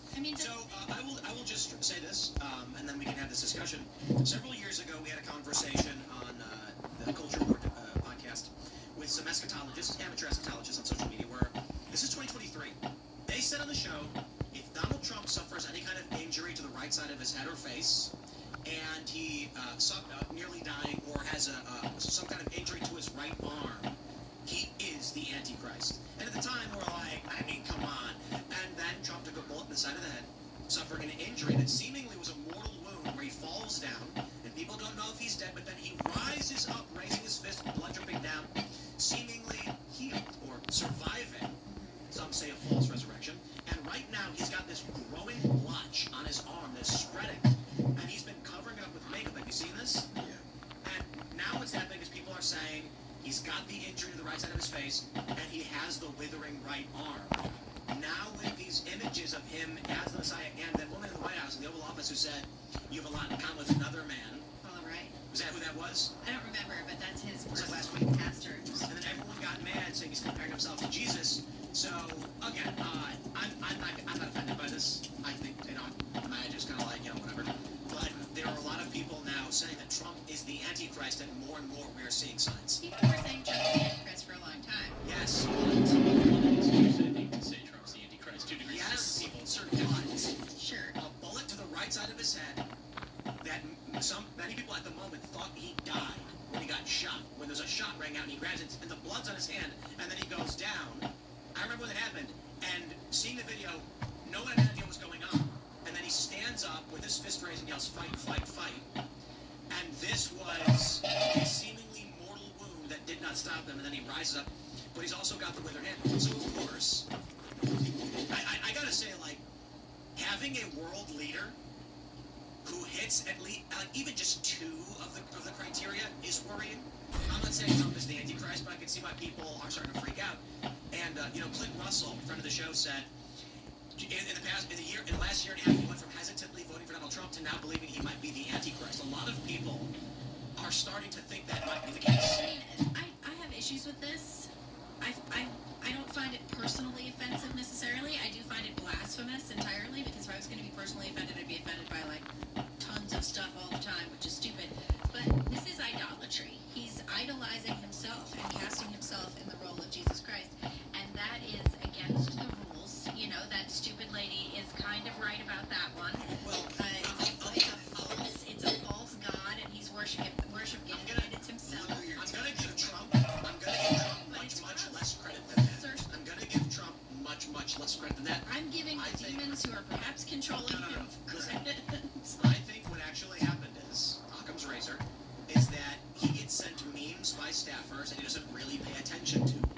And someone sent him this image, because it was some pastor posted in February, and Trump glanced at it and then just hit share and then posted the truth, not really thinking. That's really similar to my take, because like I would give him full agency. They print stuff to him, they hand it off, he looks at it on pieces of paper, and you just kind of think about like boomers, and they're like, oh well. Like I just see him looking at that and going like, cool. And I mean, maybe it had like the inkjet lines in it. They have nicer printers at the White House, but There was they don't print it out. There was a Pokemon card that had a swastika on it. Because the original Japanese print in Japan, they don't think twice about the Buddhist symbol. And when it went to America, nobody really thought about it. And they were like, oh wait. And so they had to get rid of it and like redo the art, I guess. Or they might have redone it before it got to America, but my Is the point original is... really valuable still?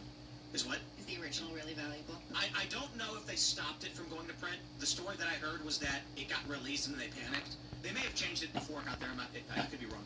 But the general idea is just that, I don't think Trump is the kind of guy. First of all, I don't think he thought he was a doctor. That's stupid. No, that's stupid. Well, they also didn't see it, though. Like, do you think? Pretty good, actually. He owned it. He said, yes, I posted it. And then he explained this whole stupid thing about how it was a doctor, which obviously it isn't, about how he supports the Red Cross, which obviously he doesn't. He cut funding to the Red Cross, you know, and then he went on to say that he actually really is a healer because of, you know, no tax on tips, apparently. Yeah, he's obviously the whole thing was so trying not stupidly done. Like, to what make any political cost to him on this, because I think that actually makes me think a lot more, Libby, that what Tim and I are kind of saying is right, which is that he's like didn't really want to pick a fight with Christians, so I definitely don't think that. So he's like looking at these like, well, I'm not trying to fight this fight, so he's like, I'll delete it and I'll be like, hey, this isn't what I thought. I do think, I will say, I don't think Trump's the Antichrist, and I don't actually think that he thinks he's Jesus Christ, and I think that there's a lot of reasons that you can look at more serious statements that he's made over the past year or two that talk about how he's open to the faith as a whole. I don't think that Trump is like a spiritual leader for me personally, so I'm not worried on that front. And Fairly political leader. Anybody? I think that if you take him as such, that you were wrong for doing so. He's a political figure, and I think that doesn't mean that you don't have to be held accountable for certain actions. But I do think that this was a lot less serious, like you said.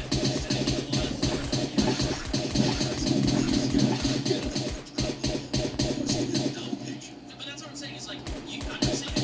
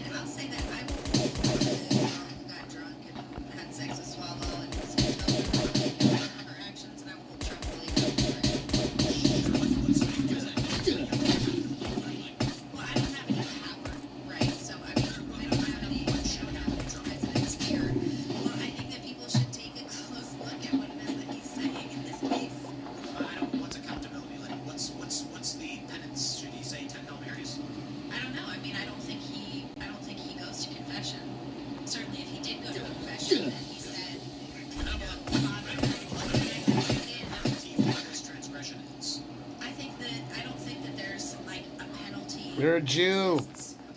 You can't say anything. He didn't walk you back. I was a doctor. Yeah, you know, you can see. Are you saying like people should stop supporting him over this, or like what's? I'm saying that people who do support him should believe Trump. You know, when he tells them who he is. I got to be honest. I am not a Christian. The Iran war thing was really bad, and I still support it, but this crossed the line for me. This is the one thing that didn't Trump posted any that was blasphemous. But you know, the funny thing is, it actually feels like that's true. There are a lot of people. You know, I hate the war, and then this is like another little slap. Like when I woke up, when I come in, I start looking at the media, like social media, blowing up, talking about Trump posting this. It was fun to see the people who are like, no new wars. I voted for Trump. Iran war starts, and they say, I'm not a fan of this, but I got to stay with the president because we don't want to lose. And I'm like, wait a minute. Then he posts this. There's a lot of people that are just like, I'm done. This is too far. And I'm like, look, I get it. I mean, this is your immortal soul, right? A war with Iran is earthly dealings. A lot of people, I think, are rightly, if you are Christian, I understand why they're upset. Yeah. So I mean, here's what I would say. Like, as in my He worships himself. So here's what I would say about all people who are if you are apart from biblically, if you're apart from Christ in any way, then you're following after something that's not the ideal, which is Christ, or not the truth, which is Christ. And so, do I know if Trump is a believer? No, but I think that he's probably curious right now, which I'm hopeful for, and so I pray for that, because I think he's done a good job leading our country, and so I pray for that. But am I getting up every day and thinking, like, what does Donald Trump think about my faith? No, I'm not. And so when I see something like this, I'm like, all right, I don't love that, but I also didn't vote for him to do that. I need him. I would like him to not do this, but I also am not going to, like, bail on him and say, like, the world is over, I'm voting Democrat now, right? Because, like, Well, but that's the thing, too. There are no Democrat options, right? I mean, the Democrats are totally played out. Well, there's Swalwell. Oh, wait a second. There was. Dang it. we almost had hope. But the thing is, I don't care what Trump thinks about my faith even a little bit. I do think that it is a misstep to worship yourself. Sure. And to put yourself on a pedestal like this. And I think that if you have a leader who is full of self-worship, then your nation might have a problem. Yeah, I think that's... Because who are we following? We're following a man who worships himself. That's not, like, new information. Not following anybody. Here it is in color and AI. I think Yeah, no, I have to agree. Like, the man puts his name in big gold letters on the top of skyscrapers. Yeah, I mean, I'm not surprised by this at all. skyscrapers. I do think there's a difference between owning a bunch of property in New York and slapping your name on it whenever your management company gets a contract and this. I think Trump's going to lose a lot of supporters over this. I think it's going to be more politically detrimental than is necessary, but I agree with you. I agree that he's going to lose Trump's support, and I would say... I don't think so. His approval among non-college whites is now in the negatives, which is wild.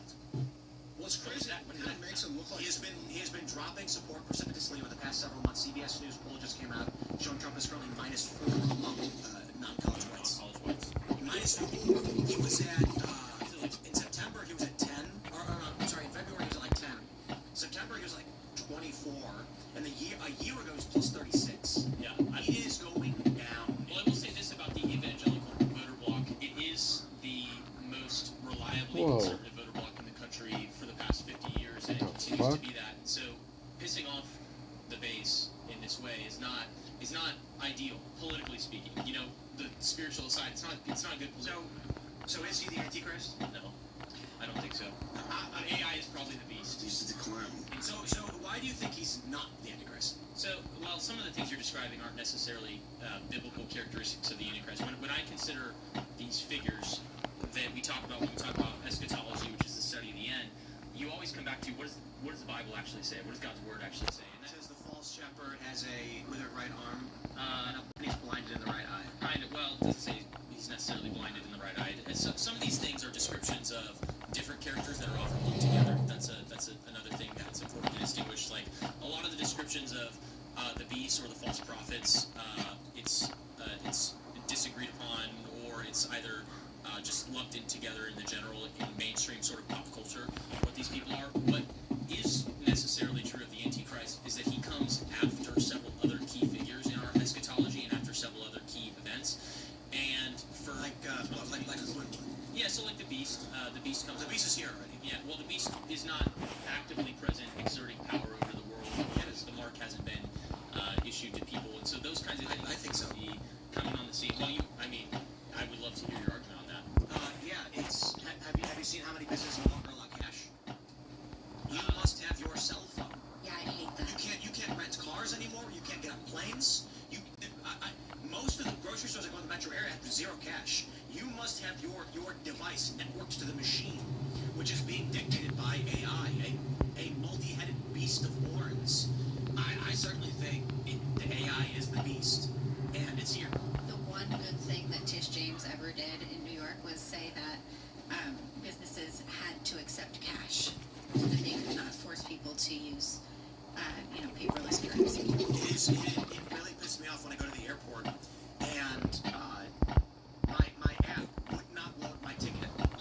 So I went to the kiosk and the machines don't print tickets anymore. That's right. They tell you they're going to send you an email to your phone. And I was like, it's the problem. My phone's not pulling it up for some. So I scanned the QR code and the app opens, no ticket. And then I'm like, so I had to delete the app so that it would trigger a web browser to send me an email or something. It was super annoying. I suppose if you go to the counter and say, I don't have a phone, it doesn't work. But it is wild. You go to places and they're like, we don't take cash. And you're like, how do I buy from you? You can't. Yeah. You must have. And the people. And then they tell you it's like you gotta have the market piece to buy here. I'm like, wait a minute. Okay, so the people who are working at the store don't care because they don't own the store. They have no stake in the store. There's a viral video. If the door is locked for the whole day and they're in the store, they're still going to get paid. There's a viral video where a guy orders a sandwich at Jimmy John's, and then it starts with them arguing, and the guy's like, I can't accept cash from you. I don't have change. And he was like, that's not my problem. And the guy's like, you can't have the sandwich. And he's like, I have money to pay you. You have to accept it. He's like, I can't. And they get into an argument over it. Like, this is where we're at already. Yeah. You're going to have to be networked into the machine with a social credit score. All of this is coming. And I will tell you this right now. It's funny how this relates to everything. The powers that be, the political elites, the tech bros have known for probably 20 years that AI, which they've been building for a long time, is going to destroy the global economy overnight. And they are intentionally holding it back and trickling it out to try and prevent a dam from bursting. They want to slowly flood the valleys that people start leaving, all of their worldly possessions left behind and destroyed, but not all at once, so you don't get a Luddite revolution 2.0. But that's how bad it's going to be. I think that there can be an argument made that there is a Luddite revolution brewing right now. Just look at the attacks on Sam Altman's house. Oh, agreed. The guy Molotov this house. Another guy went to a politician and shot it up. I think that the people underestimate the impact. Let's do this. Let's just jump right into it. And we gotta get the straight up mood stuff in here. But I gotta pull up this story. This is we've got this tweet from Evan Luthrop. Researchers systematically prove that AI layoffs will destroy the economy, and every CEO already knows it, but none of them can stop. It's called the AI layoff trap. Every company replacing workers with AI is also firing its own customers. Every employee is someone who uses spend money. When enough people lose their jobs, nobody can afford to buy anything. And the companies that fire everyone go bankrupt, selling products to an economy with no purchasing power. So this is an academic research paper. Well, we got this from, ARXIV, Cornell University, talking about the AI layoff trap. We've described this very phenomenon on this show. When I said that AI is going to take everyone's jobs away, there's not going to be any people. The response I often get is, no. There won't be people to do the jobs, but the companies can replace those lost workers with robots. Except you can't replace your customers with robots. This is going to happen. And every CEO knows this. They have had meetings about it. The things that I have learned recently from people in the space have sent chills down my spine. I genuinely believe AI is the beast or whatever. This is a machine. I'll put it like this. I'll give you the gist of it. Tech bros and CEOs got together and had a meeting, and they all said, look at what we've built. And they said, my God, if we release this technology to the public right now, the global economy ceases to exist overnight. What's going to happen is that mid-managers, upper-level managers, senior VP individuals, these are people who make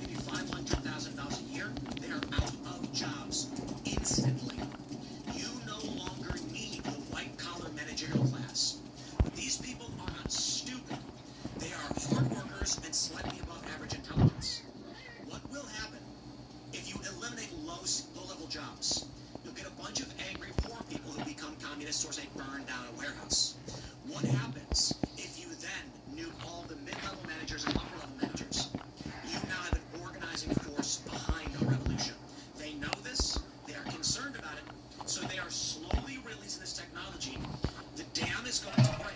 They are trying to make it a gradual flooding of the zone, so that instead of an overnight change that results in massive violence and political revolution, people just slowly lose their livelihoods and become destitute one at a time, so that there's not enough of a critical mass so that there will be a physical violent revolution. I'll give you another example. One of my favorite stories that I've told a million times. eBay in the 90s had a yellow website. They decided to update the website, make it white. They changed it overnight, and everyone started complaining. They were flooded with complaints from people saying, I hate the new website, change it back. The white is awful. So they did. Everyone calmed that down. And every day from that point on, they would increment 1 degree, 1 value from yellow towards white. 1 year later, the website was white, and no one complained. No one noticed, yeah. You will own nothing, and you will be happy. That is the agenda. It's all connected. Why they want to bring in a bunch of low-skilled labor? There's a bunch of political theories. One of these, at the highest level, is a UBI will be implemented. Yeah. And Elon said this publicly. Indeed. The strategy, one of the proposed strategies, is give every single person $10,000 per year, no matter what, rich, poor, or otherwise. The goal here is to create a baseline that everybody will get access to. That way, if you are a insurance company mid-level manager, managing employees, we don't need you anymore. Actually, the adjusters, the people who actually go out and do the inspections, we'll need them. Managers we don't need. AI can handle all of the back and forth for paperwork, hiring, firing, HR, all that stuff. We don't need you anymore. These people will then be less upset. They may have lost their $40,000, $50,000 a year job, but they're not going to be hungry and homeless. They will just be low class. So instead of being hungry, why won't they be homeless? They'll 10,000 isn't enough for housing and food for 1 year. The idea is a welfare base that makes sure.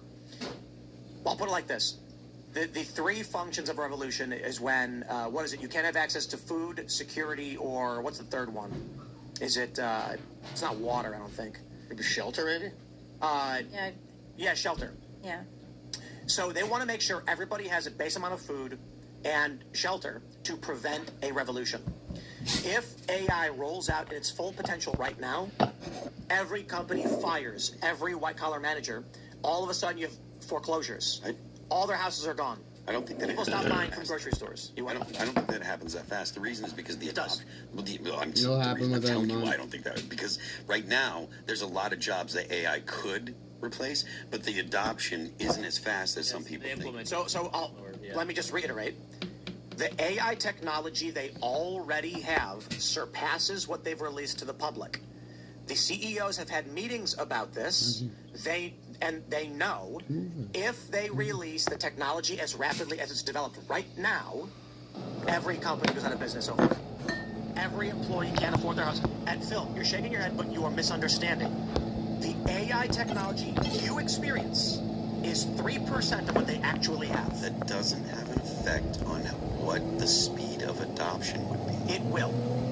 I mean, that's an assertion with no evidence. Right now, like I said, there are a lot of jobs that can be done by AI that companies have not done a ton of firing. Because we don't have the full capability of AI being released intentionally because the companies know if they do, they will wipe out too many jobs too fast. This is why Agenda 2030 was put together by the World Economic Forum, because they've been working on this technology since the 70s. They know exactly what is going to happen.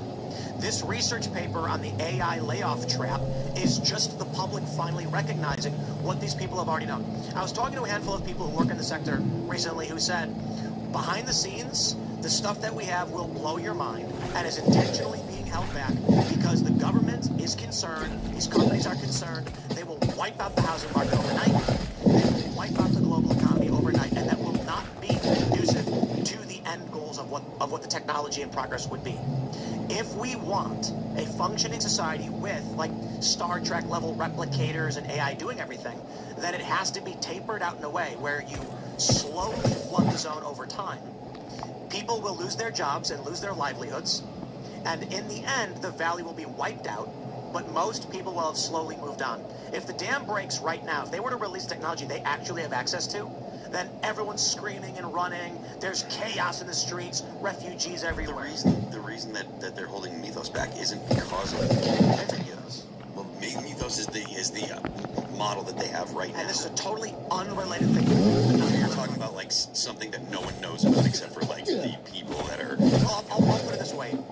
We've seen Cdance 2, the Chinese AI for making videos, and we've shown the video trailers. We've played music from AI. These industries are already gone. The Cdance 3, according to leaks, they have this technology right now. In 30 seconds, they can make 17-minute short films with a single prompt. And they are functional, perfect short films. That's the report. Videos have gone viral showing Brad Pitt and Tom Cruise fighting over Epstein. And everyone went, wow, Cdance is now available to the public. We got this movie trailer where John Cena and Alan Ritchson are going around fighting neighborhood bullies. And we're watching that going like, holy crap, it looks very real. That is probably 2 or 3% of the actual capabilities they have that they are intentionally not releasing. They could, right now, say, available for purchase, but Hollywood would cease to exist overnight. Suno 5.5, the AI music generator, like we were talking about this before the show, I'm like, I don't know how music exists. I think that right now music exists to us because we have an attachment to cultural elements, the individuals, the experiences that we had in our lives when that music played. But the next generation is going to grow up surrounded by AI music, and they will have no emotional attachment to older bands. Now again, these companies have technology like Google Gemini already internally can make full feature films. Right. Cdance can already do it. The reason they're not releasing it, they say, is the energy required, blah, blah, blah. No. They have more than just this capability. Already, when it comes to YouTube, is a great example. If these companies released their full AI capability, we would not exist as a company. And we're already feeling the pressure. Everyone is feeling the pressure. It is estimated that around a third of YouTube is AI-generated content now. Really? And what they're making is mini docs. Look at TikTok and Instagram. It's almost entirely now. They're flooding a lot of AI into those. There's a kid who got interviewed by Fortune who says he does $100,000 a month or something, and all he does is he says for 2 hours a day he works. 2 hours a day he's a millionaire. He goes on some program, clicks search trending YouTube. He then clicks here's a topic I think works. Generate. It auto generates a video. He makes 6-hour videos on like ancient Roman philosophy, and as an AI voice speak it, and it takes him 2 hours to do, and is making $100,000 per month. This is temporary, but what's going to happen is it starts with the big networks: CNN, Fox, MSNBC, cable TV news. Technology comes in that allows shows like this to exist. For a low cost, we can do a high-quality production. We can do a show that these companies spend millions on, and we laugh. It's cheap for us. We're in the space. AI has just further leveled the playing field with everybody, and now people with little to no talent or work ethic can compete with talented individuals trying to build and produce content. If these companies released the full capability of their video production, I'd be able to go on there and say, load up the top 10 articles and make a full episode of Timcast IRL, and it would render it in 30 seconds. I'd hit upload and I'd walk away and be done for the day. They're intentionally not releasing this technology right now because it's going to, first of all, the technology to manage an insurance company exists easily through these LLMs. They are not releasing this just yet because they don't want to blow up the economy. But that's the point. Isn't it going to make life worse for everybody when this all does get released? The argument is you will own nothing and you will be happy. Right, but isn't people not going to like it? Or it doesn't matter? But what about the kid who's 1 year old today who has no understanding of economics, of culture, and they grow up in a world where these jobs never existed in the first place? Sure, so I think, Tim, if we just assume everything that you said is completely accurate, I think the only question that really comes down to is when we say fast, what does that really look like? And decisions that are made on behalf of you know, there's people at certain companies and governments and stuff that are gonna, there's a political part of this that's gonna play out too, and that's anybody's guess how things are gonna end up getting rolled out, because some company might go and say, hey, you guys aren't gonna release your stuff, but we're gonna make $1 billion, hundreds of $1 billion by releasing There's something called the National Security Letter. And that's when the federal government shows up, goes to the CEO and slides a letter across their desk, and they say, you will die if you cross us. The idea that there is... So I don't think that this is accurate, because I don't think that there is a secret AI. If there was that technology, China has so thoroughly infiltrated the United States and even a lot of the companies that are making these cutting edge LLMs. If there was that, I think that China would have already released it. What do you mean secret AI? Well, I mean, you're saying that there's an AI that hasn't been released. You're saying that their AI. Every single company's AI capability is like 10 or 20-fold the public release. Okay, so it's a fact, right? So the point that it's not a fact. I don't think so. It is. I don't think it's a fact. I think the internal capabilities of these AI companies, they have publicly admitted they're like outside of what I'm discussing. Where what I've heard from people who work in the AI space is that the CEOs have already met together and discussed this, and the government has been involved. That the capabilities of AI as it exists right now is too powerful to be released. It will destroy the economy. The same thing is true for China. All of that aside, it is a publicly admitted fact that every one of these companies has a substantially more powerful version of their AI. So I understand what you're saying. So that's why I said Mythos, right? That's the most cutting edge, the one that Anthropic says that they are giving to, I think it's 11 different companies because of the capabilities of it. I don't think they have one that's more advanced than Mythos. I don't think they have a ChatGPT that's more advanced than whatever 5 is the next one coming. They're working on it. And if they did, I don't think that just because the United States and companies that are in the United States would say hypothetically, they get together and say, we're not going to release our most cutting edge model because it'll damage the economy too much. China doesn't have any of those same compunctions. China continuously releases these advanced models that are open source. So they don't even hide the code. They're just like, they give them away for free. So if those technologies did exist, I think China would at least be releasing models that are as advanced as Mythos. Because right now, one of the things that China deals with is the fact that they don't get the high end, the fastest, the best chips, right? There's the United States has a ITAR or something. I think it's ITAR, but Taiwan doesn't send them their most advanced chips. So if there was a model so advanced that wasn't being... I feel like this is not... I feel like your response, you're intentionally exaggerating what I'm saying to make it sound impossible. A model so advanced, we know that the internal models of these companies are substantially more advanced than the public release. Right? Well, I mean, I know that Mythos is, and I know that they're consistently trying to... Mythos is the most... The one where they said that it would compromise all security because it would track every 0 day. Well, yeah, because they said that it's really good. That's a different issue. The fact is, C-Dance 3 is the easiest example that we have where we know for a fact... Well, I don't say but we've seen C-Dance 2. The first thing is, obviously companies have R&D, so internally before they release something, they've got more advanced versions not yet ready for public release for a variety of reasons. But... we're already looking at companies laying off tens of thousands of people. Like every week, there's a new story about. What course of time do you think this is going to happen over? The point is, I think, because I think, implementation timeline, all of that stuff affects what all this is. You think a couple years until. And the point is, it would be exponentially faster if not for the political machinations behind the scenes to reduce the speed at which this happens. They don't want to blow up the global economy. So you are going, again, I'm going to say this.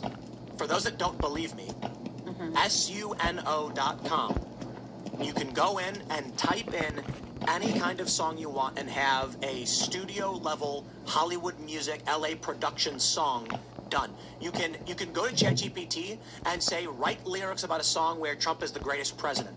Take those lyrics. Actually, I don't even do this. Suno can do all of it. When we look at the video generation stuff, it's crazy. Like, C-Dance 2 is mind-blowing. Yeah. These videos that are already coming out. with rumors of what Seedance 3 can do, Hollywood is over. There's already production studios that are trying to do this. There's already record labels that are talking about making AI personalities. OnlyFans is what, 17%, I think was the number they said, is AI-generated women that men are paying for sex content. That's so gross, yeah. You go to Suno, and you say, make me a song, and it's shocking. So I'm not even doubting the capabilities. I mean, I can believe that either there is something right now or there's something soon to be coming that's at that level.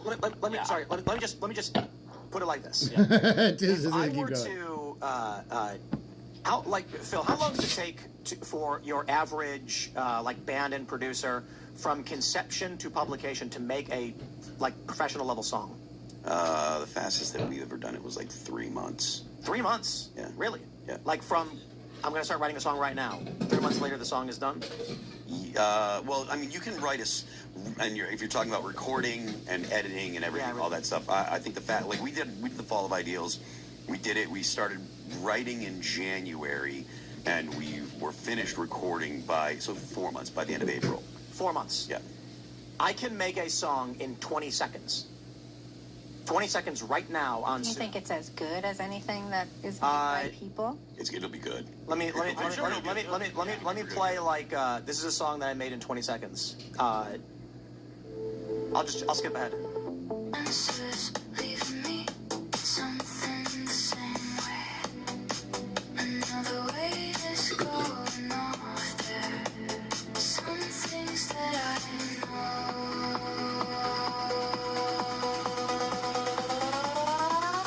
That's the way it goes.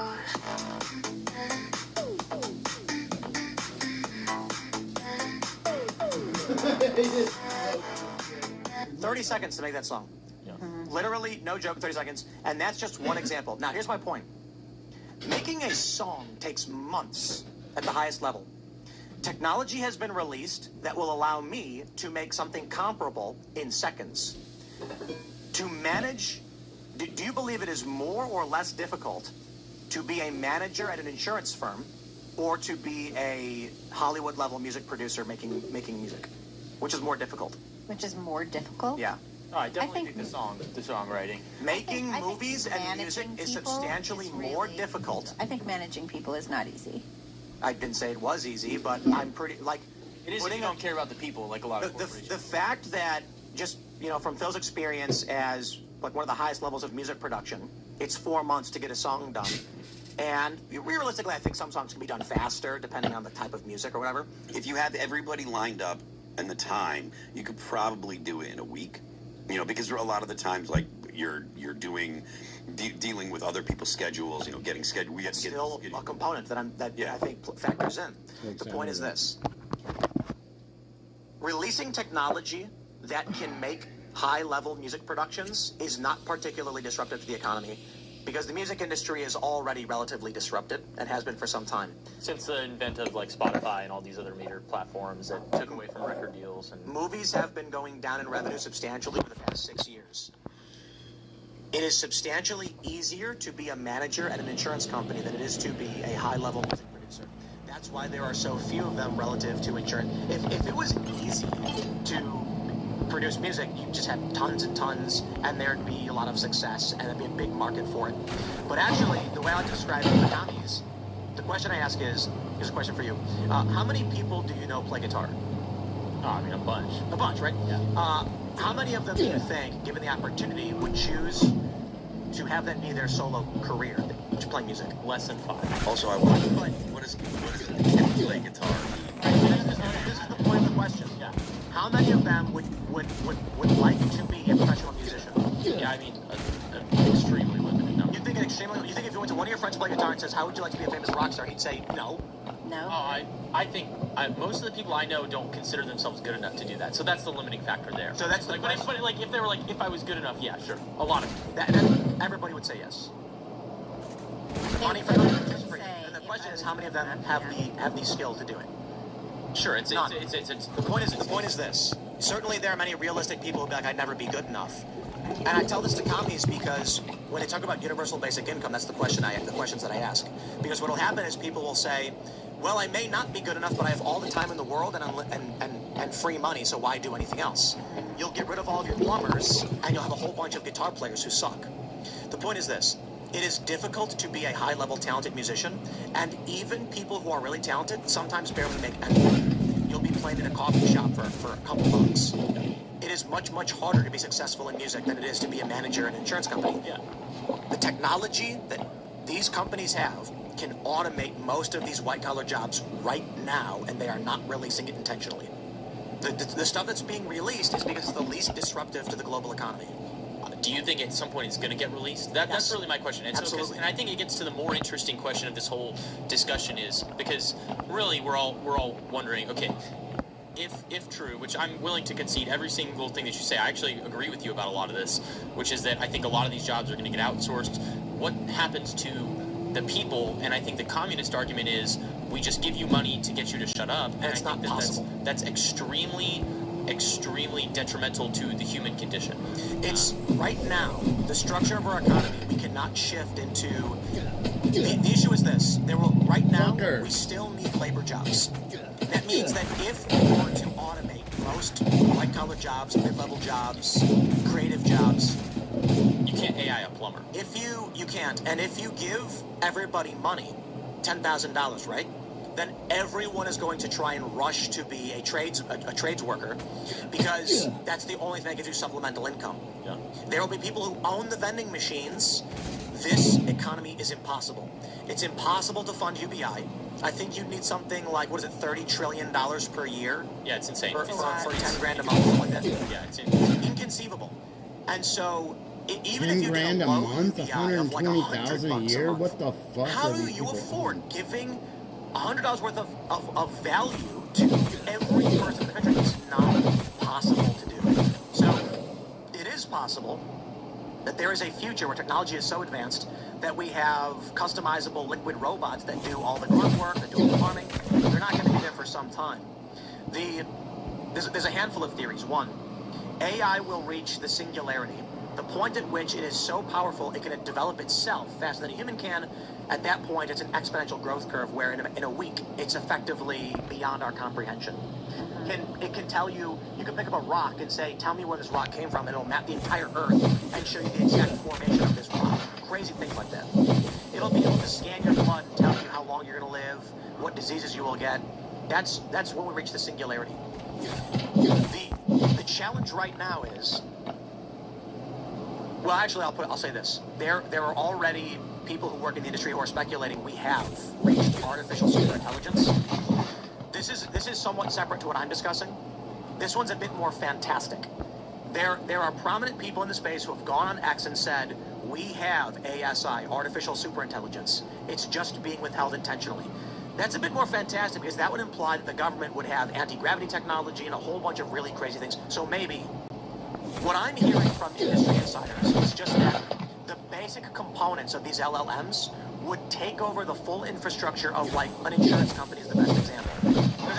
Insurance companies are purely administrative. They collect their premiums, they pay out when there's claims. A vending machine can do it. But the LLMs are saying, we are intentionally withholding this for now because it would wipe out 20% of the economy overnight. Music they don't care about. There's also a scale problem there too, right? Meaning that to wipe out 20% of all jobs, they're actually going to have to scale a lot of theirs, like their data centers and other things. And so there's an infrastructure issue there, which is why Elon's been talking about launching his into space and doing all this. Exactly, and it's why land is selling for something like 100x for data centers. Like, this is all literally happening. There was that story we just talked about in Virginia where a guy sold for like $100 million at like $6-7 million an acre in Virginia, where the acreage normally goes for something like $100K. Yeah. He got like a 60x because of the data center. Because these companies are like, we are going to rapidly expand. This is a component that is a fair point. That if they were to release this tech, the demand would be massive instantly. Yeah, right. There's a demand problem. But again, I'll just, to finalize the point, I do want to talk about the Strait of Hormuz. I think it's simply described as this. It is much, much more difficult to make music, and they've already automated 100%. So Epidemic Sound is a service that I used to use on YouTube when I put music and a variety of things I made, like mini docs and things like this. Human beings would write songs, upload them, you'd pay a subscription fee. If you use their song, the individual would get, like, every month they get paid for, like, the songs that are being used. They get royalties. That company is over. Whenever we need music for any of the stuff we're doing with skateboarding or whatever, we just go on Suno and we say, we need a skateboard hip-hop beat. Done in 2 seconds, loaded.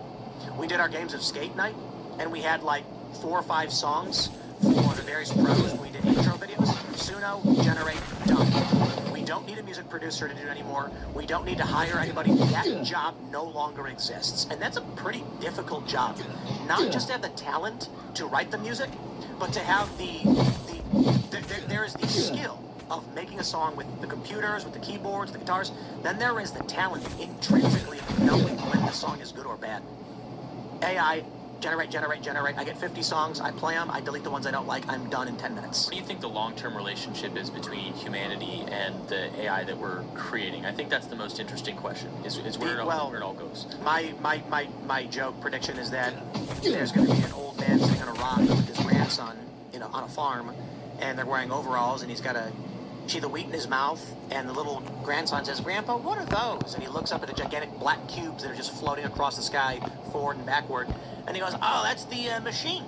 Yeah, we built that thing a couple hundred years ago, and now it just does its thing."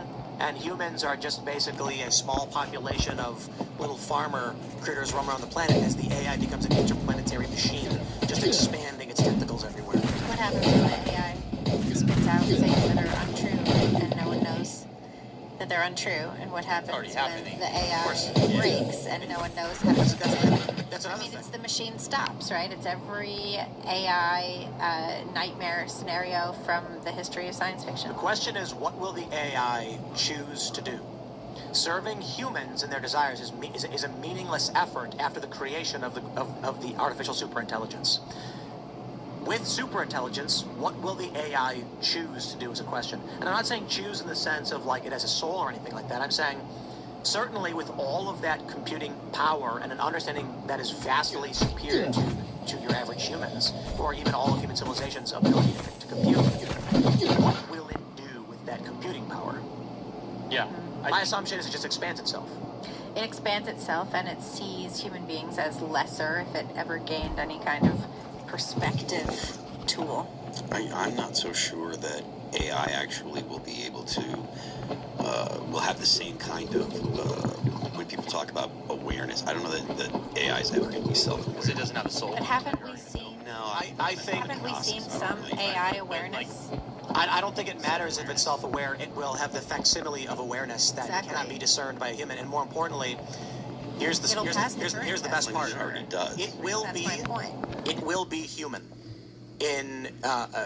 If you were to see its desires, its reactions will be purely human.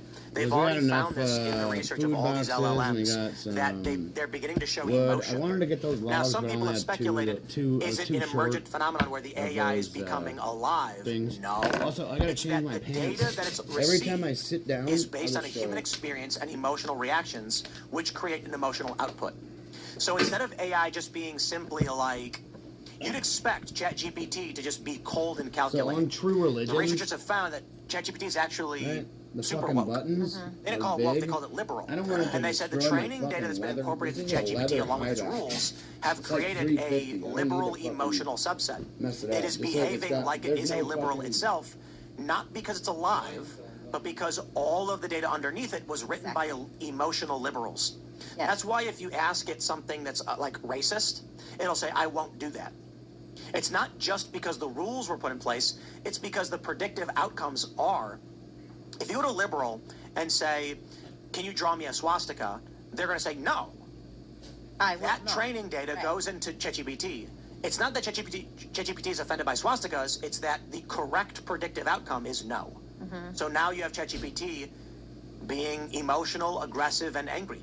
Yeah, I mean, that's kind of what you would expect because it's taking upon itself the likeness of its creator, which is what you would expect is that as people create things, it's sort of like, even with works of art, everybody says that the piece of art tells you more about the artist than it does about the actual thing that it's trying to describe.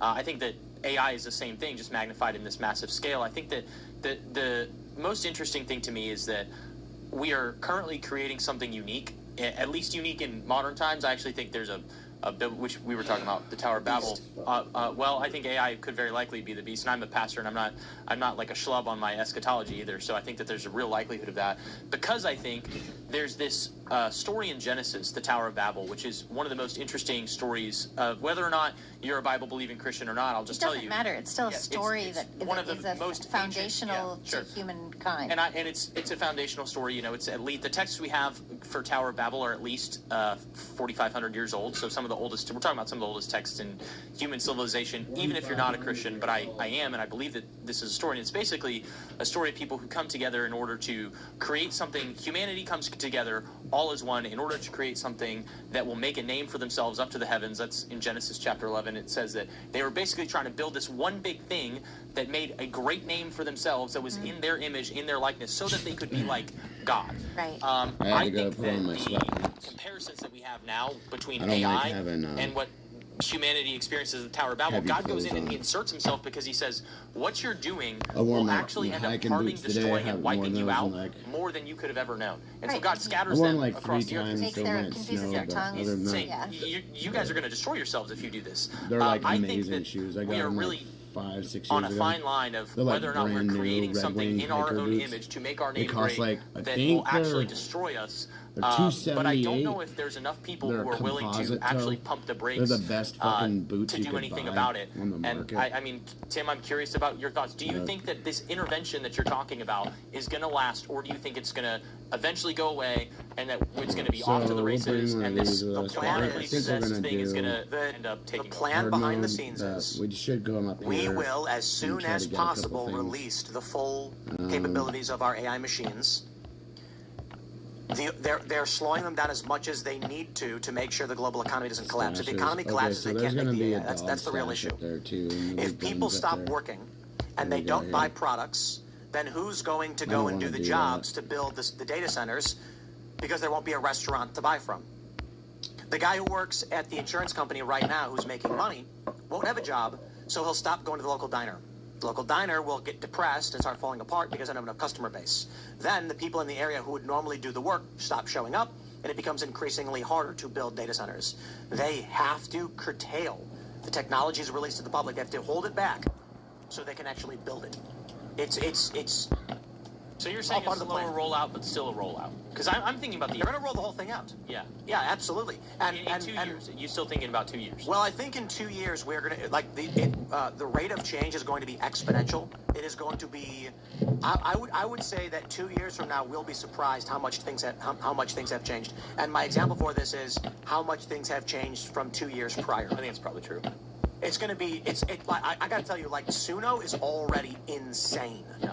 Already, and now C-Dance is insane. Yeah.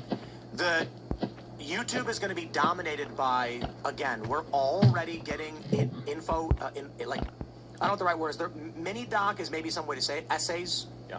Fully AI generated in 30 minutes. Sure. And they're compelling.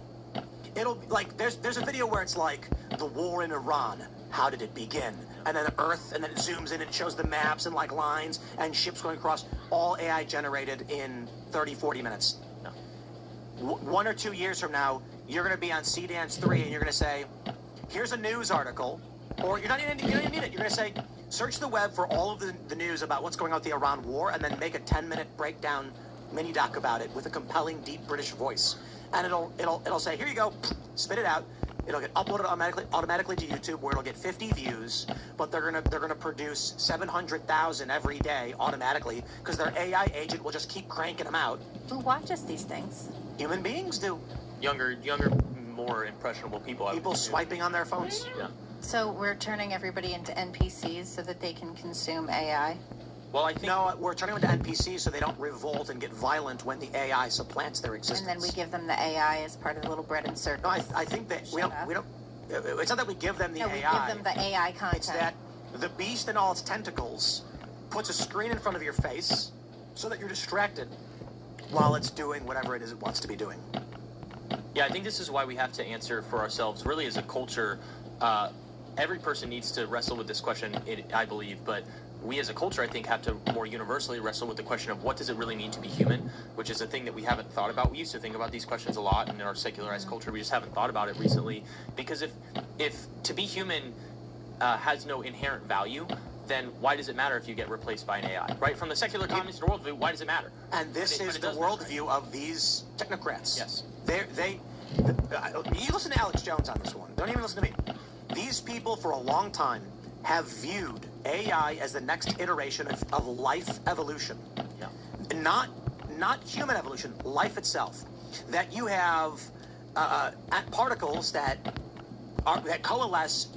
Atoms become elements, become compounds, become chemicals, become self-replicating proteins, become single cells, become multicellular, and then you have human life organizing and exploring the rules and laws of physics themselves. We as humans are this is the view of the technocrats, will create the next layer of life, which is single cell, so you have self-replicating protein, single cell, multicellular, and then humans, whatever level that is, where we not only replicate ourselves, but we create dynamic systems in the abstract, concepts, ideas that don't even exist anywhere in reality, just patterns to be communicated, information. The next level is going to be the multicellular organism system, which is the AI is a gigantic mechanism controlling all of the little humans as cells. It's Neuralink, and we're all, that kind of thing. Yeah, we're all connected.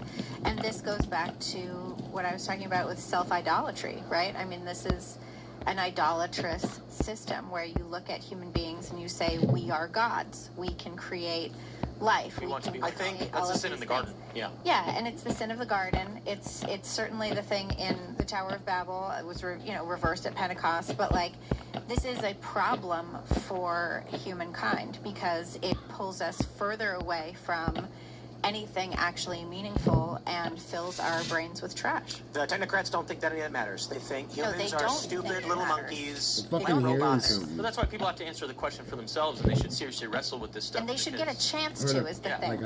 Because what I worry is that nobody actually gets the chance to. We were talking before about how you were having trouble at the airport and you had to scan the code and the thing and it wouldn't work, whatever. I've gone into stores and I've gone into Starbucks and they're like, we're really backed up, you have to order on the app. And it's like, I'm standing in front of you.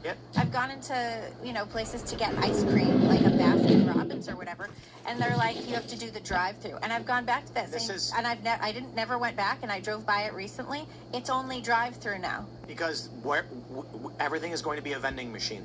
And humans are not having kids. There will be very few people. But we have to try and get through to the other stories, as interesting as I love the AI stuff. Let's jump to this from Fox News. TPUSA reporter Savannah Hernandez assaulted during Minneapolis ICE protest, and the DOJ has opened an investigation into the incident. It's pretty wild. They were propping up a lot of these people. Some of these, I'll put it like this. These are not random no-name people. These are known activists who have appeared on TV shows, on MS Now, and cable TV. In the Minnesota Star, in the Bulwark. That they physically attacked. What is Savannah, like 5'3"? She's tiny. She's a little person. She's a small, with a big voice. But physically, when dealing with violent protesters. A spectacular person who I think. Did you see that Zeke went on Twitter and was like, yo, tell me next time you're going to something, and I'll come physically protect you. And Tyler Bauer. Zeke Arkham. He's been on the show. Huge dude. Big. He's a Former huge cop. dude. Oh, okay. You recognize his profile probably, but he literally said, he posted at Frontlines and he said, next time you're sending her somewhere, let me know. I'll come pay my own way and I'll give her security. And Tyler Bauer replied, and he said, yeah, we'll find a way to make it happen. So I mean, good on him for. So guys, the weather is warming up. Sex scandals are popping up all over the place in Congress. Sounding like it's about to get... Q1 always sucks, I gotta tell you. Q1 is always stressful. It is stressful. Yeah, marketing, for us, we work in the media business, so it's really important when, the sponsors come in and we're like, who's buying what? And I think Kellen was saying, it feels like the marketing departments are asleep right now. They're just chilling and they're playing beer pong, they're not doing anything. I'm like, so we're gonna that's do Q1. Mode, right? There it is, every year. Every single year, Q1, everyone's lazy. But now the midterm is starting to heat up. It's starting to get warm outside. This is shockingly the most violence. I got to be honest. I think it's so shocking because Savannah has done this all the time and not been physically assaulted to this extreme before. I would not be surprised if we see brutal beatings on the spot. And as I predicted last year, by September, another high-profile assassin. Well, it's not. Yeah, it's not even a year since they killed Charlie.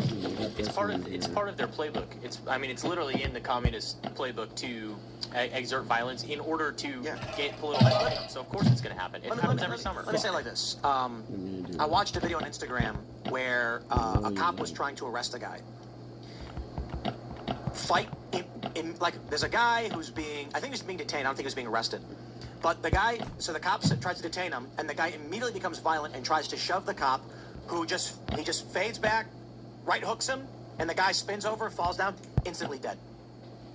One right hook killed the guy instantly. He fell down, the cop cuffs him, and then he realizes the guy's gone. Yeah.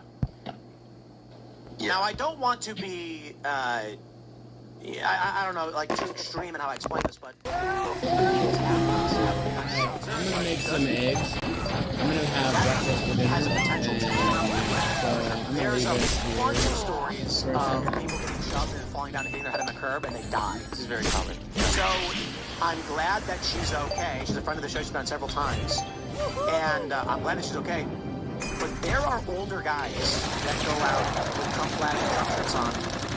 One shove, and this guy falls down and hits his head, and then we are going to My point is, although I don't expect a shove like that to particularly kill someone, we are all at the point where there is the probability of death at these events. Now, don't get me wrong, I understand we've had shootings, we've had Kyle Rittenhouse, we've had Andy No, but Sav does this all the time. Court. I mean, they attacked Davis Court.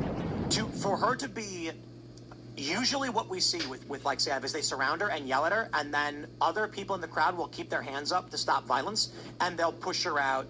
And then, with like Caitlin Bennett, she has a new last name though, doesn't she? She got married. Yeah. I think she still uses Bennett. They'll throw her out. They'll be like, you have to leave. And she'll be like, you can't make me leave. That's what we typically see. This is freaky because they immediately were like, beat the crap out of her. Mm-hmm. Yeah. They started with beat the crap out of her. I mean, that's the thing. Like, I've been out at these things before, too. Like, certainly I don't cover anything the way Sav or Katie or Andy have done, but, like, I've gone out to protests and covered stuff before, and people have, like, tried to hit me with big flagpoles, and I've ducked, but, like, that would have been a skull fracture, different things. Yep. But it doesn't start right away like this. This starts right away. They won't even let her leave. Mm-hmm. Yeah. Well, the point and is now they're attacking her. Yeah. So they busted her glasses. Yep. Because they clothe it in such nice-sounding language, the left is much better at how they clothe their ideology with their language than we are. They have done a decent job hiding that leftism is an inherently violent ideology, extremely violent ideology. And I think that ever since, Charlie, basically the mask came off, and the left is embracing their openly violent side. They're emboldened by it. And that's why, because they saw it, and they go, hey, that worked, we got power from that, which is what I said, their only virtue is power, and so they're going to keep doing this, and the question is... Listen, Charlie Day, you saw this? He's being interviewed about what movie is he in? He's in Mario. He's in the new Mario. And they asked him, who's your favorite Luigi? And he laughed and said, Luigi Mangione? And then everyone laughed. It's not funny. These people are sitting there saying, on TV, movie stars celebrate murdering people on the right. Yeah. So when Sav shows up, their attitude is, I'll get praise if I do this. I'll be a hero. Yep. To my side. Which, think about the other violence that happened last summer, too. We had those 2 people killed outside of the embassy in New York. We had all of the violent anti-ICE protests. Do you guys remember that? People last summer, we had tons of violent protests from the left. It's only going to escalate ever since the summer of love in 2020, the summer of hellfire, really. Jenny Durkin coined the phrase. Yeah, exactly. It's always been, this worked for us. We got an electoral, at least maybe an electoral victory out of that, but we got what we wanted, and so we're going to run this play every single summer. We did this last year in Human Events, you remember? Mm-hmm. And I just said, hey, what kind of riot are we going to have this year? And then like a week later it was like the anti-ICE riots, and then we covered, I think 3 weeks in a row, there was another violent attack from leftists that we had a piece in that we covered every single week, because it's part of their playbook, because the only virtue they have is power. And so if violence works, they will use violence to get power, but they know they will use your morals against them. They know that violence is not part of the conservative morality. And so when you turn around and you're like, hey, stop that, they'll be like, hey, quit being so mean to me. Why are you so mean? Because they're using your own virtue against you. We also have a situation where the red and the green are united, right? Yeah, I mean, right. communists are united with extreme Islamists who are... It's called Commun Islam. Right, and they are using, the Islamists are using the commies to, like, take over the country, and the commies think that they'll win, and we'll have to see what happens. They're going to die. They're going to die. The commies will just get killed by the terrorists. They always get killed. They're going to take all of us with them. But that's the thing that I find so concerning, and I feel like we do not have, from my view right now, a strong conservative position or alternate position or, you know, just like the other side to take this mess on. I'm going to... And that's I get really concerned about that. I'm going to just get as conspiratorial as possible and loop this all into, I think this is all part of AI, Agenda 2030. I mean, maybe not, it's conspiratorial, but I would just put it like this. The way I often describe these scenarios is, what would you do if you were the head of a multinational corporation 10, 15 years ago when these companies developing rudimentary AI, algorithms, machine learning were forecasting what was going to happen? What would your plan be? You'd be like, okay, well, communism, you need some kind of new economy, because how will you sustain an economy when who's going to own the means of production? When it's an artificial intelligence robot producing the food, is there going to be 3 guys who own all the factories or 1 guy who owns all the factories? How do you stop people from burning those factories down? How do they get access to this economy? I think the social media expansion of allowing communism and banning individuality, merit, capitalism, etc., is connected to these technocrats. I'll put it like this. Silicon Valley technocrats are friends with the AI companies, and they're all funding each other. Mm-hmm. So when they start censoring certain worldviews, it seems like it's connected. Yeah. And I think it's related to them being like, we need a cultural revolution to eliminate individuality and meritocracy because we're about to destroy it with technology. Well, that's a scary thought. So can I make a counter proposition? No. Which is like... Okay, next subject. Next subject. So here's my counter proposition, which is that everything you're saying, I actually tend to agree with, but I don't know if it's so much a one world coordinated conspiracy theory, because I think a lot of times those things are hard to hold together. I didn't say it was one world. I said the technocrats are friends with each other. Okay, sure. So that could be true. What I actually think that it is, and I think that you're actually right in everything you're saying, so it's not really a counter proposal, but I view all of this through, obviously, a spiritual lens. And we were talking about this when we talked about demons a minute ago. If you ask yourself the question, with a lot of these issues, what would a demon do if they were in charge of this situation? And it's the exact thing that's happening. It starts to really have the mask come off a lot of this. And I look at that and I go, okay, so that makes me have to wonder, is there something to the fact that there's a world maybe that I can't see in the physical? You know, maybe is there something spiritual going on? And whatever term you want to use for it, but maybe there's a world that's just as real as the one that I live in which there's forces that are fighting over territorial control over the earth and over people and over humanity. And maybe all of that is happening right now. And if that were the case, what would it look like? And that's actually one of the things that led me to the most clarity as I became a Christian and led into my faith is I look around the world and say, yeah, there's some evil things that are going on here. Maybe there's exactly what the Bible describes, which is a kingdom of darkness, and that there's all these coordinated actors who are acting within it. And I started to view the world through that lens, and I will tell you, none of these stories started surprising me. What the Bible says, it's like, you know, there's this passage in 2 Timothy that says in the last days, meaning like towards the end, which is kind of the period of time that we're in, at least biblically speaking, I think we're in the last days. It says people will be lovers of themselves, money, boastful, proud, abusive, disobedient to their parents, ungrateful, unholy, without love, unforgiving, slanderous, all conceited, all of these things. Basically everything that we deal with in our culture that we say, hey, this is the root problem in our culture. And I think, okay, well then, if that is true, then maybe the spiritual side of this is real, and how do we combat that? And my answer to that is always, you need to return to something that is truth that you can ground yourself in, because if you can't be grounded in something that's real, then you're going to get blown away by all of these evil things, because there are evil things. What they did to Sab, they could have killed her. That's evil. Yeah. What they did to Charlie, that's evil. They killed him for what he believed. What they did to those people outside the DC embassy, that's evil. All of these different things, you look at and you go, that's really evil. And I say, yeah, it is. And so you have to be grounded in some level of truth. So I actually really like what you're saying there, Tim, because I think it falls into my framework a little bit. I just tweeted this before the show because we were briefly talking about it. I said I'm a lapsed Catholic. I don't consider myself Christian. Recent events in the world have me very worried and considering going back to church. There's a lot to break down in that because people are already like, Tim's going to be born again or whatever. And I'm like, no, there's a lot to break down in what this means and what I'm talking about. But what I will say very simply is demons are real. Yeah. And that has me like, we were talking about this before the show. I have witnessed what I could only describe as demonic possession. Something that seemingly defies what humans or what we are taught about human psychology, behavior. Everything that I've experienced in hacker culture, social engineering, sales, all the fundraising stuff I've done has been rooted heavily in understanding the human mind and how to manipulate it. That sounds bad, but I'll explain.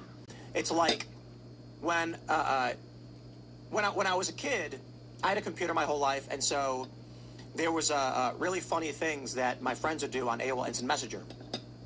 They would create a fake screen name called like aimbot97361, send a message to their friends saying, error, password incorrect, you will be logged out in 5 minutes, please re-enter password now. And our dumb 13-year-old friends would put their passwords into AIM and give their friend the password to screw with them. Right. And that's my first introduction into what social engineering was. Understanding things that you can't make a person and I've done fundraising, which is basically what do I have to say to a person to make them hand over their credit card and sign up for this form willfully. Everything that I had been doing was based on, for human beings, if this, then that. And then, in the past several years, I have seen things that seem to defy everything I have been successful at and learned as it pertains to the human mind in ways that I can only describe as demonic possession. A person's personality changes as if they have been taken over. And I'm not exaggerating when I say, I'll give you an example, because I want to keep it private. I don't want to publicly name someone I think was taken over by a demon. But I've probably seen 50 to 20 instances. Let's just put it like this. Somebody who hates pineapple on pizza, likes watching, cartoons and anime, one day can't stand pineapple on pizza and only watches action movies, and is also doing something that I would describe as immoral and evil. Things, and betraying people, hurting people, and seeing them and saying, like, literally last week, you were doing the complete opposite of what you're doing now. A week ago, you were a normal person. This week, you are committing crimes and being evil. People who live their lives never doing drugs, having a normal job, one day, all of a sudden, they're doing drugs, hard drugs, hurting people, gambling. I would describe it as things that were criminal. And sometimes to me, and I'm like, I don't understand how this very boring, normal guy is a high-level evil right now. Like, what changed in 3 days where their behavior, the way they walk, the way they hold themselves has become dramatically different? And that made me question things. I was talking to Posobiec, what was this, 6-7 months ago. And I told him, I was like, look, man, I'm a lapsed Catholic, right? I grew up going to Mass and everything, and I went to Catholic school. The story of the resurrection doesn't move me. It does not convince me of anything. But when you talk about demons, these are things that I've experienced more recently in my life that defy what I thought I knew about how humans behave. And I can't explain the frequency by which I'm seeing this escalate, unless maybe we're in the end times and we're seeing an escalation of some kind of activity. Yeah, well, so first of all, demons are certainly real, and every faithful tradition of Christianity holds that. Jesus goes and he casts out demons, his disciples cast out demons, and as Christians today, we have the authority to cast out demons in the name of Christ, and that is a thing that I have literally seen, and a thing that I have literally witnessed is people who are living under demonic possession and oppression, who, at the name of Jesus, are rescued from it, the chains are broken, I have witnessed that. That's real. And so I will tell you, yes, demons are real, but not only are they real, but it begs a question: if demons are real, what are they? And is what the Bible says about them perhaps the case? And if it were the case, what would it look like? And if it were the case that demons were real, and this one religion, the Christian religion, seemed to have historically, not just me sitting here telling you, but countless cases of people who were able to go and use the name of Jesus in order to drive them out, would that give you credence to the claim that perhaps there is another kingdom, not just a kingdom of darkness, but also a kingdom of light, of which there is a king who has authority? What does the Bible say that demons are?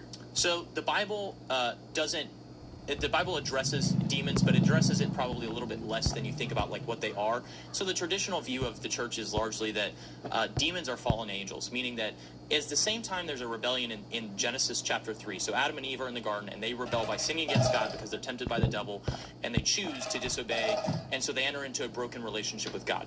Well, there's also a divine rebellion that is in heaven, and Jesus describes this when he says, I saw Satan fall like lightning from heaven, and a third of the angels fell with him. This is also described in Revelation. And so the traditional view of the church is that what we encounter as demonic spirits really are fallen angels from heaven. Now, there's some more complexity to it than that, meaning that in the same way that there are creatures in the world that you and I see that are human and then not human but alive, right? There's things in like that in the spiritual world too, because if God is a God who's a God of creation, then he's created two worlds in which they're made perfect. We're the only creature that's made in his image fully, meaning there's spirit creatures, there's also flesh creatures.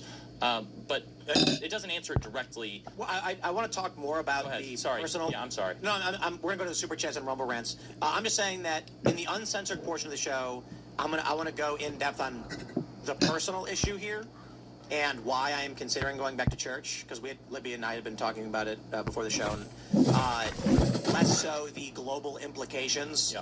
But I do want to rope in like what has me worried, and I'll just say this: when we talk about demons and the things that I've experienced, to your average liberal secular person, they're going to be like, "You guys believe in fairy tales? You're stupid." Yeah. I wouldn't communicate to them in this way. I would actually say, people have taken drugs and experienced entities.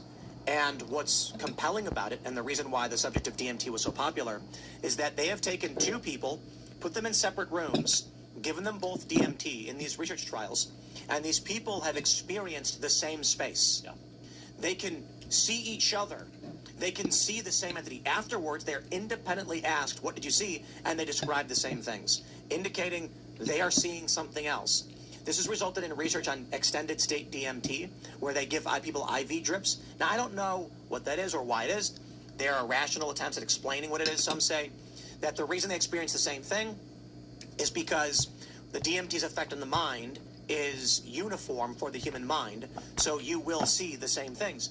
But what that never explains is how there are more and more stories, and this is not random dudes being like, I did drugs and this is what happened. These are laboratory conditions where they're like, the individuals conveyed information neither of them had been able to share with each other.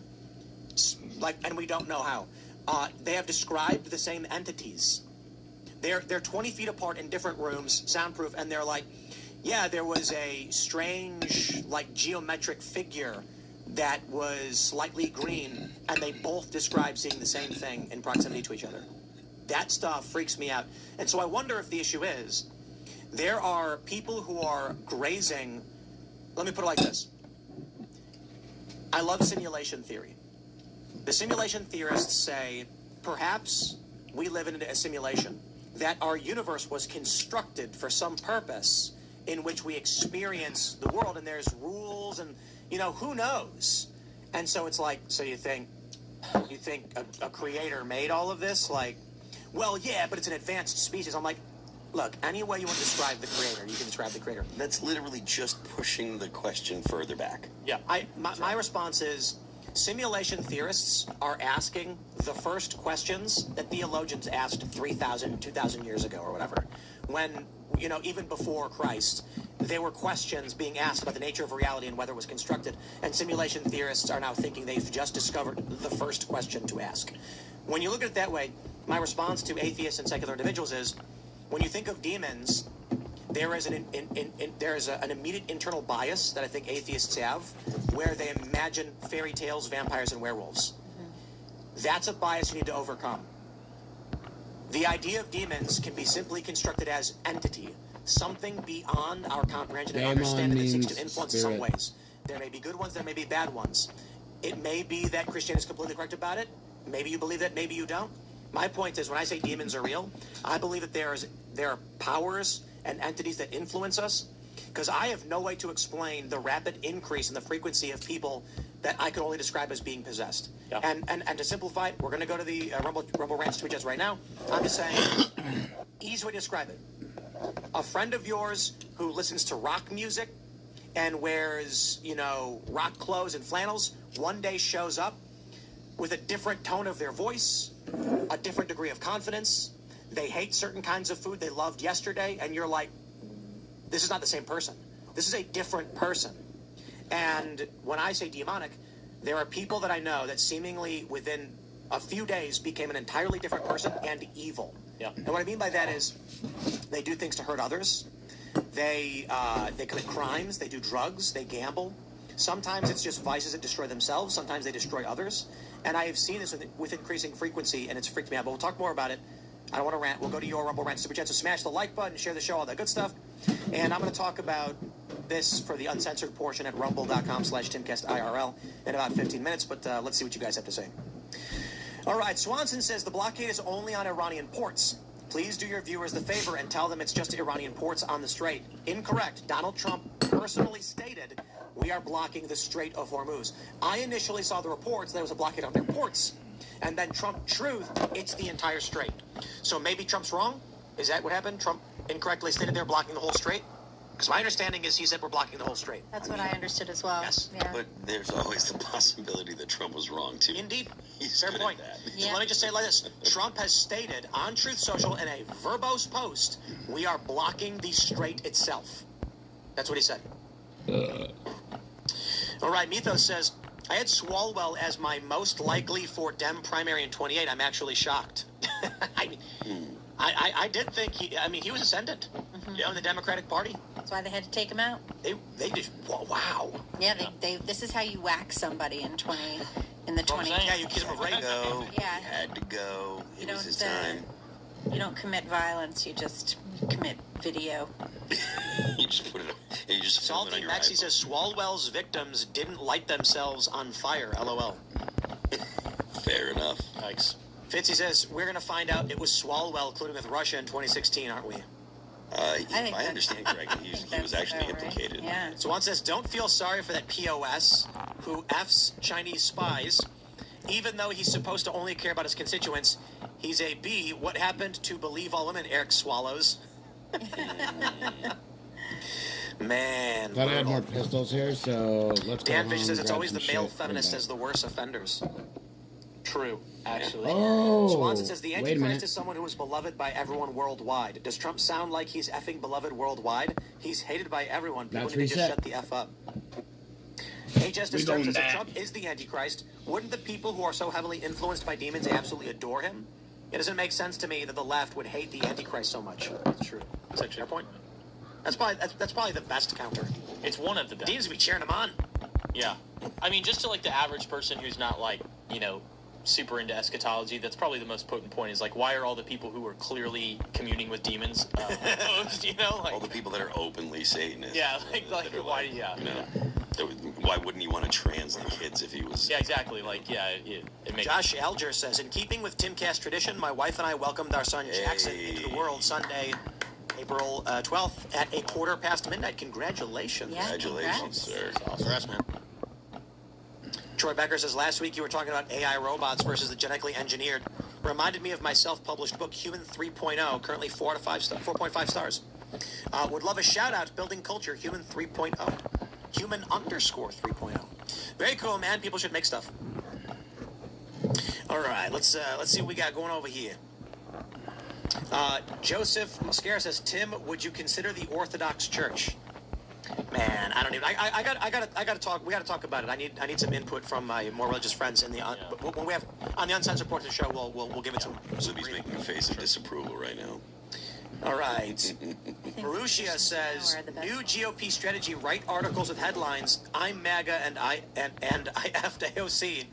Make her defend accusations of cheating. I'm MAGA and I fucked says, I meant after politically like they do. Oof.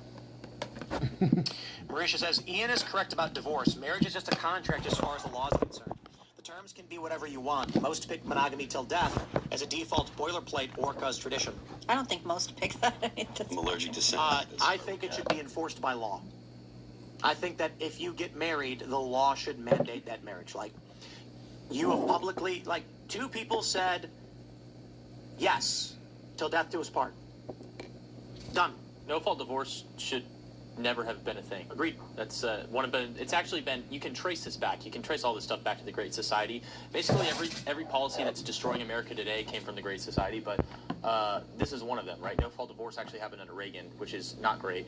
But California and New York is where it really took off. Yeah, because it basically says, like, this union is not that important. It makes marriage into a breakup, which is... Yeah, there doesn't have to be a reason. Yeah, right. And it's disgusting. I mean, like, that means I could literally go, and I would never, honey, I know you're listening to this, but I would never, like, I could leave my wife and kids, and it's just like, just because I didn't want to. It's like, that should be illegal. That's why they kept trying to put into laws about, deadbeat dads, and you have to pay your child support, and you're going to go to jail. Yeah, all the women that are like, hey, if you're going to take away abortion care, you should have to stay to help raise that child that you created. And I'm like, your terms are acceptable. That's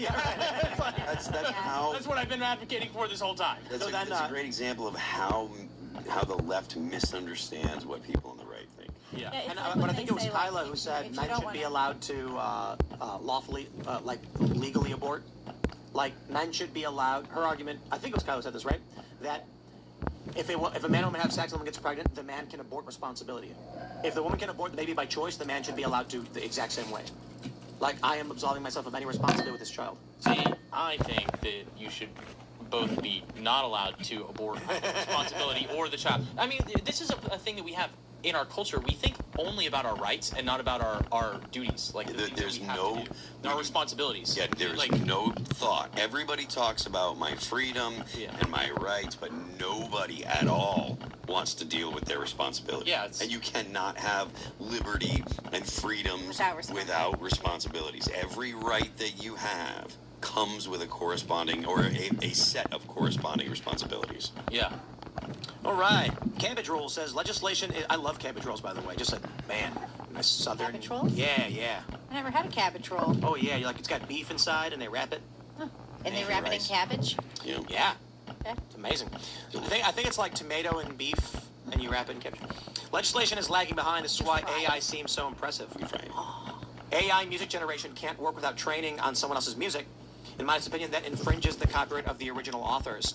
The argument the AI company is making, though, is that it's fair use, it's transformative, and they're correct. Taking a bunch of songs and using them as a basis to transform is 100% pure fair use. If people do it all the time. Artists have taken samples from songs to make new songs all the time. Now, depending on the degree of the sample, you can be sued for infringement. This happened with, what's his name? Sam Smith? Yeah. And he was like, I don't even know Tom Petty. That's weird. But the weirdest was that one song, what's that one song that they said was I can't even remember. Blurred Lines. There you go.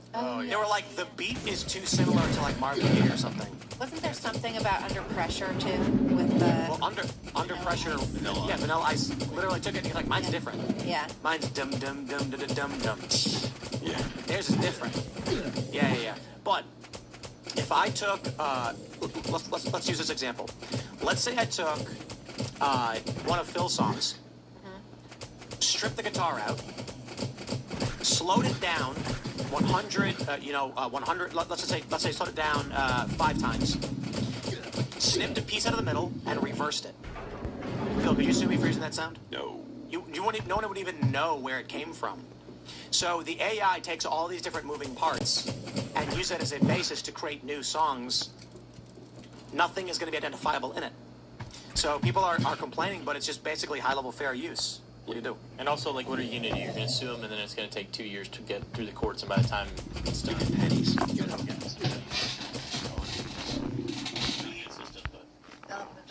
Mijaha says, Tim, there's currently a 7-year mismatch between AI data centers and how quickly the power grid can be expanded. The public is going to be a hard sell to allow small nuclear reactors to bypass the grid. So there's a bunch to talk about here. First, there is a massive power discrepancy in Northern Virginia.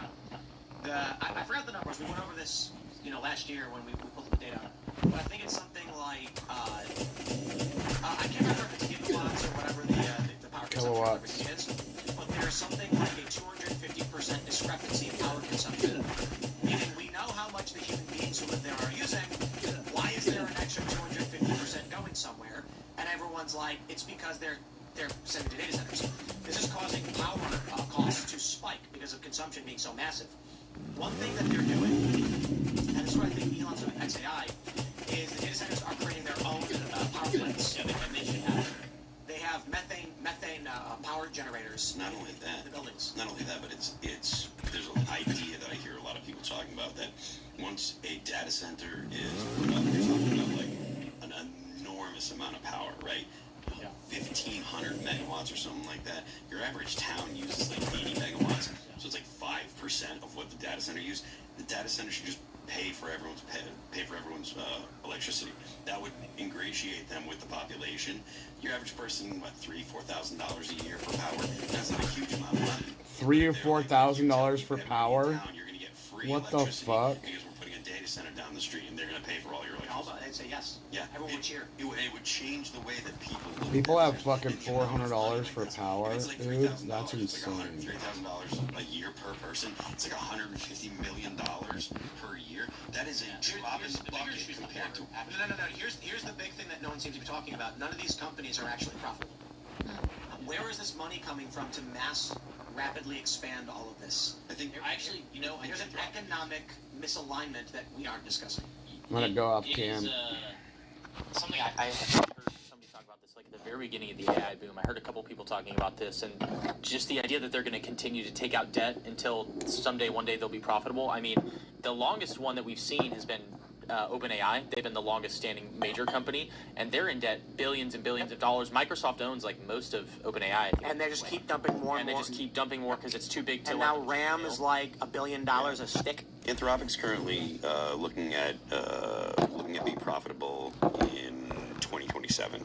So I don't believe, and that's 3 years earlier than OpenAI.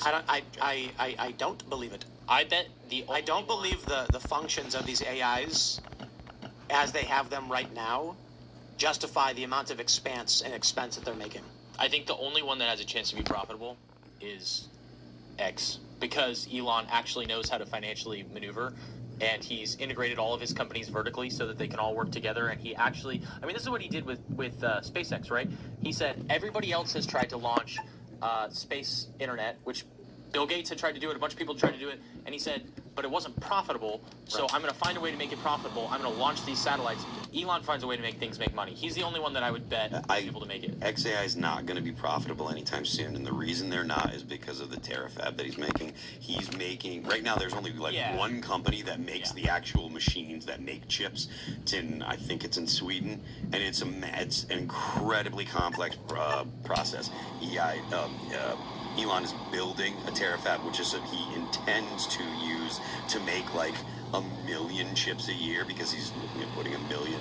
He says he's putting like 1 million satellites in space a year. Yeah, or something. Well, he wants to put 1 million in at least 1 million. But yeah, they're not going to be profitable in the next couple of years. Yeah. Out of all the people that are trying this kind of stuff, I think Musk is the most likely. Eventually. Because of the same reasons that you're saying.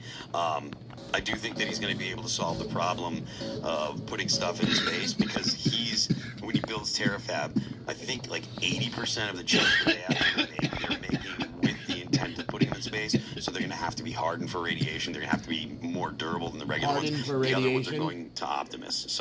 And probably some Teslas. But it'll take a while to get the terafab.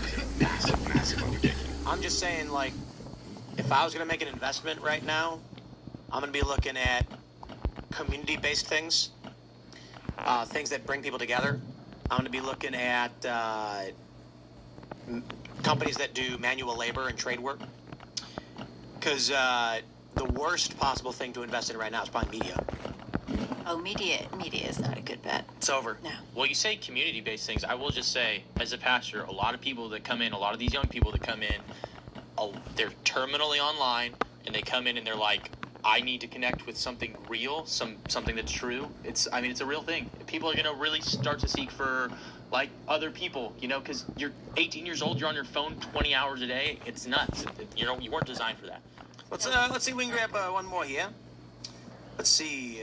I don't say Usi. Is that how you say it? Us? Paris Olympic opening ceremony made a parody of the Last Supper with a trans Jesus, and leftists praised it. Yeah. Give me a break about being offended. Trump didn't mock Jesus. He was just trying to be like Jesus. The left mocked Jesus. I agree with that. Yeah, I don't agree. Yeah, or when they had the queer nuns go to like the Dodgers game or whatever. Remember that? Yeah. Yeah, I mean, they're like, no, we're not making fun of anybody. Yes, you Little are. Sisters of the Poor, I think is what it is. Yeah, no, hey, do it for Islam. Yeah. Big fan. Do the same thing for Islam right now. Remember I had on it wasn't Adam Khan over. We had Adam Khan over, and I forgot what came up, but I was like, go make fun of Islam. He's like, what do you mean? And I'm like, go to the UK when you're there, do a joke about Islam, tell me what happens. And he's like, I have no idea what that means. What does that mean? And I'm like, did he do it? Of course not. He knows what it means. Yeah. He knew exactly what it meant. So this is Tommy Robbins, I wrote a they blinded 10-part Salman series Rushdie. on Islam for our church. That's actually how I ended up learning a lot of and Tommy Robinson came down to our church, and one of the questions he asked me when he interviewed me is he asked, are you afraid of this? And he's been thrown in jail because of speaking out against Islam and stuff. And I'm just like, before we started this, I had never thought about it, but the reality is we've had to beef up security at our church because, for the past 8 weeks, we've been preaching on the threat of Islam in the United States, the Red Green Alliance, all this other stuff, and we have to think about that as a real consideration because these are the people that are extremely violent. It's their theology. It's exactly who they are. It's a reality. Yeah, so. My friends, we're going to go to the uncensored portion of the show, and we're going to have a conversation about church, the community values, and things in the world that I think are going on that I find particularly interesting related to this, and predictions, as well as knowledge and forbidden knowledge. We'll go into great detail. So you can find that at rumble.com/TimCastIRL. You can follow me on X and Instagram at TimCast. Sir, would you like to shout anything out? Boom, we got 3 at once. People can check out that series I just mentioned. It's on our website, vintage.church/infidel. That's a big thing. So I think the Red Green Alliance, the Muslim problem, that's a big thing we've been addressing lately. The other thing I would just shout out is if you don't have a church, get involved in a local church. You're welcome to start ours online, but find one that's local. I think that a lot of these problems get solved by you just coming back to Christ.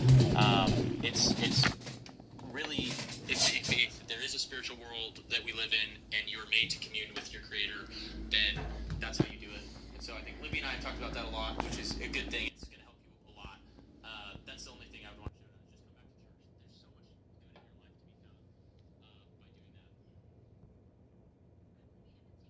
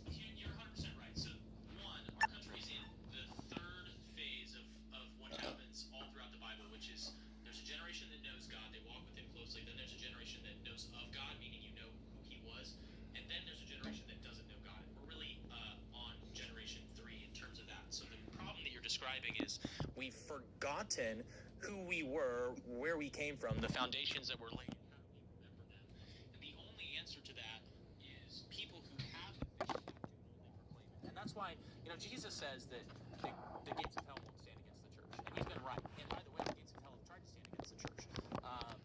All sorts of persecution has become the church. Nero used to take Christians, dip them in oil, hang them upside down by their ankles in his garden, and then light them on fire to be candles at his dinner parties. That's the history of the Christian church, which is that we've suffered persecution after persecution. We should not have survived if it wasn't for the hand of God. But the hand of God has preserved the church because it's his. And so how does the church continue to be preserved? And the answer is bold proclamation of the gospel. The problem that we have now is a lot of the churches have gotten lukewarm and soft, and they've decided not to proclaim these things.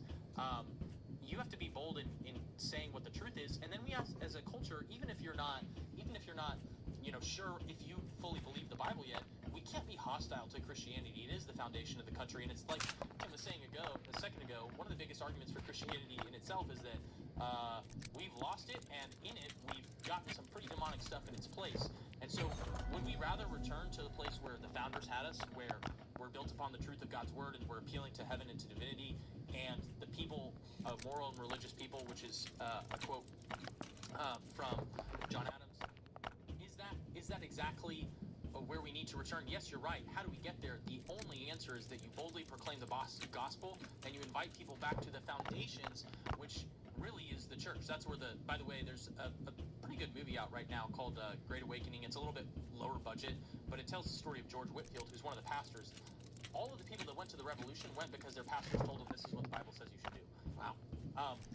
That's what pastors need to start doing again, and people need to go back to church. Well, there's too many churches with gay communist flags. That's 100% right. Well, that's why we've been. By the way, so here's a cool thing. I'm going to DC tomorrow with a group of pastors throughout the country who are the bold pastors who are saying kinds of things that I'm here on the show saying, that are going to pray over people who are in the administration and different, and try and be that light. But you're right, there's been a sifting in the church. A lot of people have gone woke and soft, and to those people I would say, return to the truth of God's word and stand boldly upon it. Ephesians 6 is this really awesome chapter in Scripture that's the full armor of God, and it tells you all of the things that you have to do in order to walk out the Christian life. Do those things and do them not afraid. I'm not ashamed of the gospel because it's the power of God for salvation to anyone who believes. I believe that. If you really believe that, then proclaim that to the people that you know, and find a church that boldly proclaims it too and isn't afraid of being called racist or sexist or xenophobic or whatever hateful slur they want to throw at you that day. Just preach God's word and don't be afraid.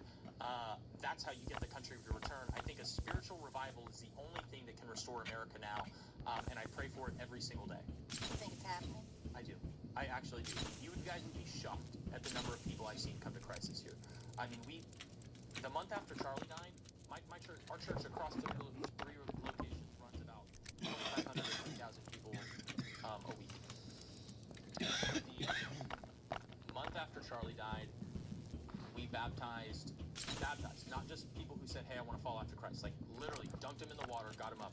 We baptized hundreds of people. In my church, we've seen a lot of people coming in during Lent, which is when you can fast track to Catholicism. Yeah. And that's yeah, that's correct. Yeah. You get baptized, you do the whole thing. It's like soup to nuts, it's like a whole program.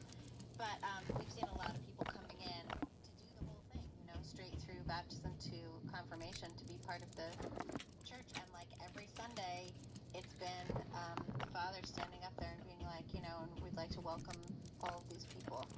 And the church was already packed, and lately I go and I have to park on the grass somewhere. There's because I'm always right on time. I'm never early. Yeah. But well, hey, listen, I'm not late, which is actually a huge deal because I'm usually late to everything. You have to park on the grass. Good. Yeah. I hope more churches are like that. Every single one of our locations is going through a building project right now because we need more room. Have you ever gone to the Latin Mass? Yeah, I actually went to a Latin Mass in Nashville with Mary Morgan. I went to one there's one in Charlestown. Yeah, with the rocks? Yeah, it's sick. Rocks. It's so sick. Yeah, I was actually so moved that Mary invited me to go to Mass with her, and so I went, and it was really She invited Sarah and I. Yeah. And it was seriously, it is when we've we've gone to the same church that you go to. Like we've gone a couple times, but the Latin masses, like, I mean. Do you ever do the Sunday at 11? No joke. No. But there's just something extra cool about them. It's like you don't usually think of church as cool, right? Like just generally, that's not one of the words that you would use to describe going to church.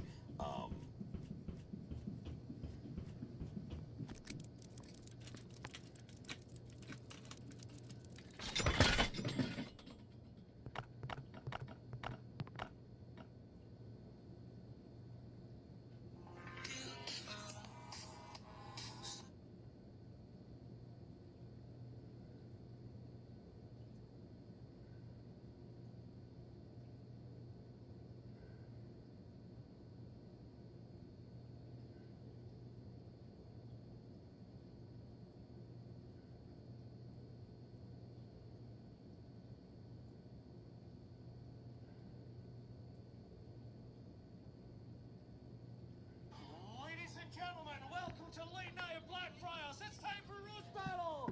Please go wild and crazy for your host, Roastmaster Billy Kirkland. Of comedy, and they're definitely. You know. Are you ready?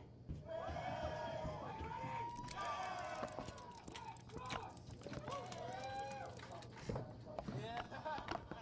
Like I said before I start, I do want to say I am roasting a queer, autistic, non-binary, plus-size gentleman. So, you know, it's quite risky.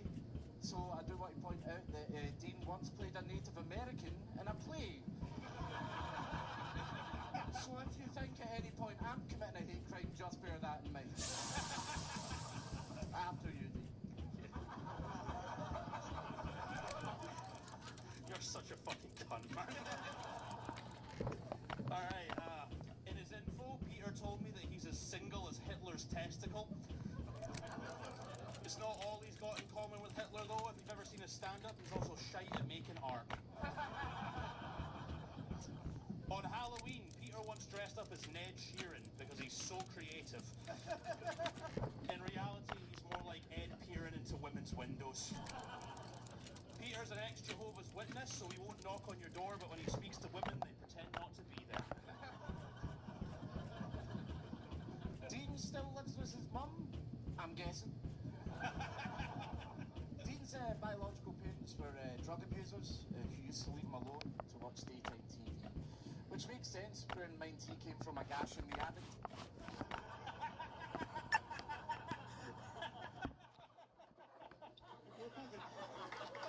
Thank you. Dean hasn't seen his real parents for over 20 years, or his dick for over 15. I mean, that must be annoying, isn't it? Breaking out a sat-nav every time you want to have a wank here. Dean's dad died of liver disease from drinking too much. It's obviously a shame. But having known you for 3 years, Dean, I can get it. Peter looks like the before and after picture of a school shooter.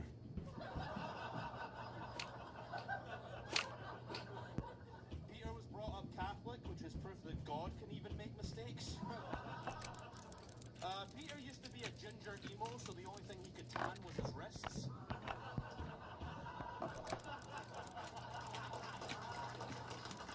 He's not wrong. Being adopted is only natural if Dean became an actor. He spent most of his life pretending he had a real family. Dean was cast in the film World War Z. Not impressed, no, fair enough. No, he was. He was cast as the titular character, World. Dean had a beard to age 13. What was her name? Your mom, mate. Leslie Bell is a save. Keep up. Dean lost his virginity in a hot tub with two women who later transitioned into guys. It's funny how they knew Dean was gay before he did. Saying that, Dean is actually bisexual, because beggars can't be choosers, can they? Dean actually auditioned to be in the show Glee, and yet still felt the need to come out as gay. child predator, but his face says child predator.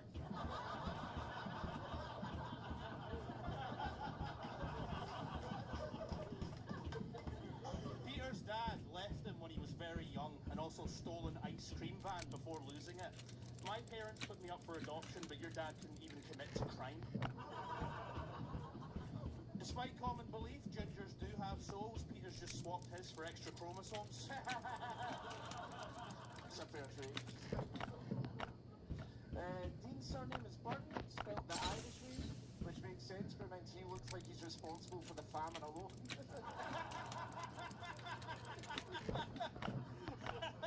Millions of people storming to death, and he's just sat in a vat of Dauphinois. Did I pronounce that correctly? Yes. Okay. Autistic people have a stereotype about eating Legos, but looking at Dean, he was clearly on the Duplos. I think Dean being gay has a lot to do with Dean being fat. You know, he would never have touched a knob until he heard they had their own cheese.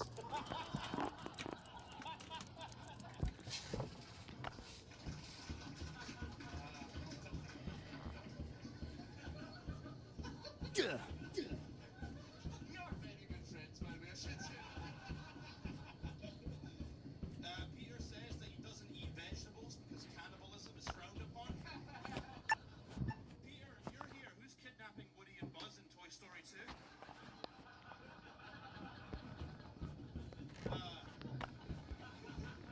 To be fair, Woody and Buzz have very different meanings for you, don't they, Molly? Peter's the kind of guy who'd ruin a karaoke night by trying to explain the meaning to Mr. Brightside. I have done that, yeah. Dean got into wrestling as a kid to try and hide his homosexuality. He performed under many names: Jay Mysterio, Hulk Hogan, Bret Hart, failure. Cody rolled a guy and accidentally shattered his pelvis. Dean's influences in wrestling are pretty obvious, you know, Big Show, Rikishi, giant day stats. I mean day stats.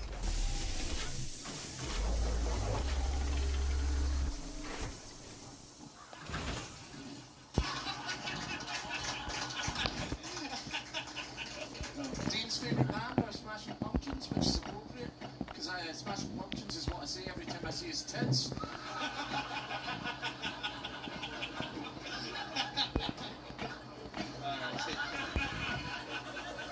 So fucking dumb. Alright, Peter works in IT support, which is fair since he's autistic. The only thing he's ever connected to is a Wi-Fi network.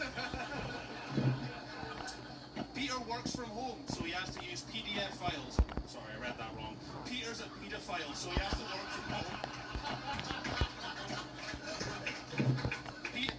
Peter loves Star Wars. I think he's a lot like a stormtrooper, because when he fires into you, he always misses his mark.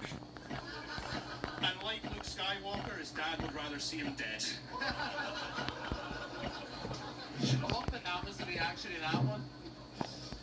Dean had a Justin Bieber haircut in his teens because he thought it would make girls like him. And that's a bit like popping a cocktail umbrella on top of a dog turd. Dean worked as a classroom assistant, but he was never asked back, which isn't as suspicious as it sounds, you know. Don't get me wrong, Dean would be an excellent paedophile if he could just stop eating all the sweets himself.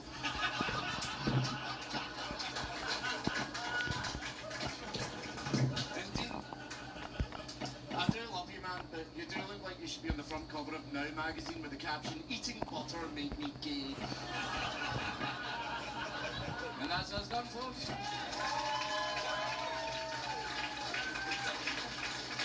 Well done, Carl. Well done. I think we might have got all our pedo jokes there. That's good. Let's go to Will first. I love this. Good stuff. Dean, I was going to mark you down for being a Native American in a play. I was going to say that was problematic, but as a white freestyle rapper who profits off of black culture, all I've got to say is keep doing what you're doing, mate. The glasses say child predator, but his face said child predator. That almost smothered me, but then Peter, when he said smashing pumpkins is what I say every time I see his tits. That's a fucking bar, man, and I'm writing it down. So I give it to Peter. Great work, both of you. There we go, there we go. Right, what we take? Alright, so Dean, you started off super strong, just going in with the single as Hitler's testicle.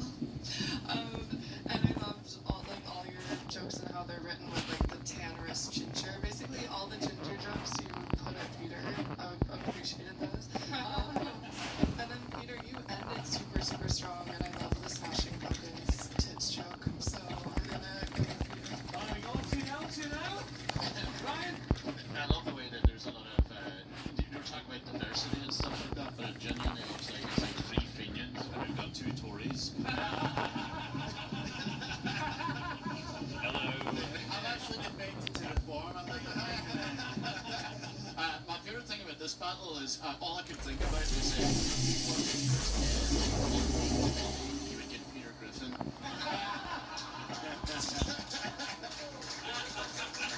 Let's make it happen. Let's do it. I think it's a great start, lads. It's a hard one, especially in Glasgow, because it's very funny looking at a Glasgow crowd, because it's a hard place to do roast battles, because most people here go, I can fucking do better than that cunt.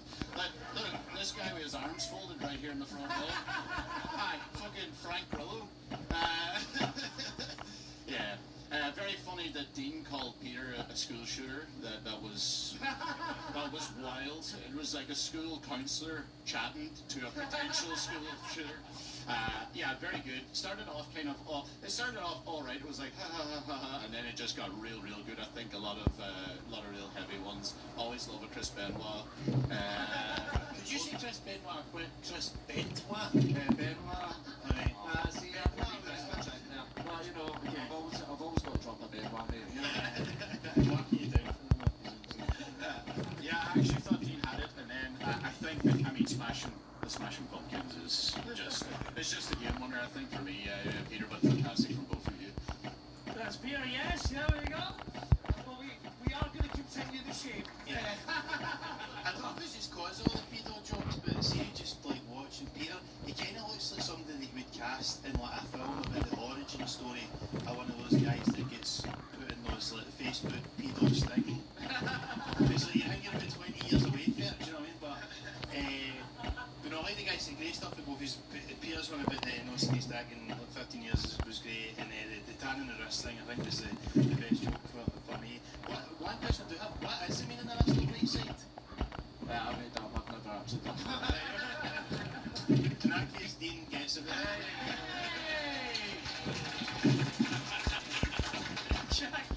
I love that. That was a phenomenal battle. I know these boys well. Dean's tan in the wrist line was quality, and then I loved when Peter called him fat and gay a bunch of times. That was classic. But my vote actually goes to the guy up the back that just went, "That's me, mom." So he gets my vote. That guy gets my vote. I don't know if it means anything. I think that still works out for you, what there? That's you. Peter! One more time for Dean Seaburn, everybody! Alright, let's not fuck about, let's keep this going. Please welcome your next 2 roasters. It's Cat Powell and Lucha D.A.'s!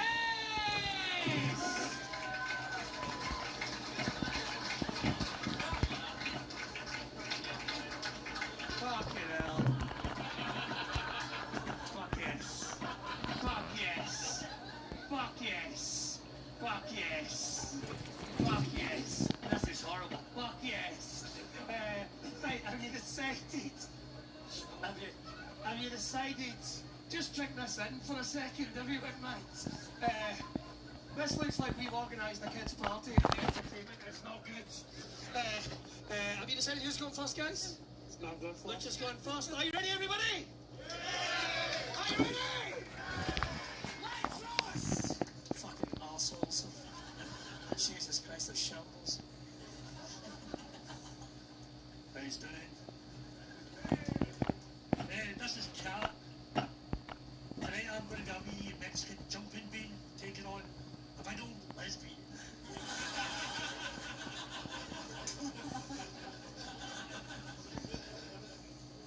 Cat says she couldn't spell the word special until she was 17, which I find very hard to believe after being written on every bus she's ever got on.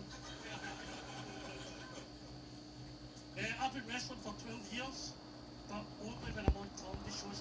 We can't do a film with John Cena, because you can't see me laughing. Cat looks like she complains when she comes.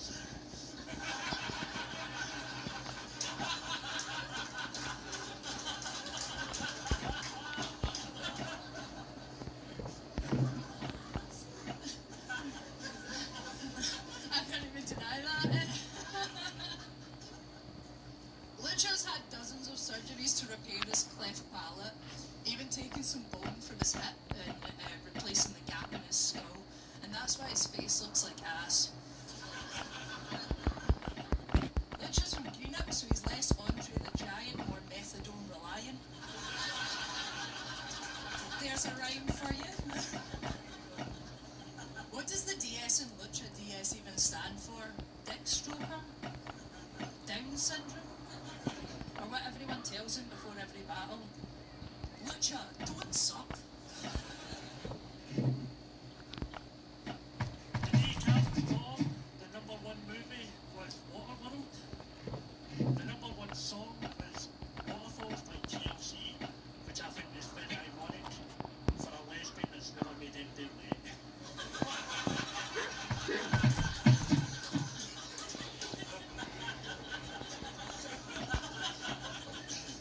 Cat's actually bi. She lives with a guy.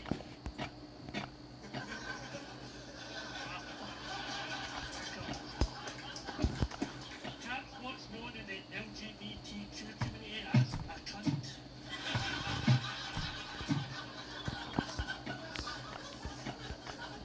Cat's bisexual, now been married for 10 years, so none of us have had sex with women for fucking years. I love that CM spunk. Lucha retired from wrestling to do stand-up comedy. Rooms full of people laughing at you, and now he does stand-up comedy.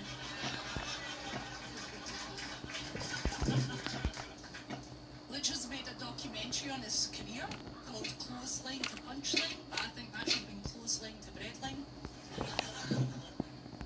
Lucha's finisher was called the 619, but Lucha's wife says he's never been able to finish her.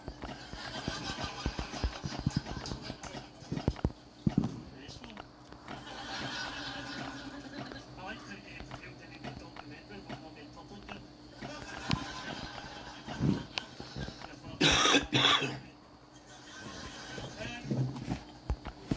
Me and Kat met over 2 years ago at a comedy class, and it's about the time when I feel like anybody should really encourage Kat to have a second or third course. The fuck?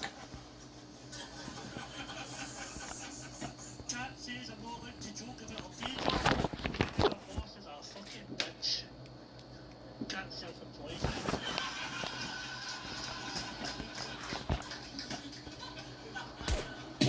Kat's online comedy clubs get horrible fucking comments underneath them.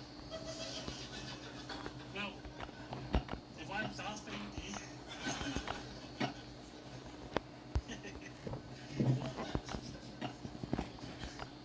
Lucha thinks he's Mexican. So when he wants to get off with his wife, he needs to build a wall between them. And by that I mean she goes next door to the neighbours and shags him instead. Lucha's had a truly tragic life with so much loss. Like, it's honestly like something out of Les Mis. A bit like his stand-up career. Empty chairs at empty tables. For the theatre buffs it. It's not all bad for Lucha, right? Kinky girls love him because they don't need to ask him to spit on them.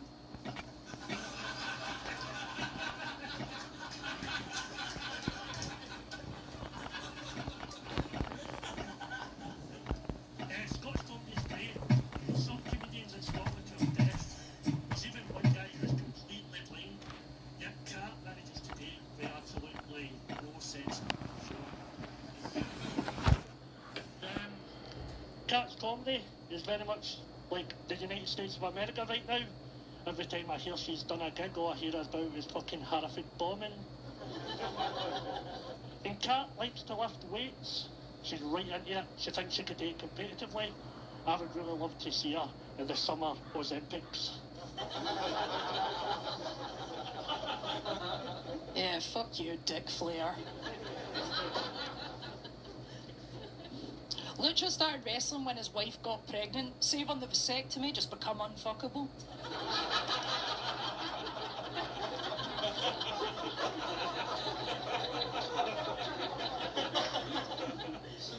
Lucha loves cultural appropriation. That's why his goatee is Apache.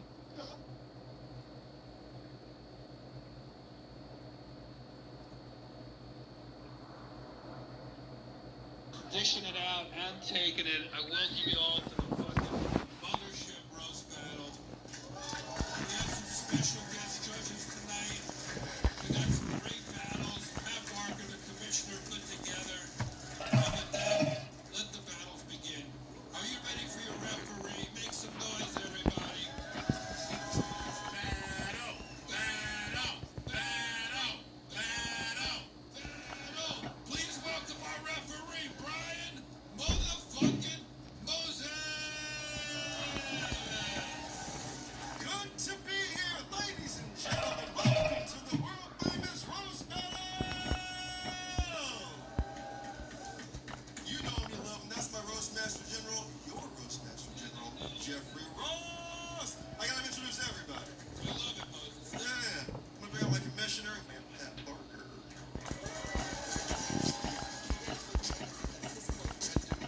No, that's not Beetlejuice. You've seen him on Keanu, you've seen him on This Fool on Hulu, season 2. Make it loud for the chef, Jamal Neighbors. And I asked him to stick around. I'm glad he did. One more time, make it loud for Mark Norman, everybody. Mark, come sit with us. Come sit with us. This is a fucking good one, man. This is gonna be a good one. How many battles we got today? 5 battles. Hey, Pat, you want to give these people a little rundown of what we're doing with this roast battle league? Yeah, for sure. We are in 12 cities across the world, 6 here in the States, and we have people from all 6 cities who flew out here to battle tonight. Go head to head. We got New York, LA, the Bay Area, Chicago, Denver, and of course Austin here to fucking kick the shit out of each other for you guys. Let's get into it, huh? Damn, I love it. You ready, baby? I'm fucking ready for this shit. Let's get it. All right, ladies first here from the Bay Area. Big love for Amber Ellis, everybody.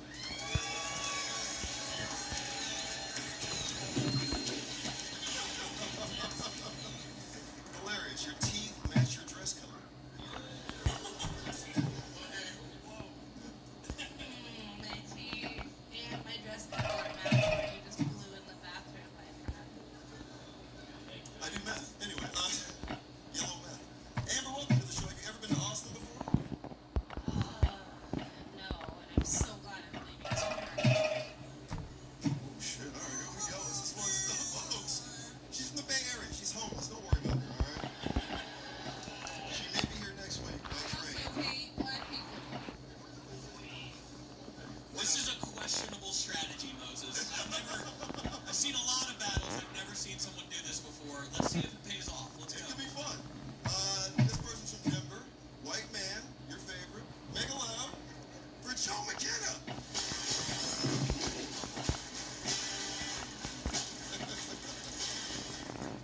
All right, Joe. Battle here from Denver. You ever been to Austin?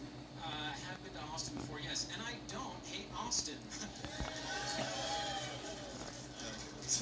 White people.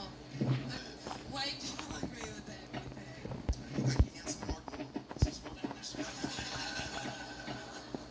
All right. He's like Mark Norman.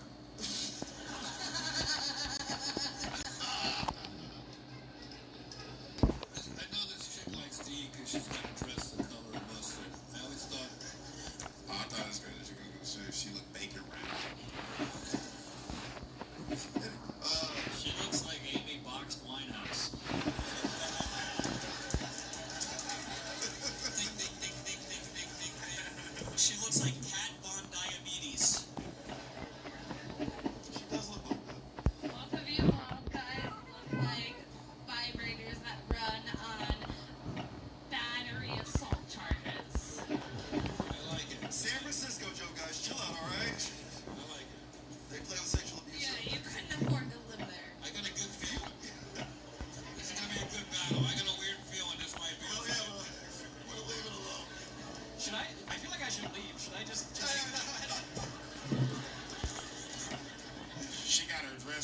section at Goodwill. It looked low-key snatched off and shit. You work. Oh, bitch, I know you ain't talking with Etch-a-Sketch tattoos, bitch. Your Etch-a-Sketch tattoo. Man, look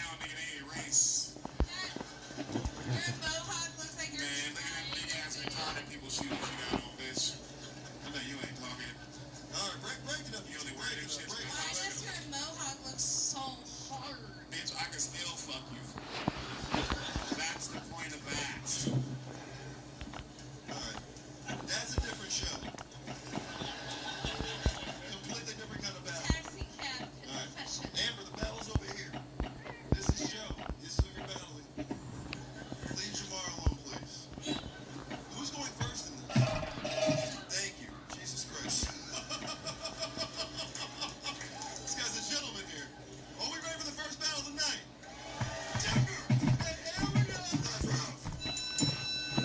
Well, I'm really glad to be here tonight. I'm super grateful to be on stage with AOC minus, which is Amber's actually a product of divorce, which explains why she has 2 Christmases, 2 breakfasts, 2 lunches, and 2 dinners.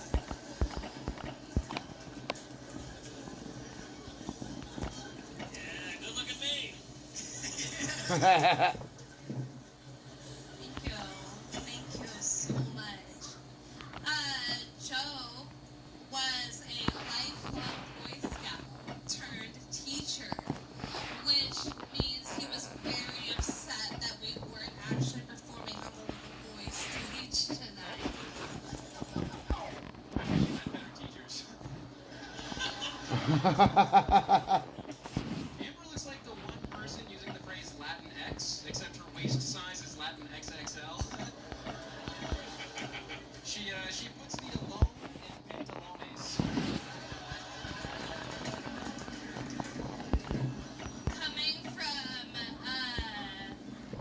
Boy Scout honorably discharged. I hated that noise. Oh, should I go? Okay. I did some research on Joe. I found out that his main show that he works on is called White Right, which is his favorite subject to teach in school. The show is called Wide Right. Really wish she had those reading teachers now. That would have been much better. Thank you, Jenny from the cell block. That's great. Yeah. Amber has a lot of tattoos all over her body, which is a really good way to tell the world she was molested by her uncle. The funny thing is these actually aren't real. These are where I asked your kids where you touched them inappropriately. Well, Especially this one right here. that's pretty good. I heard you got molested by your uncle and you called it Tapatio.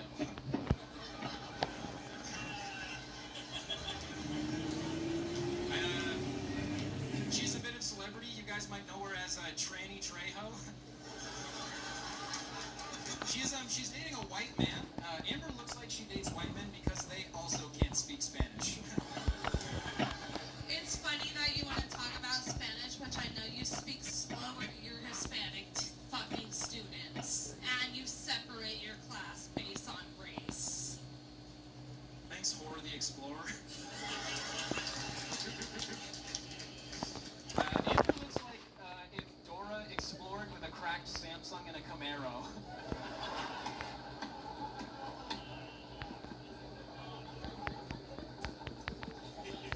Joe has been skiing since he was 8 years old, and it's ironic that now his poles are 8 years old. Oh God, I hated that noise. Last Joe? Oh no. Amber actually used to be a stripper, and she's got a lot of attitude, as you guys can tell, talking about puta this and puta that. She's the first ever stripper that was paid to put the fucking clothes back on. Put the fucking clothes back.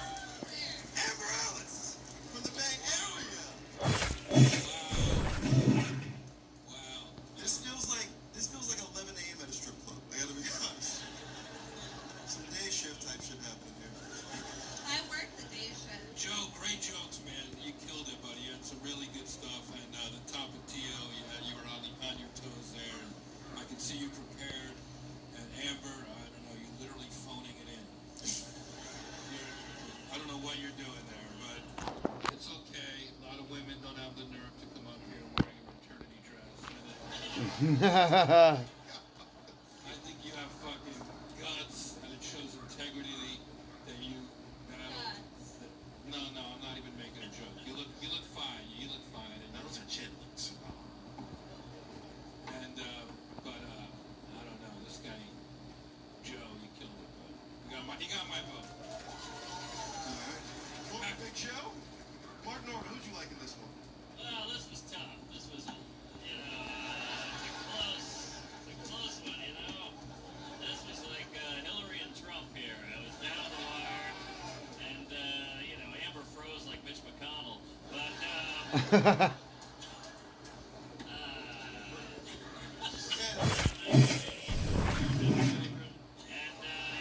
I gotta give it to Fat Joe over there. This does look like a Bill Clinton, Monica Lewinsky porno that ran out of budget. Go ahead, Joe. They were both phenomenal. Give it up for these two battlers. Good Lord, man. This is the part of the show where Jamar tries to get laid. Joe, are you single? I was gonna say, I'm all for it, man. Fucking sign me up. No, you're not. Sleep my way to the top. Fuck it. I'm in the middle. This chick looks like she killed Tony and Red Band. I was gonna say her dress, the color, and throw up, so that makes sense. I'm going for Malcolm in the middle. I thought he was better. That's Joe, everybody. That's Joe. He looks like a little boy. Joe is a teacher and looks like a school shooter at the same time. Thank you.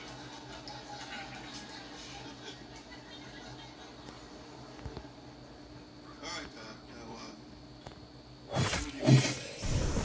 Yeah, I mean, it's close. This is a tough one. This was a great battle between every couple from Love After Lockup. Joe, you look like the gay son of an Italian mob boss. And Amber, you look like his drug mule. I was... Okay. I think we found the only thing we were all Amber, I was going to deduct points because you were reading jokes off your phone, but then I realized you were just utilizing the Domino's tracker.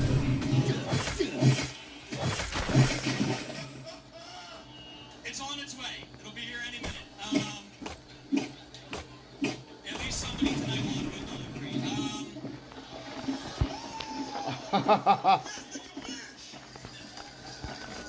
Keep going. No, she's had enough. Joe, this is, you fucking killed it, man. This is why you come down from Denver to get on the stage and do this shit. You crushed it tonight, bro. Congratulations. ladies and gentlemen, you're winning the first battle of the night. Denver's own Joe.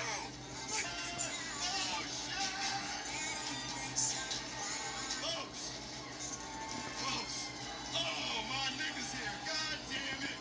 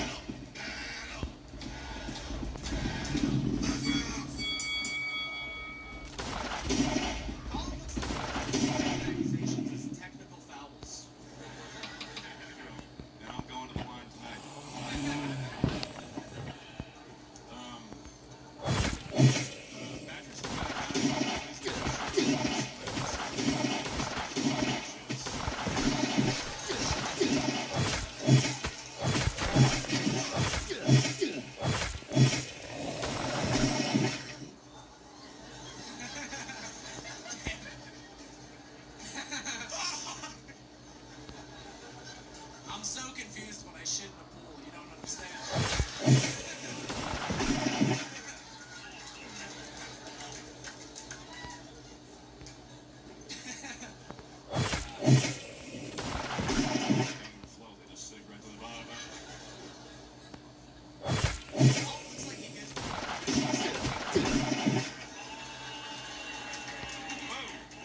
What's the hard R, Chief?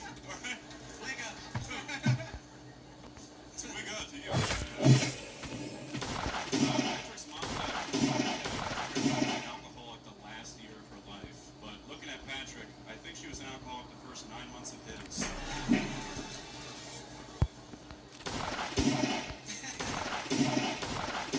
Dad shot himself in the head. I thought he was reaching for that glass. Brains. It's true. It's true. It took a bullet to kill my dad. It took a Wendy's 4-for-4 to kill his mom. Sorry, my dad's a hero, dude. I got that life insurance money. I feel like the only way Patrick can come is by telling little kids that Santa isn't real.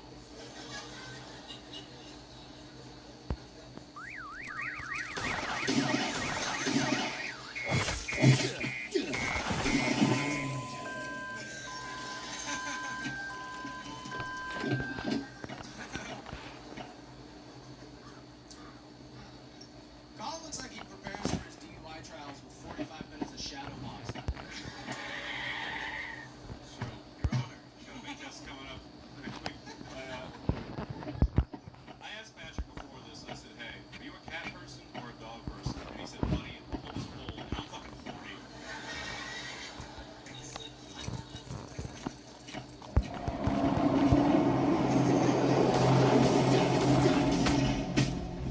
Colin's not actually his full name.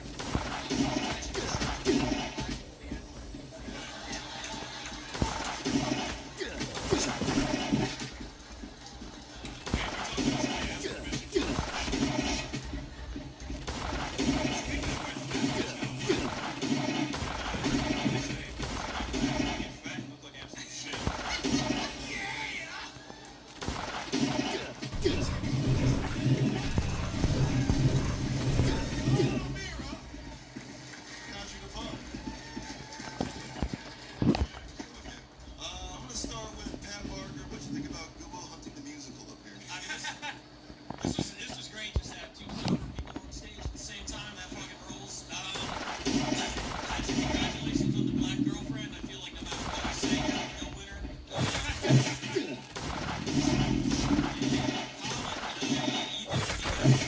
Exposure that came to life. It was it was a good battle. It was a lot of fun. You two are clearly good friends, and you were throwing haymakers up there. Colin, the way you were playing someone else serious, and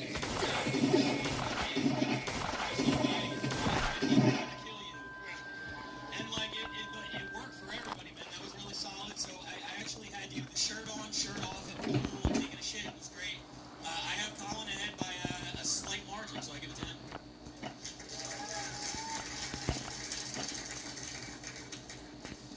Jamal motherfucking Neighbors. Both of these guys are phenomenal. Am I right?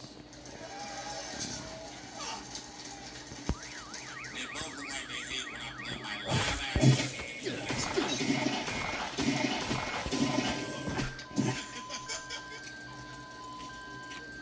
I'm gonna go for the guy with the white shirt because he was a little bit better. Just a little bit. Shafir the Great. What a great, fun battle. We're all the real winners. Are you here, Patrick? I thought you were great, buddy. You got Luke Combs' face and Red Band body. And Colin, I'm sorry that your father shot himself in the face and head and died that way. Okay. Oh my God. Ari, where are you coming from? What are you on right now? I'm curious. We we've all been drinking since 2:30 with Ric Flair. 2:30 p.m. Yeah. Wow. Sounds like that, yeah. That's fucking wild, buddy. Well, if Chief J Strongbow was there, I might have showed up. Flair was how they turned on the ovens that killed my grandfather, Jeff. Flair? I don't even get it. Anyway. I love that Patrick's dating a black girl. I didn't know that black girls were into thick white bitches too.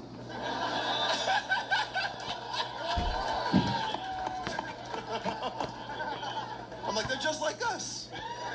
They're just like us. Who do you think won, Tony? Who do you think won this? You know what I loved about this battle, and I've been there since day one, since the belly room of the Comedy Store. You guys, in between the jokes, it was unbelievable. You guys rolling with everything. It was amazing. You know, you had your shot, you took it, a lot like Colin's father did. And you made the most of it, and that's what's most important. And I'm just proud that you guys are representing Austin here tonight, and I thought it was absolutely fantastic. Great job to both of you. Wow.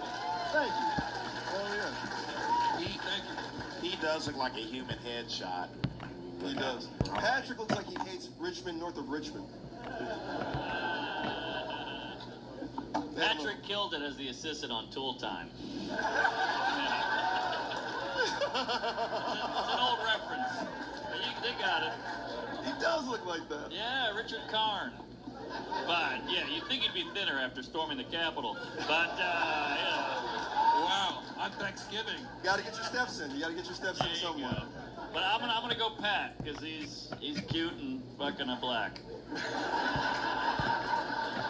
Say it again. Wow, really fucking tough. You guys were very, very evenly matched. Colin, I think you nudged it out. You were a little more thoughtful in your jokes, I thought. But both of you had amazing comebacks. And honestly, the truth is, what was that, 5 jokes? Yes, sir.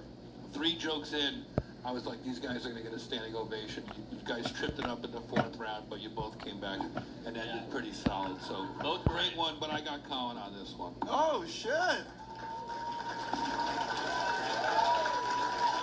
Folks, keep it going. You're a winner.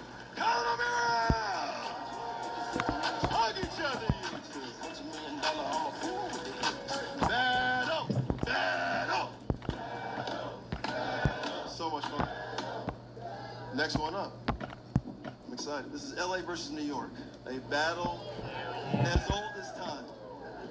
Let's bring up this lady from New York first. Make it loud for Irina Chalitza! Yes! Welcome to Austin, Irina. Thank you. Thank you for having me. It's my first time in Austin, fellas. They don't give a fuck. So. No, they don't. This guy's from LA. Or sorry. They are from LA. Yeah, that's right. Niggas LA. We about that pronoun shit. They are from LA. Make it loud for J.P. Put the beat.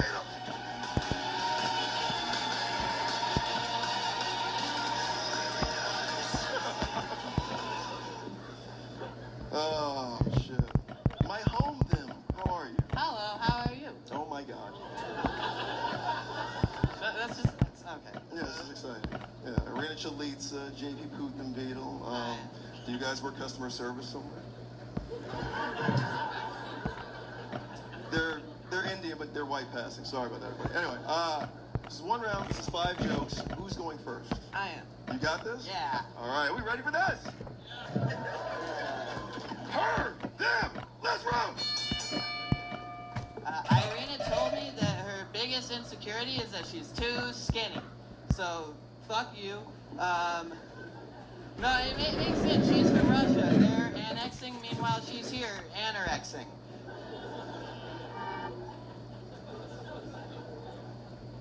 JP is God's biggest mistake. God made JP autistic, dyslexic, asexual, non-binary, Indian, disabled, raised in a cult, and ugly. Yeah, I am non-binary. I am non-binary. I can't decide if I'm a woman, just like your chest.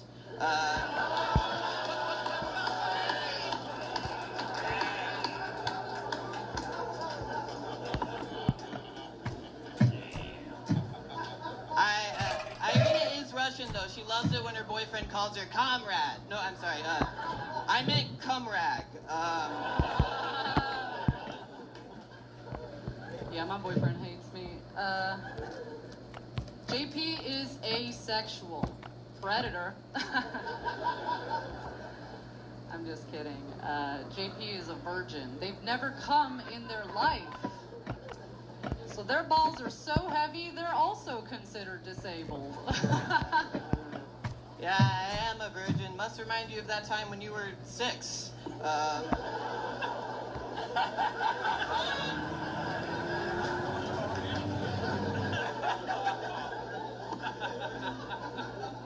Irina's from a war-torn city, but she moved here for vocal school. That's really awesome that your voice, body, and home are all flat. Yeah, speaking of voices, you sound more like a bitch than I do. No, JP wishes they didn't have any balls, but they already sound like they don't. Like, I'm at the mothership roasting a fucking gay alien. You sound like E.T. homo.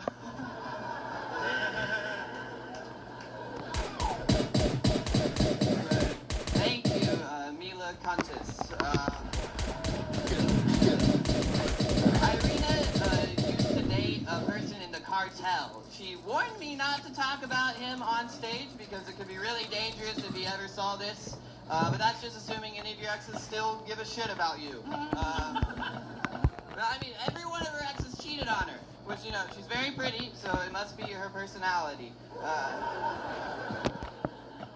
Oh no, don't call me pretty. Oh no, I can't recover from that. Just kidding. JP works with autistic children. They teach him how to read.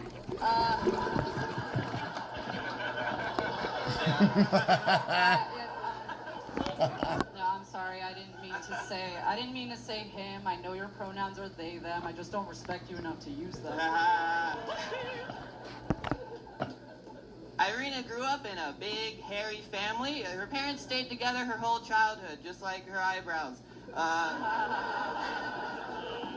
But she has to shave her whole body, head to toe, every day. Not how I'd like to see you use a razor. I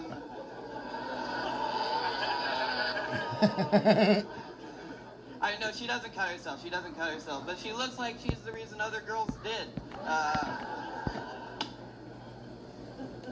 Yo, speaking of facial hair, why does your face look like my fupa, dude? I got a chin beard with no chin. Let's think. Due to a birth defect, JP has no teeth. I know, which is great news because they were raised in a cult that needed a village fleshlight. Ladies and gentlemen, keep it going for JP from LA and Irina Chalitza from New York. You both look like you work on Epstein Island. Summer job. Different sides of the island. I'm going to start with Pat Barker. Who do you like in this one? Boy, the sexual tension is palpable. Am I right? No, as the guy who booked this, this was a kind of a plot. JP is a non-binary, asexual virgin. I just wanted him to talk to a hot girl and see if he liked it. Just try it on for size, see how it feels. It was terrible. And wait, who's the hot girl? And JP, I was proud of you because in true guy fashion, you started negging her immediately. Well done. That was great. Yeah, I mean, JP, your biggest hits were like on the rebuttals. Like, yeah, I'm non-binary, but yeah, I'm a virgin, and it makes me think the whole thing is an act. You're living an elaborate lie to win a fucking roast battle, and I respect that level of pettiness. I'm a trap, dude.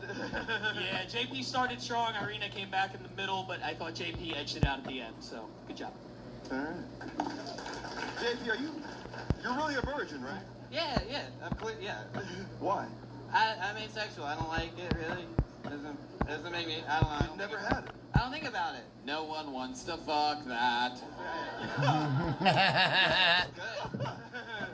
Ari, who do you like in this one?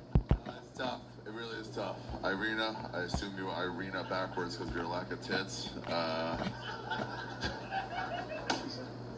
You know, you look Arabic, which kind of scares me as a Jew. But JP, you scare me even more because I guess you'd be two people that look like Arabics. So.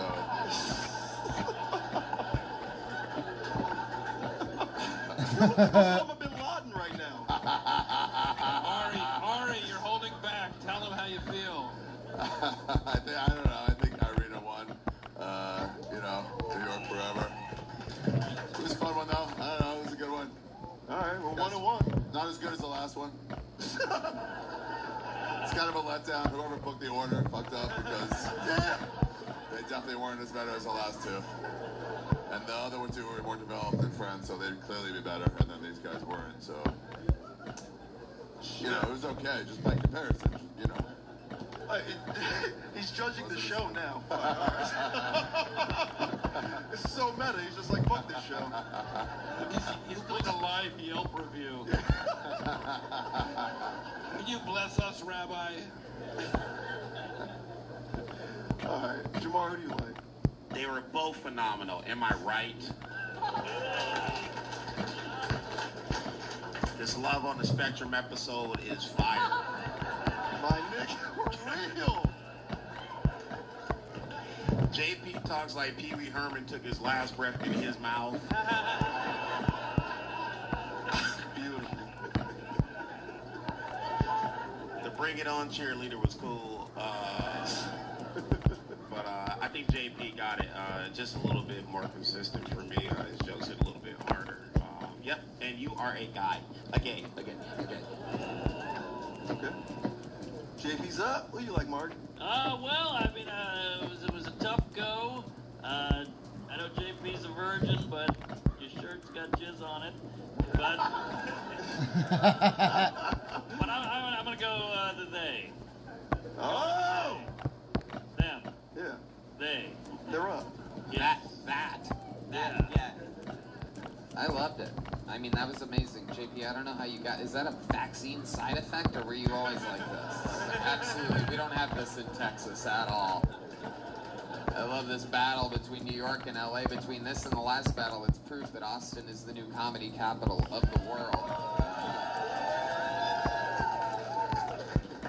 And even though you're a virgin, I'm here to tell you, you fucked a cunt tonight. So congratulations, JP.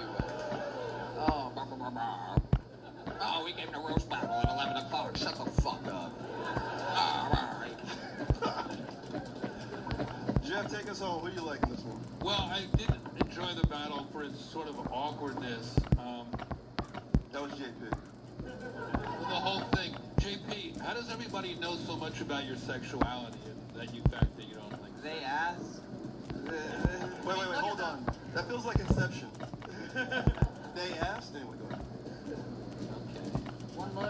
One look. Yeah, I play it on, baby. All right. Well, I always enjoy watching you, and I like the little tongue thing you did on the big punchline. More of that. Oh, yeah, you got it. More tongue. More tongue would be good. And all right, we're done for tonight. Irina, how many times have you been? It's 12:30, and I am done. Yeah. We're finished for tonight, guys. It's like I think it's my scar that pulls my lip down. I have a scar right here that like rips down this way. It's been aching left and right. This one and my chin scar. It's got like a fucking big old, right here from skateboarding. And then this was getting punched in the print when I was in prison. So, yeah. Anyways, I'll see you guys tomorrow. We went and got our box. We got all of our stuff. Is this done? No, still not done. So, pull another one out here.